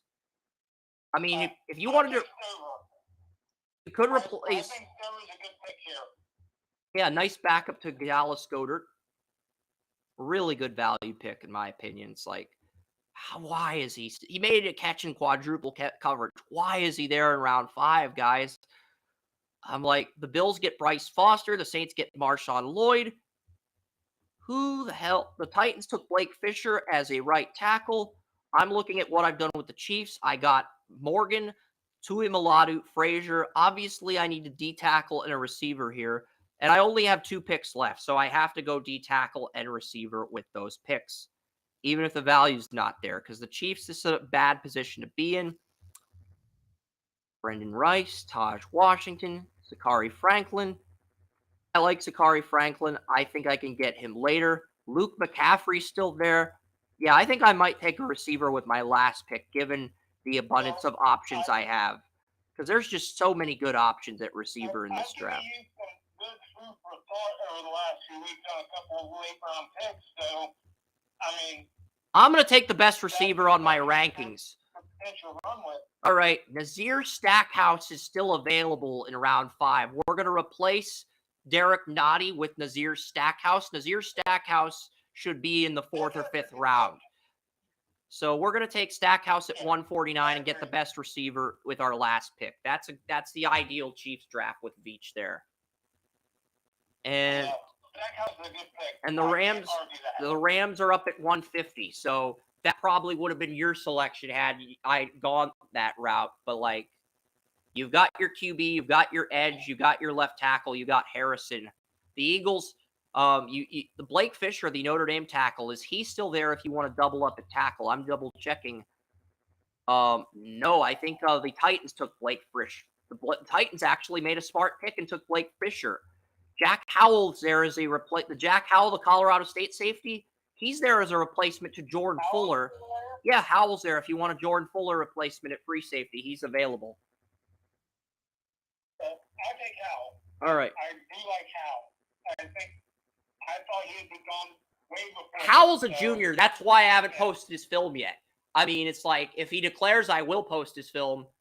But it's like, if he doesn't, who knows? Dolphins are up at 155. I have no idea what to do. I took a tight end and a 34 defensive end. What can we get for Miami here? Cedric Gray's not bad, like as a second 34 middle linebacker. I'm thinking Michael Pratt. Why? Very simple. Our current backup is Mike White, and our third stringer is Skylar Thompson. Michael Pratt is an upgrade over both of them. It's a very simple thought process by the numbers.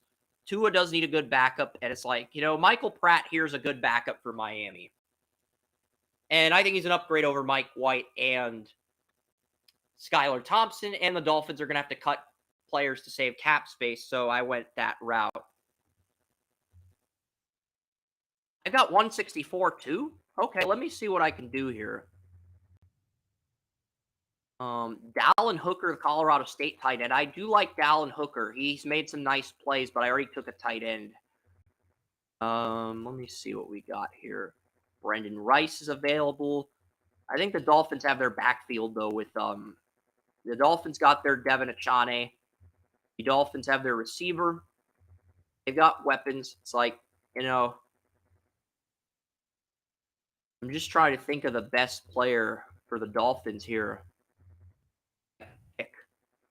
Howard Cross, Notre Dame defensive lineman, is there.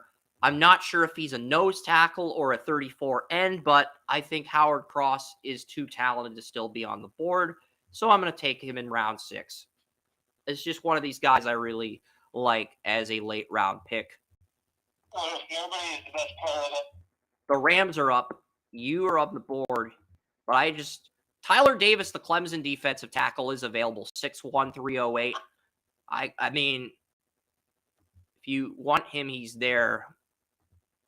I mean, Howard Cross looked good against Ohio State, but he also, you look at what he did against Duke, he was good. Notre Dame did suck against Clemson last week. So it's like that was his first bad game, but I don't consider it an eyesore game. I'm There's an edge rusher out of Tennessee State that I absolutely love. I'm just curious if he's in the simulator. This edge rusher had 24 and a half tackles for a loss and 15 and a half sacks. This edge rusher from Tennessee State I found this morning. I'm just seeing if he's in the simulator. I don't think he is. I'm just going through every single edge in the simulator because I think he is the the Caleb Murphy of this draft.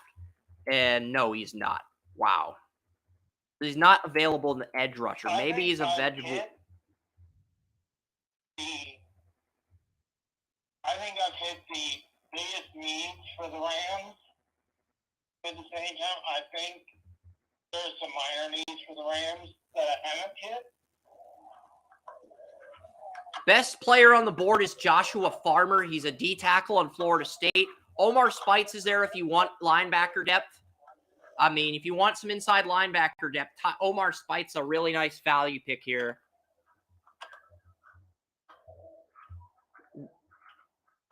You could get Dwayne Carter. Yeah, I hear you. Best interior offensive lineman. Best interior O-lineman. Theo Johnson, Penn State. Joshua Gray is there. He's the Oregon State Beavers left tackle. I have a third-round grade on Joshua Gray, but he's projected as a guard. But he played left tackle at Oregon State. You could get him in round 6 as either a guard or a right tackle. That's a nice value pick for the Rams here. Fuaga's teammate, Joshua Gray. Blindside to DJ Ugalele. That's a really nice pick in round 6. I got a third on him. But let me see who else is available at tackle and guard. Because there's... Yeah, I mean, one player I really liked. I liked Jalen Travis of Princeton, Joey. Why? He was the right tackle on Princeton last year. He moved over to left tackle this season. And he's a team captain on Princeton as well as an honor roll student.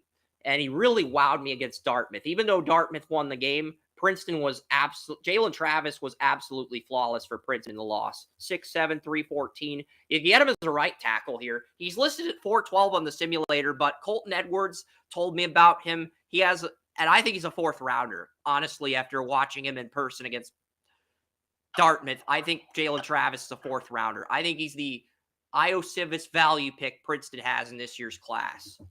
And Io Civis already has 2 or 3 touchdowns. He's got more touchdowns than Zay Flowers, if you want to get technical. I love... You know how I feel about intelligent players that can play multiple positions, especially late in the draft. Yeah. So I'll take him. And it's like Josh Buchanan's number 1 tackle is the Yale player, but Colton Edwards, a first-round mock, has Travis as his number 1 FCS player, and Travis can play both tackle spots, and he's a team captain. So I think 412 is way too low for him. He's got to be somewhere in the top 250. You can put him in the 7th or 6th round. We don't care, but just put him somewhere because he's a freaking bargain this late. It's like, yeah. And now I have not done much yet with the Ivy League, but that is one.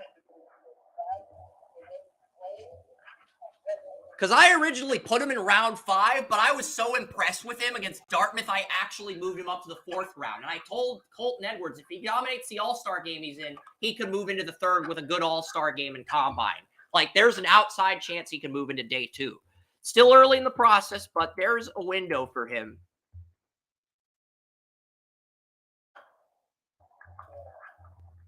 I'm looking. All right, I'm looking. Keeping on speaker, so it's like being ambassador. I'm going through my. I know I should be making a pick quicker, but I'm going through the NFL week 6. Yeah, because week 3 was the QBs. I'm going through the receiver rankings one more time to see if my BPA at wide receiver is there with my final Chiefs pick. That's the only reason holding this up. I'm going through my code and trying to figure out who's my best receiver on the board. Is he there with this late round pick? That's literally all that's delaying me from making my pick. Coleman's gone. Troy Franklin's gone. Worthy's gone. Everybody in my top 7 is gone. The Texas receivers are gone. Western Kentucky, Corley is gone. Roman Wilson is gone. Xavier Legette is gone. Torrey Horton is gone. Will Shepard is gone. Washington Huskies, Jalen McMillan, I think he is gone. Jacob Cowing, Arizona is, let me see, is Cowing or Jalen Calhoun is there. It's just kind of surprising. Cowing is there. I have Jacob Cowing of Arizona as my 15th best receiver. And I think I ranked 30 or 40 different receivers. I just wish I knew how many I ranked. I'm going to scroll all the way to the end and see. I ranked 40 receivers. So my number 15 receiver out of 40 is there in round 6. I would be an idiot to pass on that. 5'10", 170, 5'11", 170, dangerous slot receiver, one of the quickest players in the nation. He can run a variety of routes, speed. Yeah. This could be the Chiefs' next Tyreek Hill. He has a solid day 2 grade as a quality role player. And you're getting him. I have a 4th round grade on Cowing, and I'm getting him in round 6. So, yeah. Best case scenario, we get a worst case scenario, we get a bench player at receiver. Best case scenario, we get another Tyreek Hill on a rookie deal. So yeah, let's pick him. That's our Chiefs draft. You see why I traded up to get the best player in round 2? Because I strategically planned it out to get my other needs later. This is why if you have a first round guy in day 2, go up and get your guy. Very simple thought process. And speaking of the Dolphins, we've already got Pratt, Sanders, Tyleek Wilson. Is there an edge rusher worth a damn that we can add for depth? Ashton Gilliott out of Louisville had 10 sacks, but he's a 43 guy. I really like Mohamed Kamara too, another 10-sack guy. I just don't think he's the right scheme fit for I'm going to go with a really good pass rusher here. This guy, Jalen Green from James Madison. He's an interesting player. Ken is right about the Jalen Green. Why the hell am I picking Jalen Green from James Madison? For starters, Jalen Green leads the FBS in sacks with 15.5. Number 2, Jalen Green from James Madison is 6'1", 245. He will not work in a 43 defense. He will thrive in a 34 defense, and I'm getting him in a depth role behind Bradley Chubb, behind Jalen Phillips as a replacement to Andrew Van Ginkel. That is the perfect fit for Miami this late in the draft. He leads the country in sacks, and I found him. And this is why you scout the small school guys, Joey. I got the league leader in sacks in round 6. You ought to be impressed by that. That's pretty impressive to pull off. I mean, James Madison's a smaller school, and they got promoted from the FCS to the FBS. They're 9-0, and nobody's talking about James Cook. He leads the country in sacks. It's ridiculous. He should not still be on the board. I mean, honestly, he might be a 3rd or 4th round linebacker at the end of the day. He'll probably get picked in round 5, though. Just depends on his athletic testing. He's too talented to go undrafted, though, in my opinion. Dolphins are up at 290. I'm looking at... I mean, I could go with a safety. I could go with a receiver as well. Jay Stanley of Southern Miss is the top one on the board. I don't think this is a good pick, but since I'm a Patriots fan, I'm going to pick it just to sabotage the Dolphins.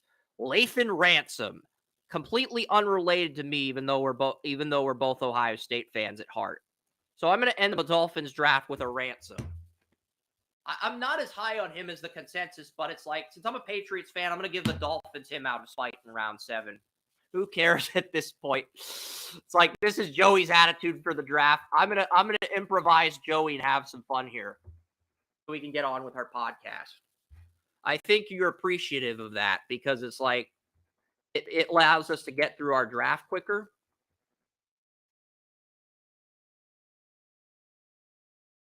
I don't know how many picks are left. I'm looking to see. Oh, 223 is your last pick. So is this the last pick in the draft, or is this like I wish I knew. I think this is the Mr. Irrelevant pick. So I traded you the Mr. Irrelevant pick. Okay, Gavin Bartholomew's there, but you already took a tight end. Carson Beck is there. I know you like Carson Beck, and Mariota's a UFA. So if you want Beck to just ride the bench behind Hurts, you can make him Mr. Irrelevant here. Do you just want to do that? Other players available include Ladarius Henderson. He's the Michigan left tackle. You can get him. He's a Mr. Relevant candidate. Wilt Putnam, the Clemson center, is available. Kyle McCord's available, but if I pitch you Kyle McCord, you were just going to slap the shit out of me. Sam Hartman's there too. Sam Hartman. I had a second on Hartman, but he had that bad game against Clemson. But Hartman in round 7 this late, the Mr. Relevant pick, is a Hurts backup. Not a bad backup to have on a rookie deal. I mean, worst case scenario, you have a really good backup. And best case scenario, if Hurts goes down, he steps in like Brock Purdy and you can trade him for draft capital. And you'll get much more than a 7th back. It's like, that's a win-win deal if you're Howie Roseman this late. Sam Hartman, Notre Dame. Okay, now. Zion, There's a lot of stuff, so. there's other players available. Zion to Palo Fatui. I have a 4th on Zion to the other Washington edge rusher. Zion to a Palo to Zion, he's available. The Washington edge rusher 4, the Washington edge rusher 4. Zion, you've seen him, right? He's available. I've got a 4th on him, but he could fall to the 7th due to durability concerns and medicals. But I think he's a 4th when healthy. So you could get the Washington edge.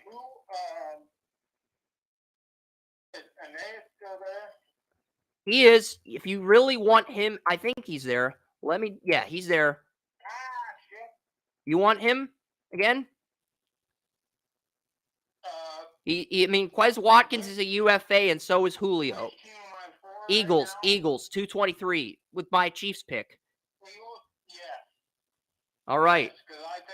And that was the draft. All right, we have just finished the draft. We've just finished the draft. We will get into NFL predictions shortly. I want to check up on the college football scores, and I want to check up on a college soccer game. Why? There's an outlier here. Never in the history of college soccer has a team outside the top 120 in the RPI made the tournament.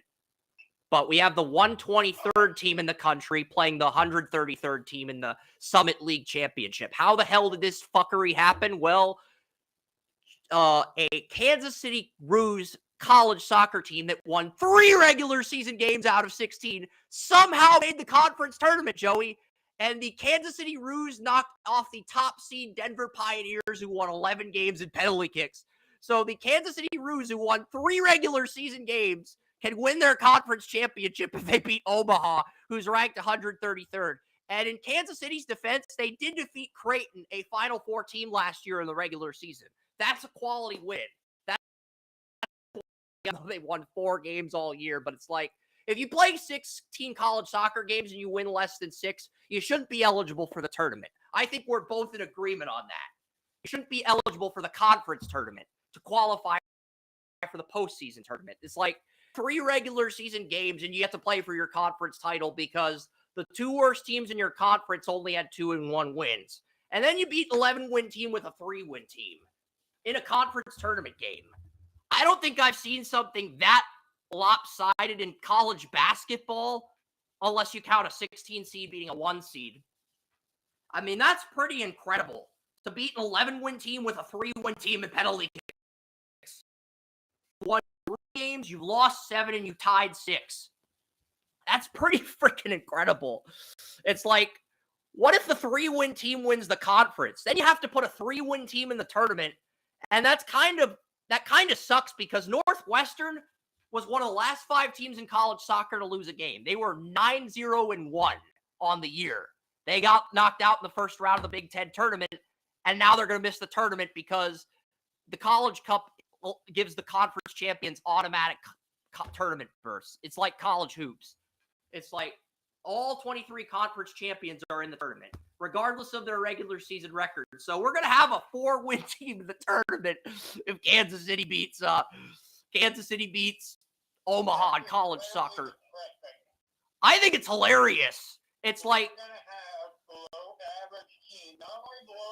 this is a team that won 3 out of 16 regular season games, but they still qualified for their tournament.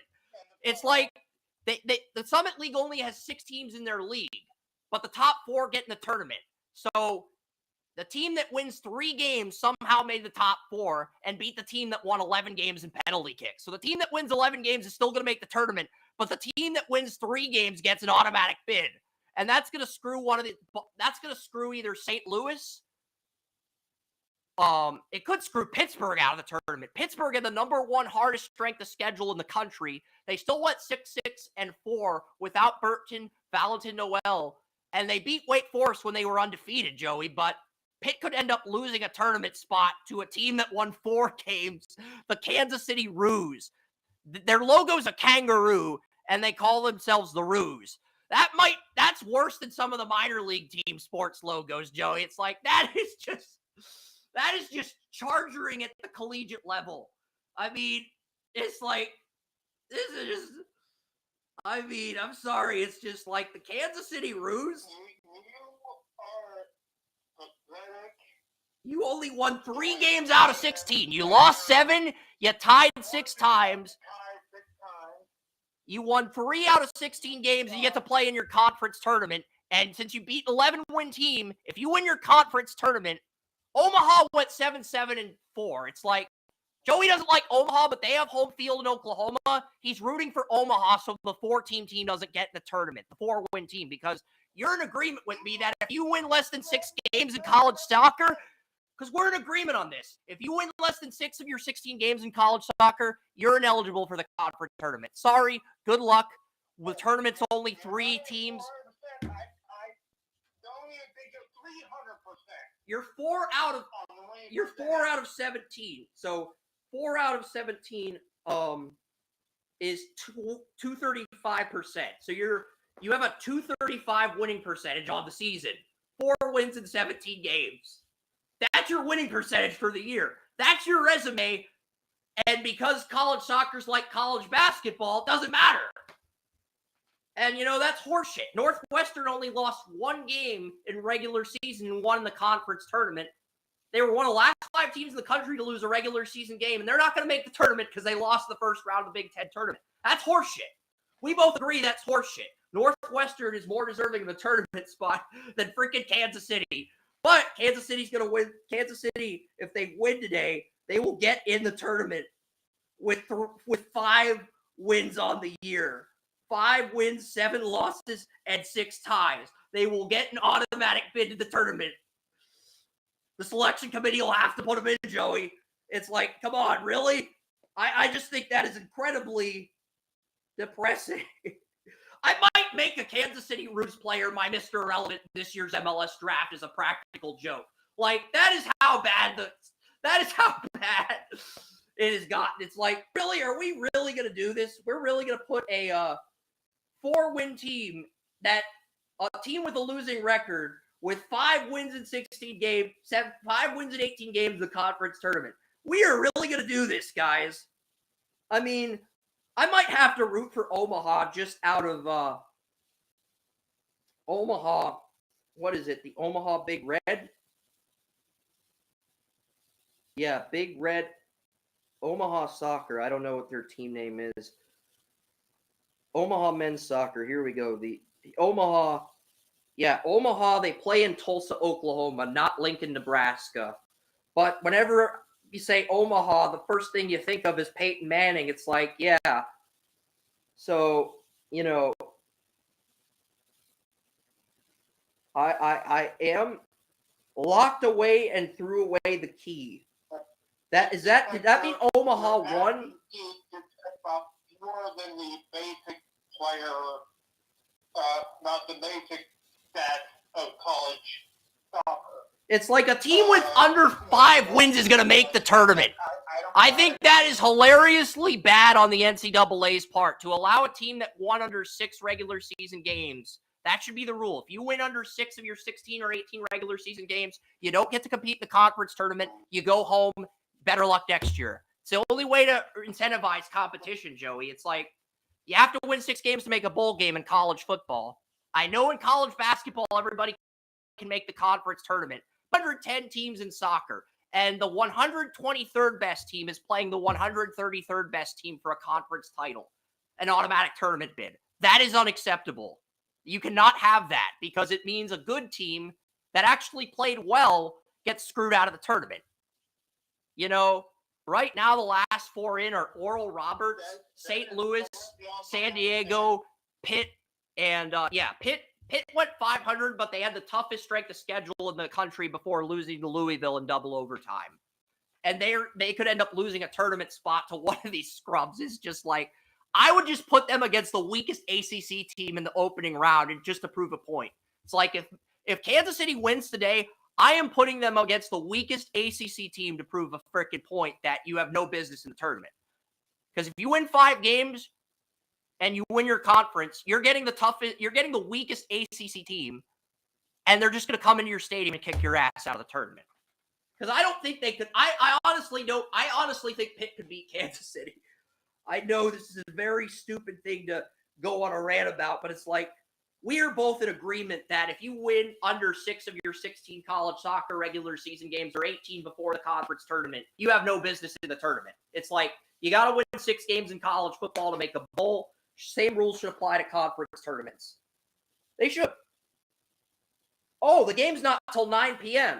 It said it was 2 p.m. And they freaking lied to us. Okay? Yeah. You guys, Omaha, you guys are assholes for lying to us. In Kansas City, you guys won 4 games and you're playing for a conference title. You're both dickheads. You both don't, neither one of you deserves to be in the tournament, but that's how the rules are. That's college soccer. It's like, yeah, let's just put them against the toughest ACC team. All right, we're going to the NFL now. I'm done with this rant. I just had to roast the Summit League. I'm sorry, Joey. I had to roast the Summit League. That is unacceptable to put the 123rd team and 133rd team in the country out of 210 soccer teams in a conference championship and basically give one of those 2 scrubs an automatic tournament bid. Horseshit. I don't even think college basketball is stooped that low.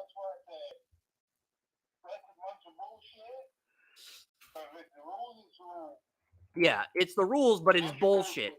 It's bullshit, but it is rules. It's like, yeah. All right. On to the NFL. I will update you guys in college football.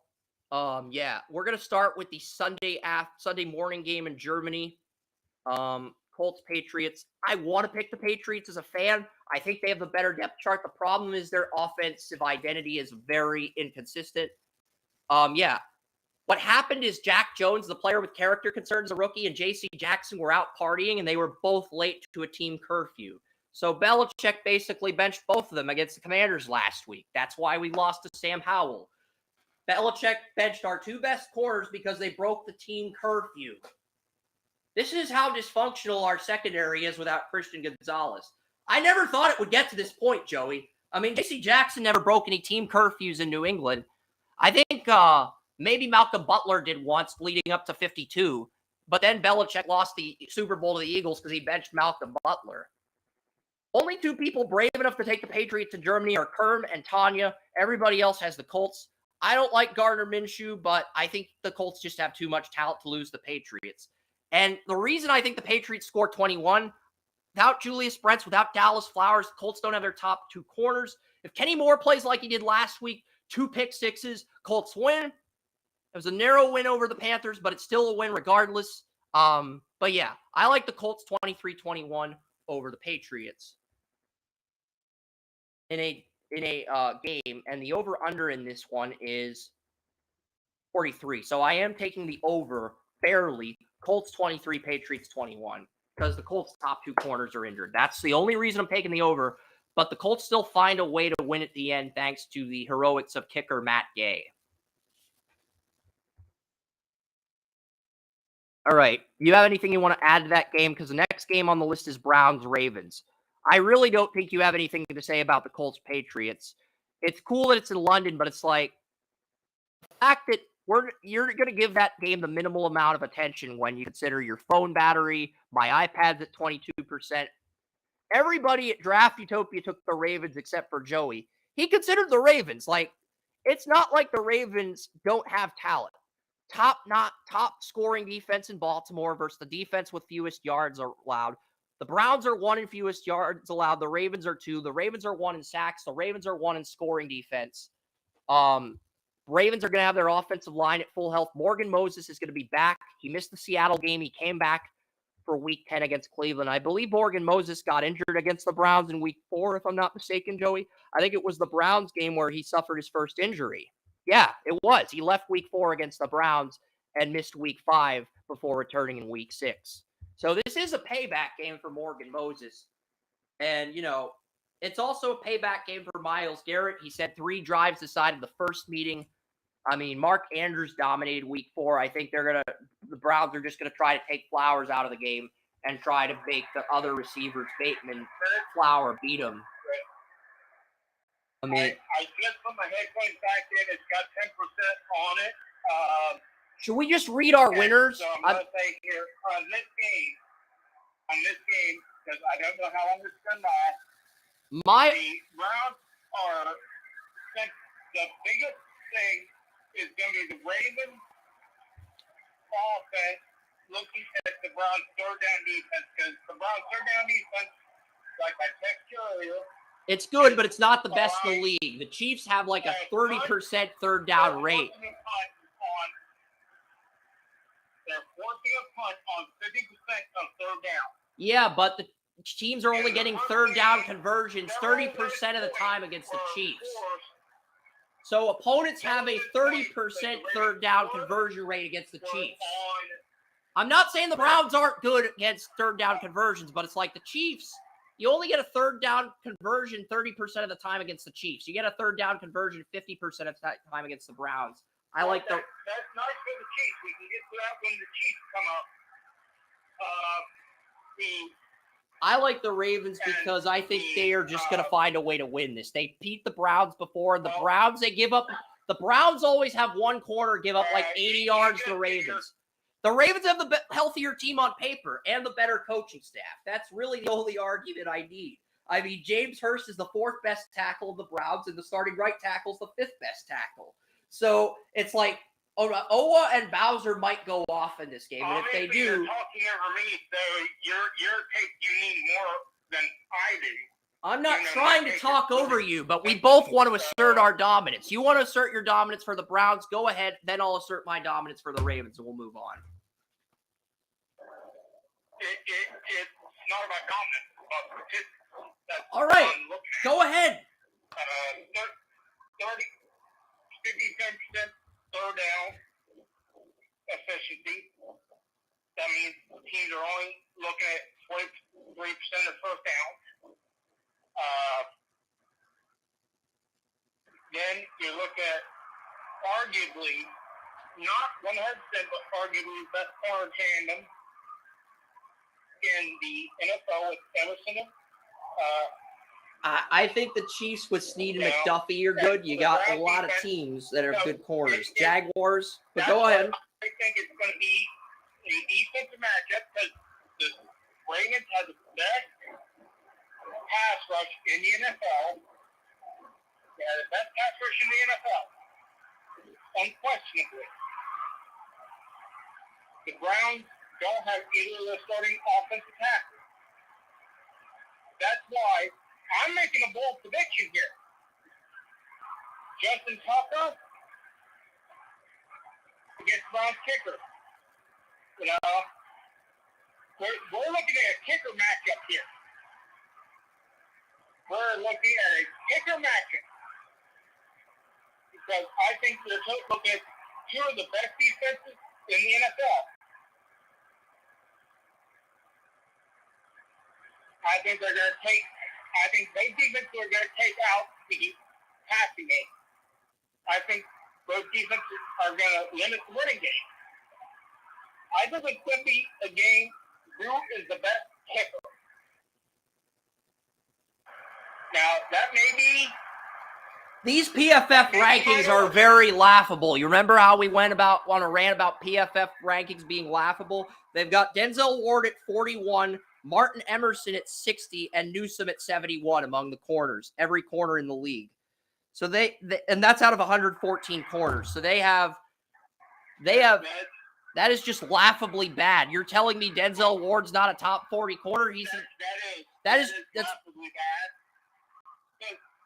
They didn't even target Newsom. They didn't even target Emerson last week.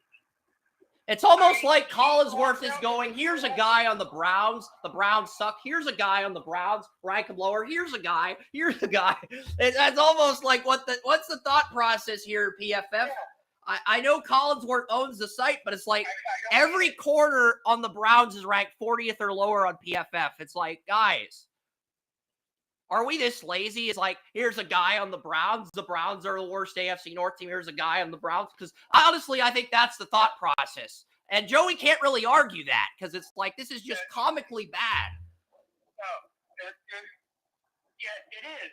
And I read a thing like the Ravens are like 10th or 11th defensively. I love the Roquan Smith. I love the Roquan Smith-Patrick Queen tandem. If those two linebackers can get 10 total tackles each, the Ravens are going to win this. They just are. It's just. I think there's statistics. It's like Roquan Smith is number 4. And they gave Trent McDuffie the number 9 grade, but L'Jarius Sneed's ranked.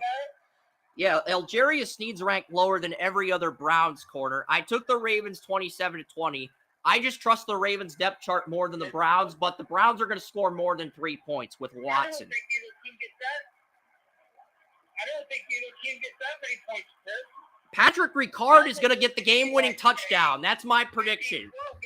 Patrick Ricard, the Ravens fullback, who's number 1 on PFF this year, is going to get the game-winning touchdown. So I have this game being tied 20-20 late in the fourth quarter, and I have Patrick Ricard getting the game-winning touchdown.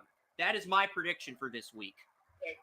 That's a pretty bold way to spin it. That's almost as bold as picking the Browns to win. Not as bold, but that's almost as bold to say the fullback's going to get the game-winning touchdown. Last time these teams played,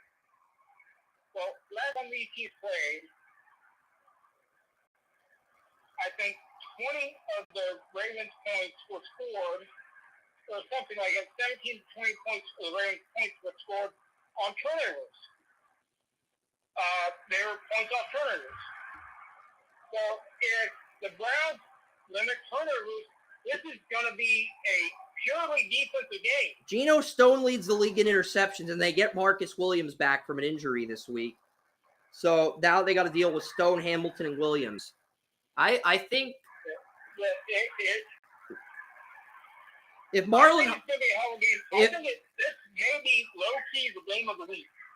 I think it's the second game of the week. I think it's the third best game of the week. I have Jaguars 49ers as my game of the week. I think it's number 2. I know you're a Browns fan. You're really trying to sell this, but I think very well be the game of the week as well. So yeah, and it's like NBC chose to flex NBC could have gotten Texans, Bengals, or Ravens, Browns, but they were like, nah, we're happy with Raiders, Jets. We're happy with Zach Wilson versus Aiden O'Connell. Let's settle. It's like you could have flexed Ravens, Browns, or Texans, Bengals, and you fucked up massively. You didn't fuck up slightly. You fucked up massively here by not putting one of those games on Sunday night. Yeah. I would have been incredibly happy with either one of those games on Sunday night. Instead, you give us Jets, Raiders, Zach Wilson versus Aiden O'Connell, and both teams' left tackles are out, but we'll get to that later. We got to get the likely to just bypass that game. Yeah. Just bypass and say, it's like Joey's just going to skip that game, go to bed, and focus on the Sunday afternoon games because the best games are the Sunday afternoon games. Bengals are not going to have Bengals do not have Higgins. They do not have Sam Hubbard. Oh, the Texans still have injuries at center, but they do get Derek Stingley back this week. In fact, this is the first Stingley Chase one-on-one since they practiced against each other during LSU's title run. This is the first time Derek Stingley and Jamar Chase are facing each other since LSU's national title team. Yeah, Derek Stingley's back this week. I have the Bengals winning 31-17, but the Bengals are not a lock. Tracy, Brian, Bayless, and Joey all have the Texans pulling the upset in Cincinnati this week. And look, if Sam Hubbard's the Bengals' best run stuffer, you're going to be rotating Cam Sample, you're going to be rotating Osai, and you're going to be rotating Miles Murphy. If all those guys suck, then the Texans can win. But like DeMeco Ryans made an unconventional move. He moved Titus Howard inside the left guard where he played in college, and he moved George Fant to right tackle. And Fant was a bad left tackle, but he's actually been surprisingly well at right tackle to the point where DeMeco's praising him each week in the press conferences for the Texans. So he made a surprise decision, and it actually worked in his favor. I do have to take into consideration something I've always told you guys I had taken consideration when it took. Well, when somebody literally channels God as a quarterback, I had to take that momentum into effect. Okay? CJ Stroud channeled God. I mean, Stroud He had maybe the best offensive performance of any quarterback in the last 20 years. Best touchdown to interception ratio since Tom Brady. I have to take that into consideration. Best touchdown interception ratio since Tom Brady during the 18-0 regular season. I'm not kidding. That is the and it's like a rookie. Do you know the rookie statistics for it? right now. Has there been anything? The Texans have more cap space than the Jaguars over the next 3 years. They do. It's like, even though you're a Jaguars fan, it's like the Jaguars window might be this year and next, and then the next few years could be the Texans after if they take care of business in free agency and draft. Close. I mean, yeah, the Jaguars are still going to own this division for 2 more years, but if the Texans do everything right the next 2 off seasons, they're going to be in the driver's seat to supplant Jacksonville because they have all that cap space for the next 4 years. You get that, and that is great because also the Jags can do everything correctly, and then you have one hell of a battle. Yeah. Because the Colts are also I think 6 of the playoff teams have already been predetermined. I think the Chiefs, the Ravens, the Dolphins, the Bills, the Bengals. I know the Chiefs, Ravens, Dolphins, Jaguars, Bengals, and Bills are in. Why Bills? There's only 3 QBs in the NFL with a 70% completion percentage. And usually we do not get a quarterback with a 70% completion percentage in the NFL. Those are college numbers now and then. You usually don't see that in the NFL. Lamar, Josh Allen, Dak Prescott all have completion percentages above 70%. If Allen and Prescott can maintain that, limit turnovers, sky's the limit for Dallas and Buffalo. They can get to the Super Bowl if they limit their turnovers, but that's the biggest. It's like Allen is throwing interceptions like Santa Claus getting gifts to children. I mean, that is. And the Bills have a ton of injuries. They do not have their number 1 corner, Tre'Davious White. They do not have their number 1 linebacker, Matt Milano. They're both out for the year. So basically, the Bills have to play perfect offensively, and their defense has to do just enough to get the win. And with the Bills, it's either the offense is perfect and the defense has a bad day, or the defense does just enough to win, even though Allen has turnovers. There's no synergy there. There's no statement wins outside of the Week 4 game against the Dolphins. I mean, yeah, it's like Allen is throwing so many interceptions. It's like. But this could be the bait and switch technique by the sports books. But it's like, I'm going to take the Bengals and we'll move on because we do have to take your battery into account. 31-17 is my score. Next game is the game of the week for me. Niners-Jaguars. I am going with Jaguars here.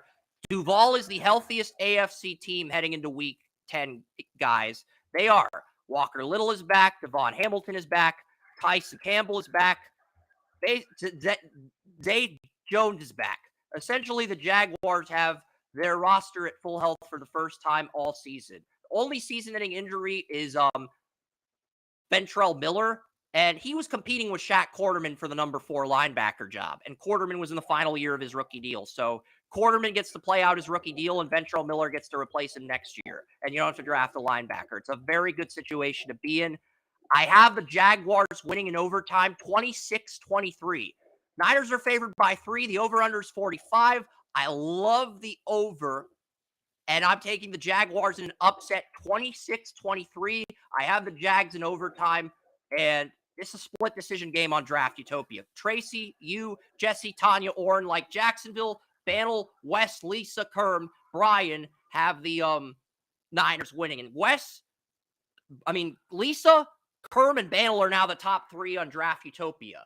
I've moved up to 4. Wes moved ahead of you. It's like if the Browns lose, Orrin jumps you in the standings. You're tied with Orrin for 8th. You went from being tied for 2nd last week to being tied with Orrin after a 6-8 week 9. But that's in the past. We just need the Jaguars to take care of business so we can catch up on everyone else in the company. You know, who cares about where we're at? Jaguars win. I admit it. I've been taking some, risks the last couple weeks. But you're doing it strictly out of strategy to catch up in the standings. It's like right now, Lisa's got a 5-game lead over Kerm and Banel. Lisa has a 5-game lead over Kerm and Banel. I'm down by 6 games. Wes is down by 7 games. I think Brian is now down by 7 games, tied with Brian picked the Panthers along with you. So it's like, I don't know. Who cares at this point? Vikings and Saints. The fan in me, I think the Saints win. They're the healthier team. And I found out that Dennis Allen is calling the plays. Joe Woods is the defensive coordinator, but Dennis Allen is calling the plays. So now we have to give the Saints defense the benefit of the doubt, because it's like, if Joe Woods isn't calling the plays and he's just the defensive coordinator supervising the practices, and that's his only role with the team, then the Saints defense is better than we're giving it credit. But at the same time, I just don't like the way the Saints receivers have behaved this week. Chris Olave going 70 miles an hour on a 35-mile-an-hour road, and Michael Thomas decided to take a brick and throw it at a neighbor's car. It's like Saints receivers are doing their best Henry Ruggs impression to please Derek Carr, but not to the extreme of Henry Ruggs. There's a reason he got a life sentence in prison. But it's like, Dobbs beat the Falcons.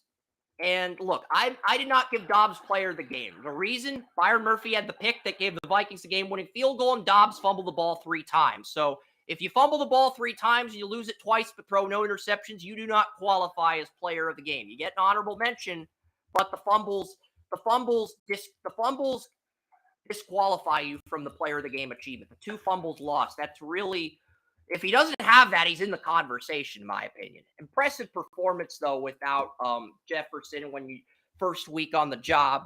And look, Jesse, you, Tracy, and Brian all have the Vikings winning. Majority of our staff does have the Saints winning, but, the way the Saints behave this week, the way the Vikings have the better story. It's like the Saints receivers, Olave going 70 on a 35 speedway, and Michael Thomas vandalizing a neighbor's car. This is not what you should be doing for your younger receivers in New Orleans. This is not.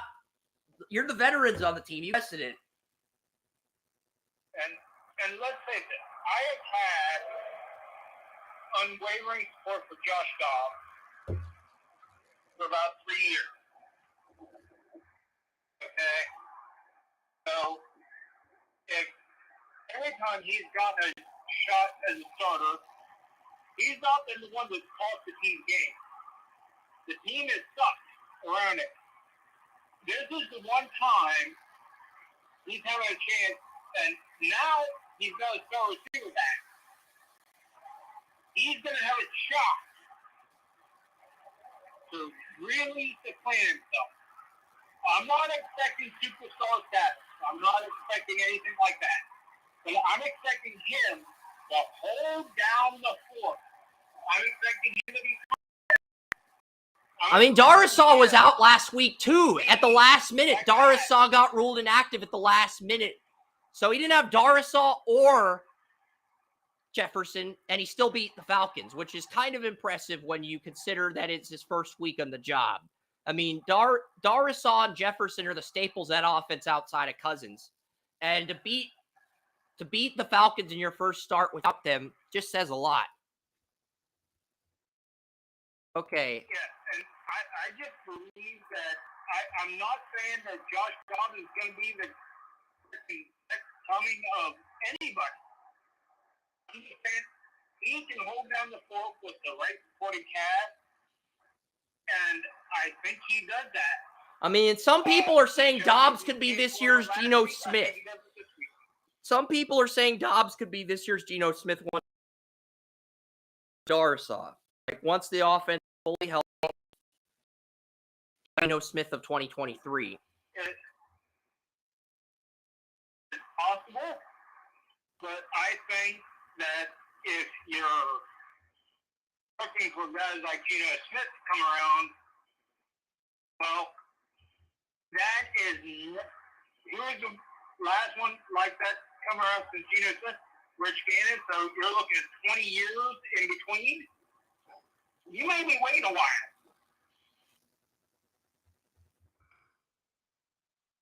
I mean, Packers-Steelers, I'm taking the Steelers. Packers have a ton of injuries. Quay Walker is out, and to make matters worse, Jair Alexander is out. Eric Stokes is out until week 11. Eric Stokes is on IR until the end of week 11. He is eligible to return in week 12, but the Packers play the Lions on Thanksgiving that week. I don't think he comes back then, but he is eligible to return in week 12. And that's the noon game on Thanksgiving Day, by the way. So he might be out till week 13, Stokes, when you take the fact that that's such a short week and you get the Thanksgiving name. There is no love right now on Thanksgiving. I mean, right now, the Packers don't have Jair Alexander at number 1. They don't have their number 2 corner, and they traded their nickel, Rasul Douglas, who filled in nicely at the number 2 corner with Stokes out, to Buffalo. So Buffalo's number 4 corner, Keshawn Nixon's the number 1 corner, Green Bay's number 5 corner is the number 2 corner, and Green Bay's number 6 corner is the nickel. You also have Savage on IR for 1 more week. So really, Rudy Ford is the healthiest player on your entire secondary. It's like Rudy Ford is the only healthy player you have on your entire secondary.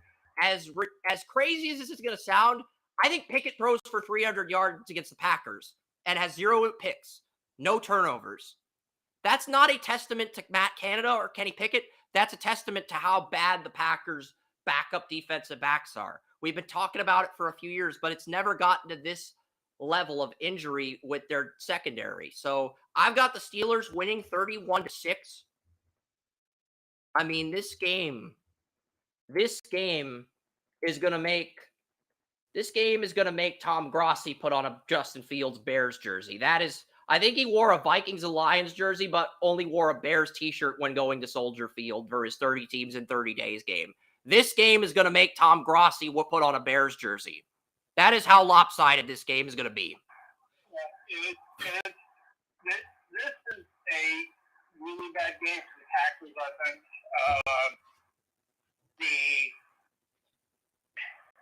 Your only prayer is Luke Musgrave goes off. Like, Luke Musgrave had his best game of the year against the Rams. Minka Fitzpatrick is out.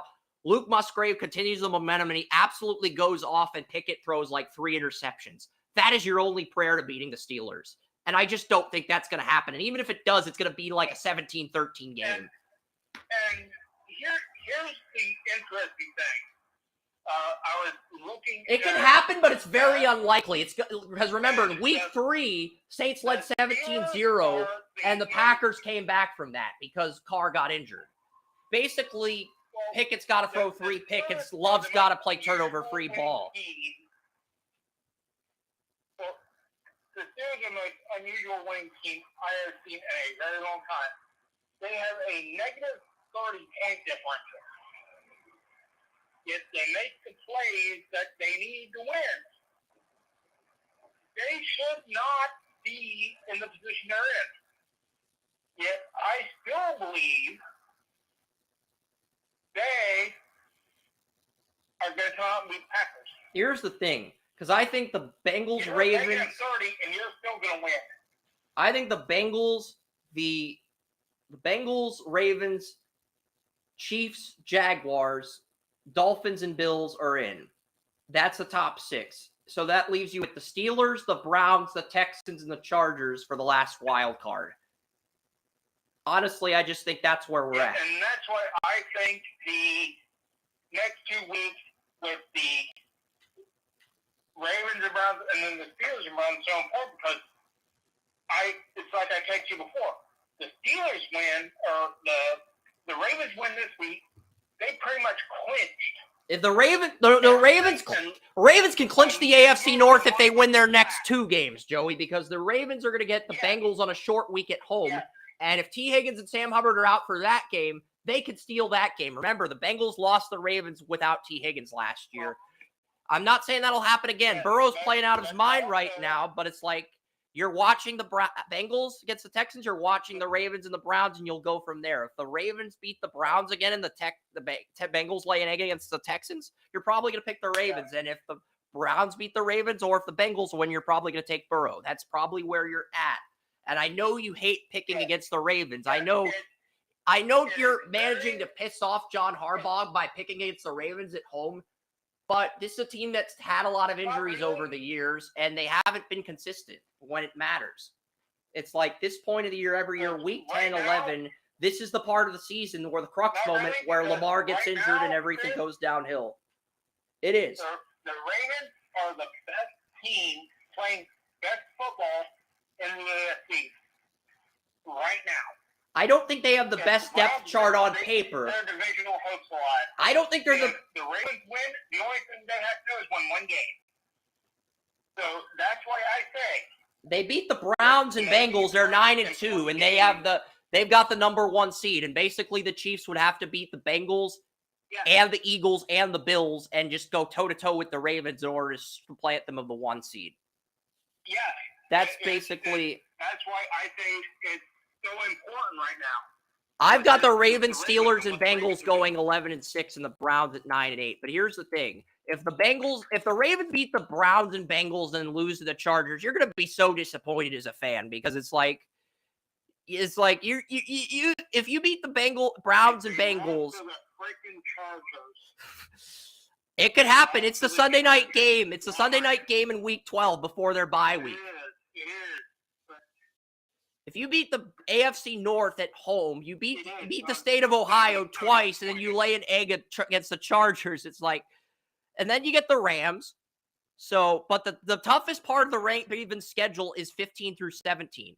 I honestly think the Ravens need to clinch the division before Week 15 because you get the Jaguars on Sunday night, you get the Niners on Monday night, Christmas, and then you get the Dolphins at home at 1 p.m. That is going to get flexed to Sunday night because CBS is airing Dolphins at Ravens on New Year's Eve.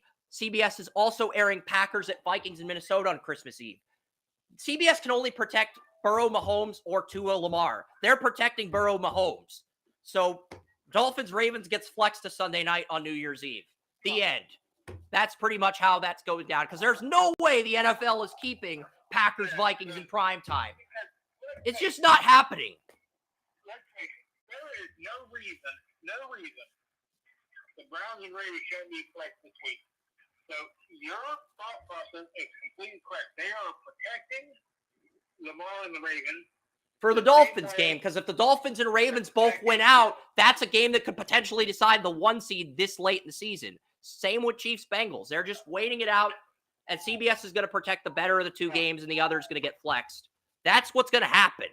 We both know that's what's going to happen.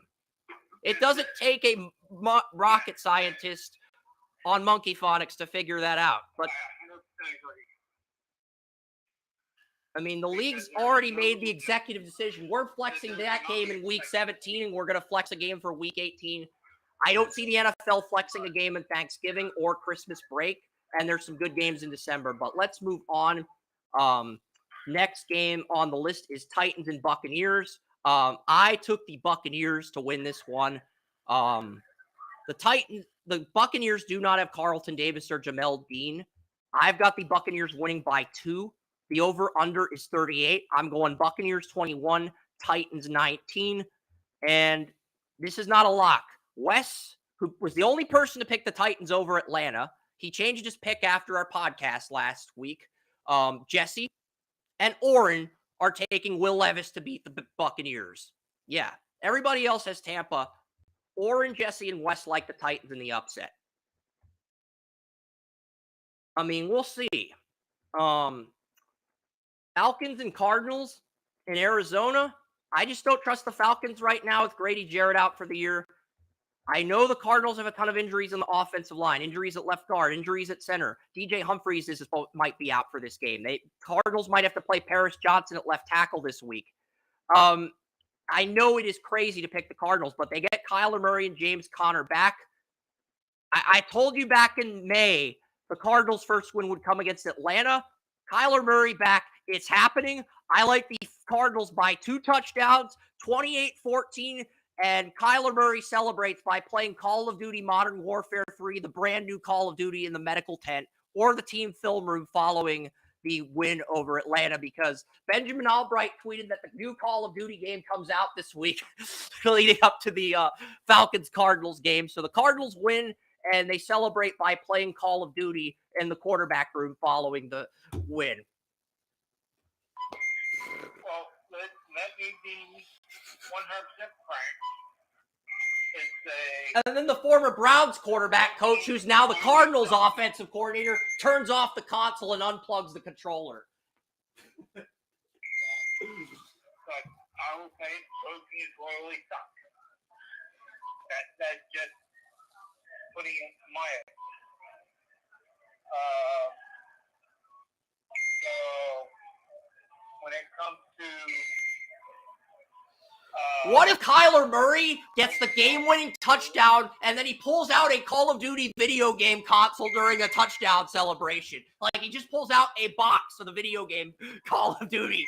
He gets a rushing touchdown, and then he has the Call of Duty video game console hidden around his cup, and he just pulls it out, and he pulls out the Call of Duty cover during a touchdown celebration. Scott Hansen's like, holy cow, Kyler Murray, he has just pulled out a Call of Duty video game box right here on NFL Red Zone. We all know Kyler Murray's a huge Call of Duty fan.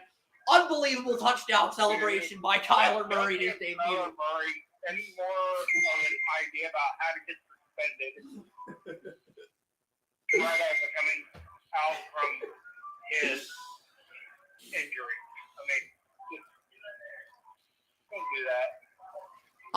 I'm kidding, of course, but it's like everybody's taking the Kyler Murray jokes way too far. He's back. I think he actually plays well and the Cardinals win.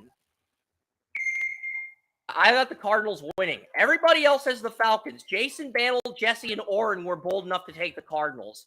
The rest of our staff has the Falcons. I am going to change a pick. I currently do have the Lions beating the Chargers, but Joey Bosa is expected to play. I'm leaning towards picking the Chargers.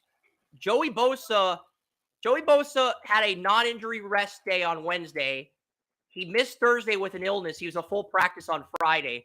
Joey Bosa's health is the only reason I picked the Lions. Joey Bosa's playing. Give me the Chargers. Asante Samuels looked good at number 1 corner, transitioning from nickel to number 1. Michael Davis has looked good as well. Derwin's back. Gilman's back. I think the Chargers' entire defense is at full health for the first time. I like the Chargers. I know I took the Lions initially. I am changing this, though. I actually am. I wrote the Lions as my winner, but I actually am going into the site and changing this prediction right now because it's like, I know I should just stick with the freaking Lions, but it's like, everybody, Lions are healthier than the Chargers, and they played well the last 2 weeks. And it's like, I honestly like the Chargers in an upset here. And here's the thing. 5 of our staff members, Kerm, Lisa, Tracy, Jesse, and Oren took the Chargers. Tanya, Jason, you, Wes, and Brian Bayless have the Lions winning. You know what? It's a coin flip game for me. I really do want to pick the Chargers now, but I'll just stick with the Lions because I know your phone's low on battery, and that would just be a dick move. I probably will be wrong on this game, but I'm just telling you. I mean, I've got the Cowboys winning 42-0. Why? Tommy DeVito, who is the worst quarterback I've seen in my history of scouting quarterbacks, the All-Star game at the Shrine Bowl, is starting for the Giants. Tommy DeVito makes Tim Boyle look like Dan Orlovsky. I'm sorry. That's how bad Tommy DeVito is. Tommy DeVito makes Tim Boyle look like Dan Orlovsky. He makes Dan Orlovsky look like J.T. O'Sullivan from the quarterback school. Pretty cool if you're into learning how to play quarterback. I can't believe I just gave J.T. O'Sullivan a shout out on my podcast. What the hell is wrong with me? But yeah. If he does a good job, he does a good job. He does a good job, and he gives you 6 free videos. He doesn't charge money, and he gives you 6 free videos on how to play quarterback if you sign up for his newsletter. You don't even have to subscribe to the YouTube channel. Just sign up for the newsletter, and if you don't like it, you unsubscribe. That's it. It's basically a trial. Yeah, let's give the dude some credit. We don't have to... I mean, it's like, let me put it this way. Tim Boyle makes Blake Bortles look like Mark Brunell. I mean, that is how bad this guy is for the Giants. I would rather start Matt Barkley off the practice squad. Everybody at Draft Utopia is taking the Cowboys. I am taking the Cowboys 42-0. Yeah, I have the Cowboys outscoring the Giants 82-0 on the year. That's pretty bad. I was watching a guy this morning. He was giving out his... Darren Waller is also on IR. So, no Darren Waller. I know exactly who he is, but I forget what his name is. So, I'm sorry that I can't give you credit because, you're a great YouTuber, but I forget what your name is. He not only gave the Giants an F, he gave him... Tommy DeVito went undrafted. He was the 3rd-string quarterback at the Shrine Bowl. Aiden O'Connell was the starter on the losing team at the Shrine Bowl. Tanner Morgan was the backup. Tommy DeVito was the 3rd-stringer. The Steelers gambled on Tommy DeVito, and he couldn't even beat out Mason Rudolph for a roster spot. The guy who lost a 3rd-string gig to Mason Rudolph is now your starting quarterback. That is officially the worst quarterback situation since Tim Boyle. Period. There's no disputing this, Joey. We're in agreement. The worst quarterback, they get the worst. I mean, the Giants are among the worst of everything. So, I mean... Honestly, the Giants would be better off calling Ryan Leaf out of retirement. That is how bad the Giants quarterback situation is if they went to NFL Network in New York and said, look, we want Ryan Leaf to leave Good Morning Football and play quarterback for us for 2 weeks. You'd be better off doing that than starting DeVito. I'm sorry, that's how bad DeVito is. Like, you'd be better off going to Good Morning Football headquarters in New York and signing Ryan Leaf to a 2-week contract until Tyrod comes back. That would be a heck of a story, though. Ryan Leaf gets a 3rd chance as a starting quarterback 20 years later or 30 years later. Like, that'd be a heck of a story. It's not going to happen. Well, it's like their head coach, last time I saw him, he was already pulled his hair out. Because get Eli to come out of retirement. They couldn't execute I'm just kidding. They couldn't execute the basics. I mean, that's saying something. That's saying something like that. You can't execute the basics. Next game is Seahawks Commanders. I know I have followed that for many years. I went to the Shrine game in person, Joey, and Tommy DeVito was the worst quarterback I saw there. I mean, you can say what you want about Tanner Morgan, but hey, at least Tanner Morgan was a decent game manager from the Golden Gophers. He wasn't anything special. You knew he wasn't going to be anything special, but like, at least you can justify him being the backup over Tommy DeVito. Tommy DeVito transferred from Syracuse to Illinois because he couldn't win the starting job at Syracuse. He had a good running back, Chase Brown, had a good defense, and he couldn't do shit with it. So it's like he couldn't beat out Mason Rudolph for the 3rd-string gig. Steelers signed him as a UDFA. He couldn't even beat out Mason Rudolph. So yes, and now he's your starting quarterback. You know you fucked up when you sign a guy who got who lost a third string gig to Mason Rudolph to be your third stringer. That is a telltale sign of you screwing up. It's like, guys, I think the Giants have to draft a backup for Daniel Jones in this year's draft. That's just how bad their quarterback room is if you don't trust Tyrod Taylor. And at this point, Tyrod's just had one too many injuries. I like him. He's a good player when he's healthy, decent backup, but just too many injuries. Commanders at Seahawks in Seattle, 21-16. Seattle is going to get their right tackle, Abraham Lucas, back next week. They will have everybody at full health for the first time all season on both sides of the ball next week. But for now, one more week where the offense isn't at 100%. The defense has 0 injuries at the moment. I like the Seahawks 28-16. This game's gonna be a double-digit win. It's not gonna get so ugly that Commanders fans post "We miss Dan Snyder" cards. I don't think any game this year could be that ugly for the Commanders after all the decades of sabotage Mr. Snyder did. Jets and Raiders. The Jets do not have their left tackle, Dwan Brown. The Raiders do not have their left tackle, Colton Miller. I was originally going to pick the Raiders. The Jets are now the favorite to win. The majority of our staff has the Raiders winning. I am taking the Jets. And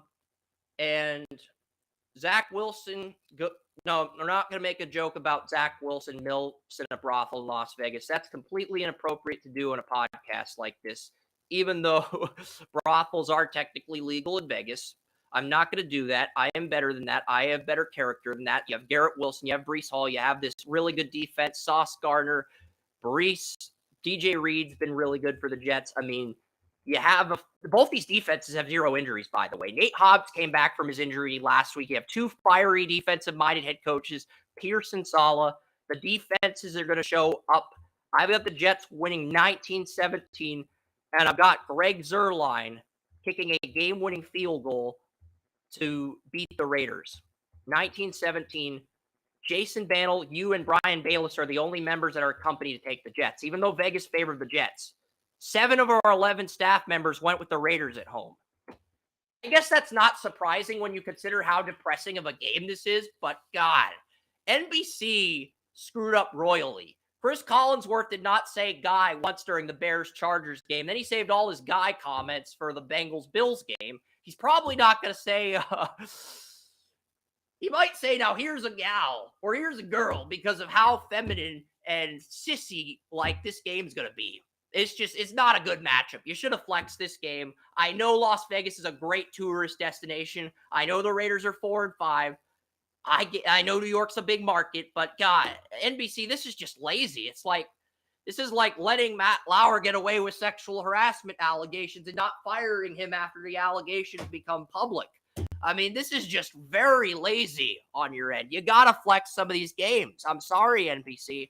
I don't like roasting you, but it's like, this is just unacceptable. You've got 2 potential game of the week candidates in Browns, Ravens, Bengals at Texans, and Jaguars and 49ers. I get the Jaguars games on Fox, but the Bengals-Texans game on CBS and the Ravens game are both flexible. And you can flex out of the, you don't have to air the Bengals game again. CBS protects that game. You can air the Ravens game. I get it. I get you don't want to air 2 Bengals games in a row, but hey, it's like those are both better games. Broncos at Bills, last game of the week. I like the Bills. I know the Broncos have won 2 in a row. If Wilson avoids turnovers, they do have a chance. I like the Bills. 28-17 Buffalo. Bills Mafia wins. And, I mean, Bills Mafia, I don't know. Josh McDaniels goes undercover as a member of Bills Mafia just to spite the Broncos for firing him. And then the actual members of Bills Mafia end up kicking his ass after the game. I don't know. It's like, Josh McDaniels has nothing left to do this year. Then if he does something that stupid, he won't get a coaching job as a coordinator. I don't know. Next week, we've got the defensive end rankings. We've got I will have a college soccer live stream on Monday. There's some college football games on. Quick updates, and then we're signing off. We're going to be out of here by 3:30. That I can assure you. I just want to get some college football scores from the early games. Ooh, Shadur Sanders. Okay. All right. So Shadur Sanders in Colorado are beating number 23 Arizona in Boulder. Tulsa's only ahead by 2. Michigan wins by 9, 24-15. Texas Tech upsets Kansas. Texas Tech goes into Kansas and upsets the Jayhawks 16-13 in a defensive game. That's the big upset of the day so far. And Tennessee's about to play Missouri on CBS. This is a big game because if Tennessee wins this game and beats Georgia next week, Tennessee would be the SEC's champion. Huge opportunity for the Volunteers. Also, an equally huge opportunity for Missouri to redeem themselves at home after losing to Georgia by single digits. So that's in 4 minutes. That's in 3 minutes on CBS. I think we're in agreement, Joey. Joe Milton, Brady Cook, Luther Burden. I just think we got to tune into that game. So we're signing off, guys. So long from the Utopia of Sports. We will be back next week. And special shout out and thanks to Jake Ellenbogen. Follow him on Twitter at Jake Ellenbogen and subscribe to the Downtown Rams podcast on YouTube. That's Joseph Potter. I'm Chris Ransom, and we're signing off. Enjoy Week 10 in the NFL and today's college football games.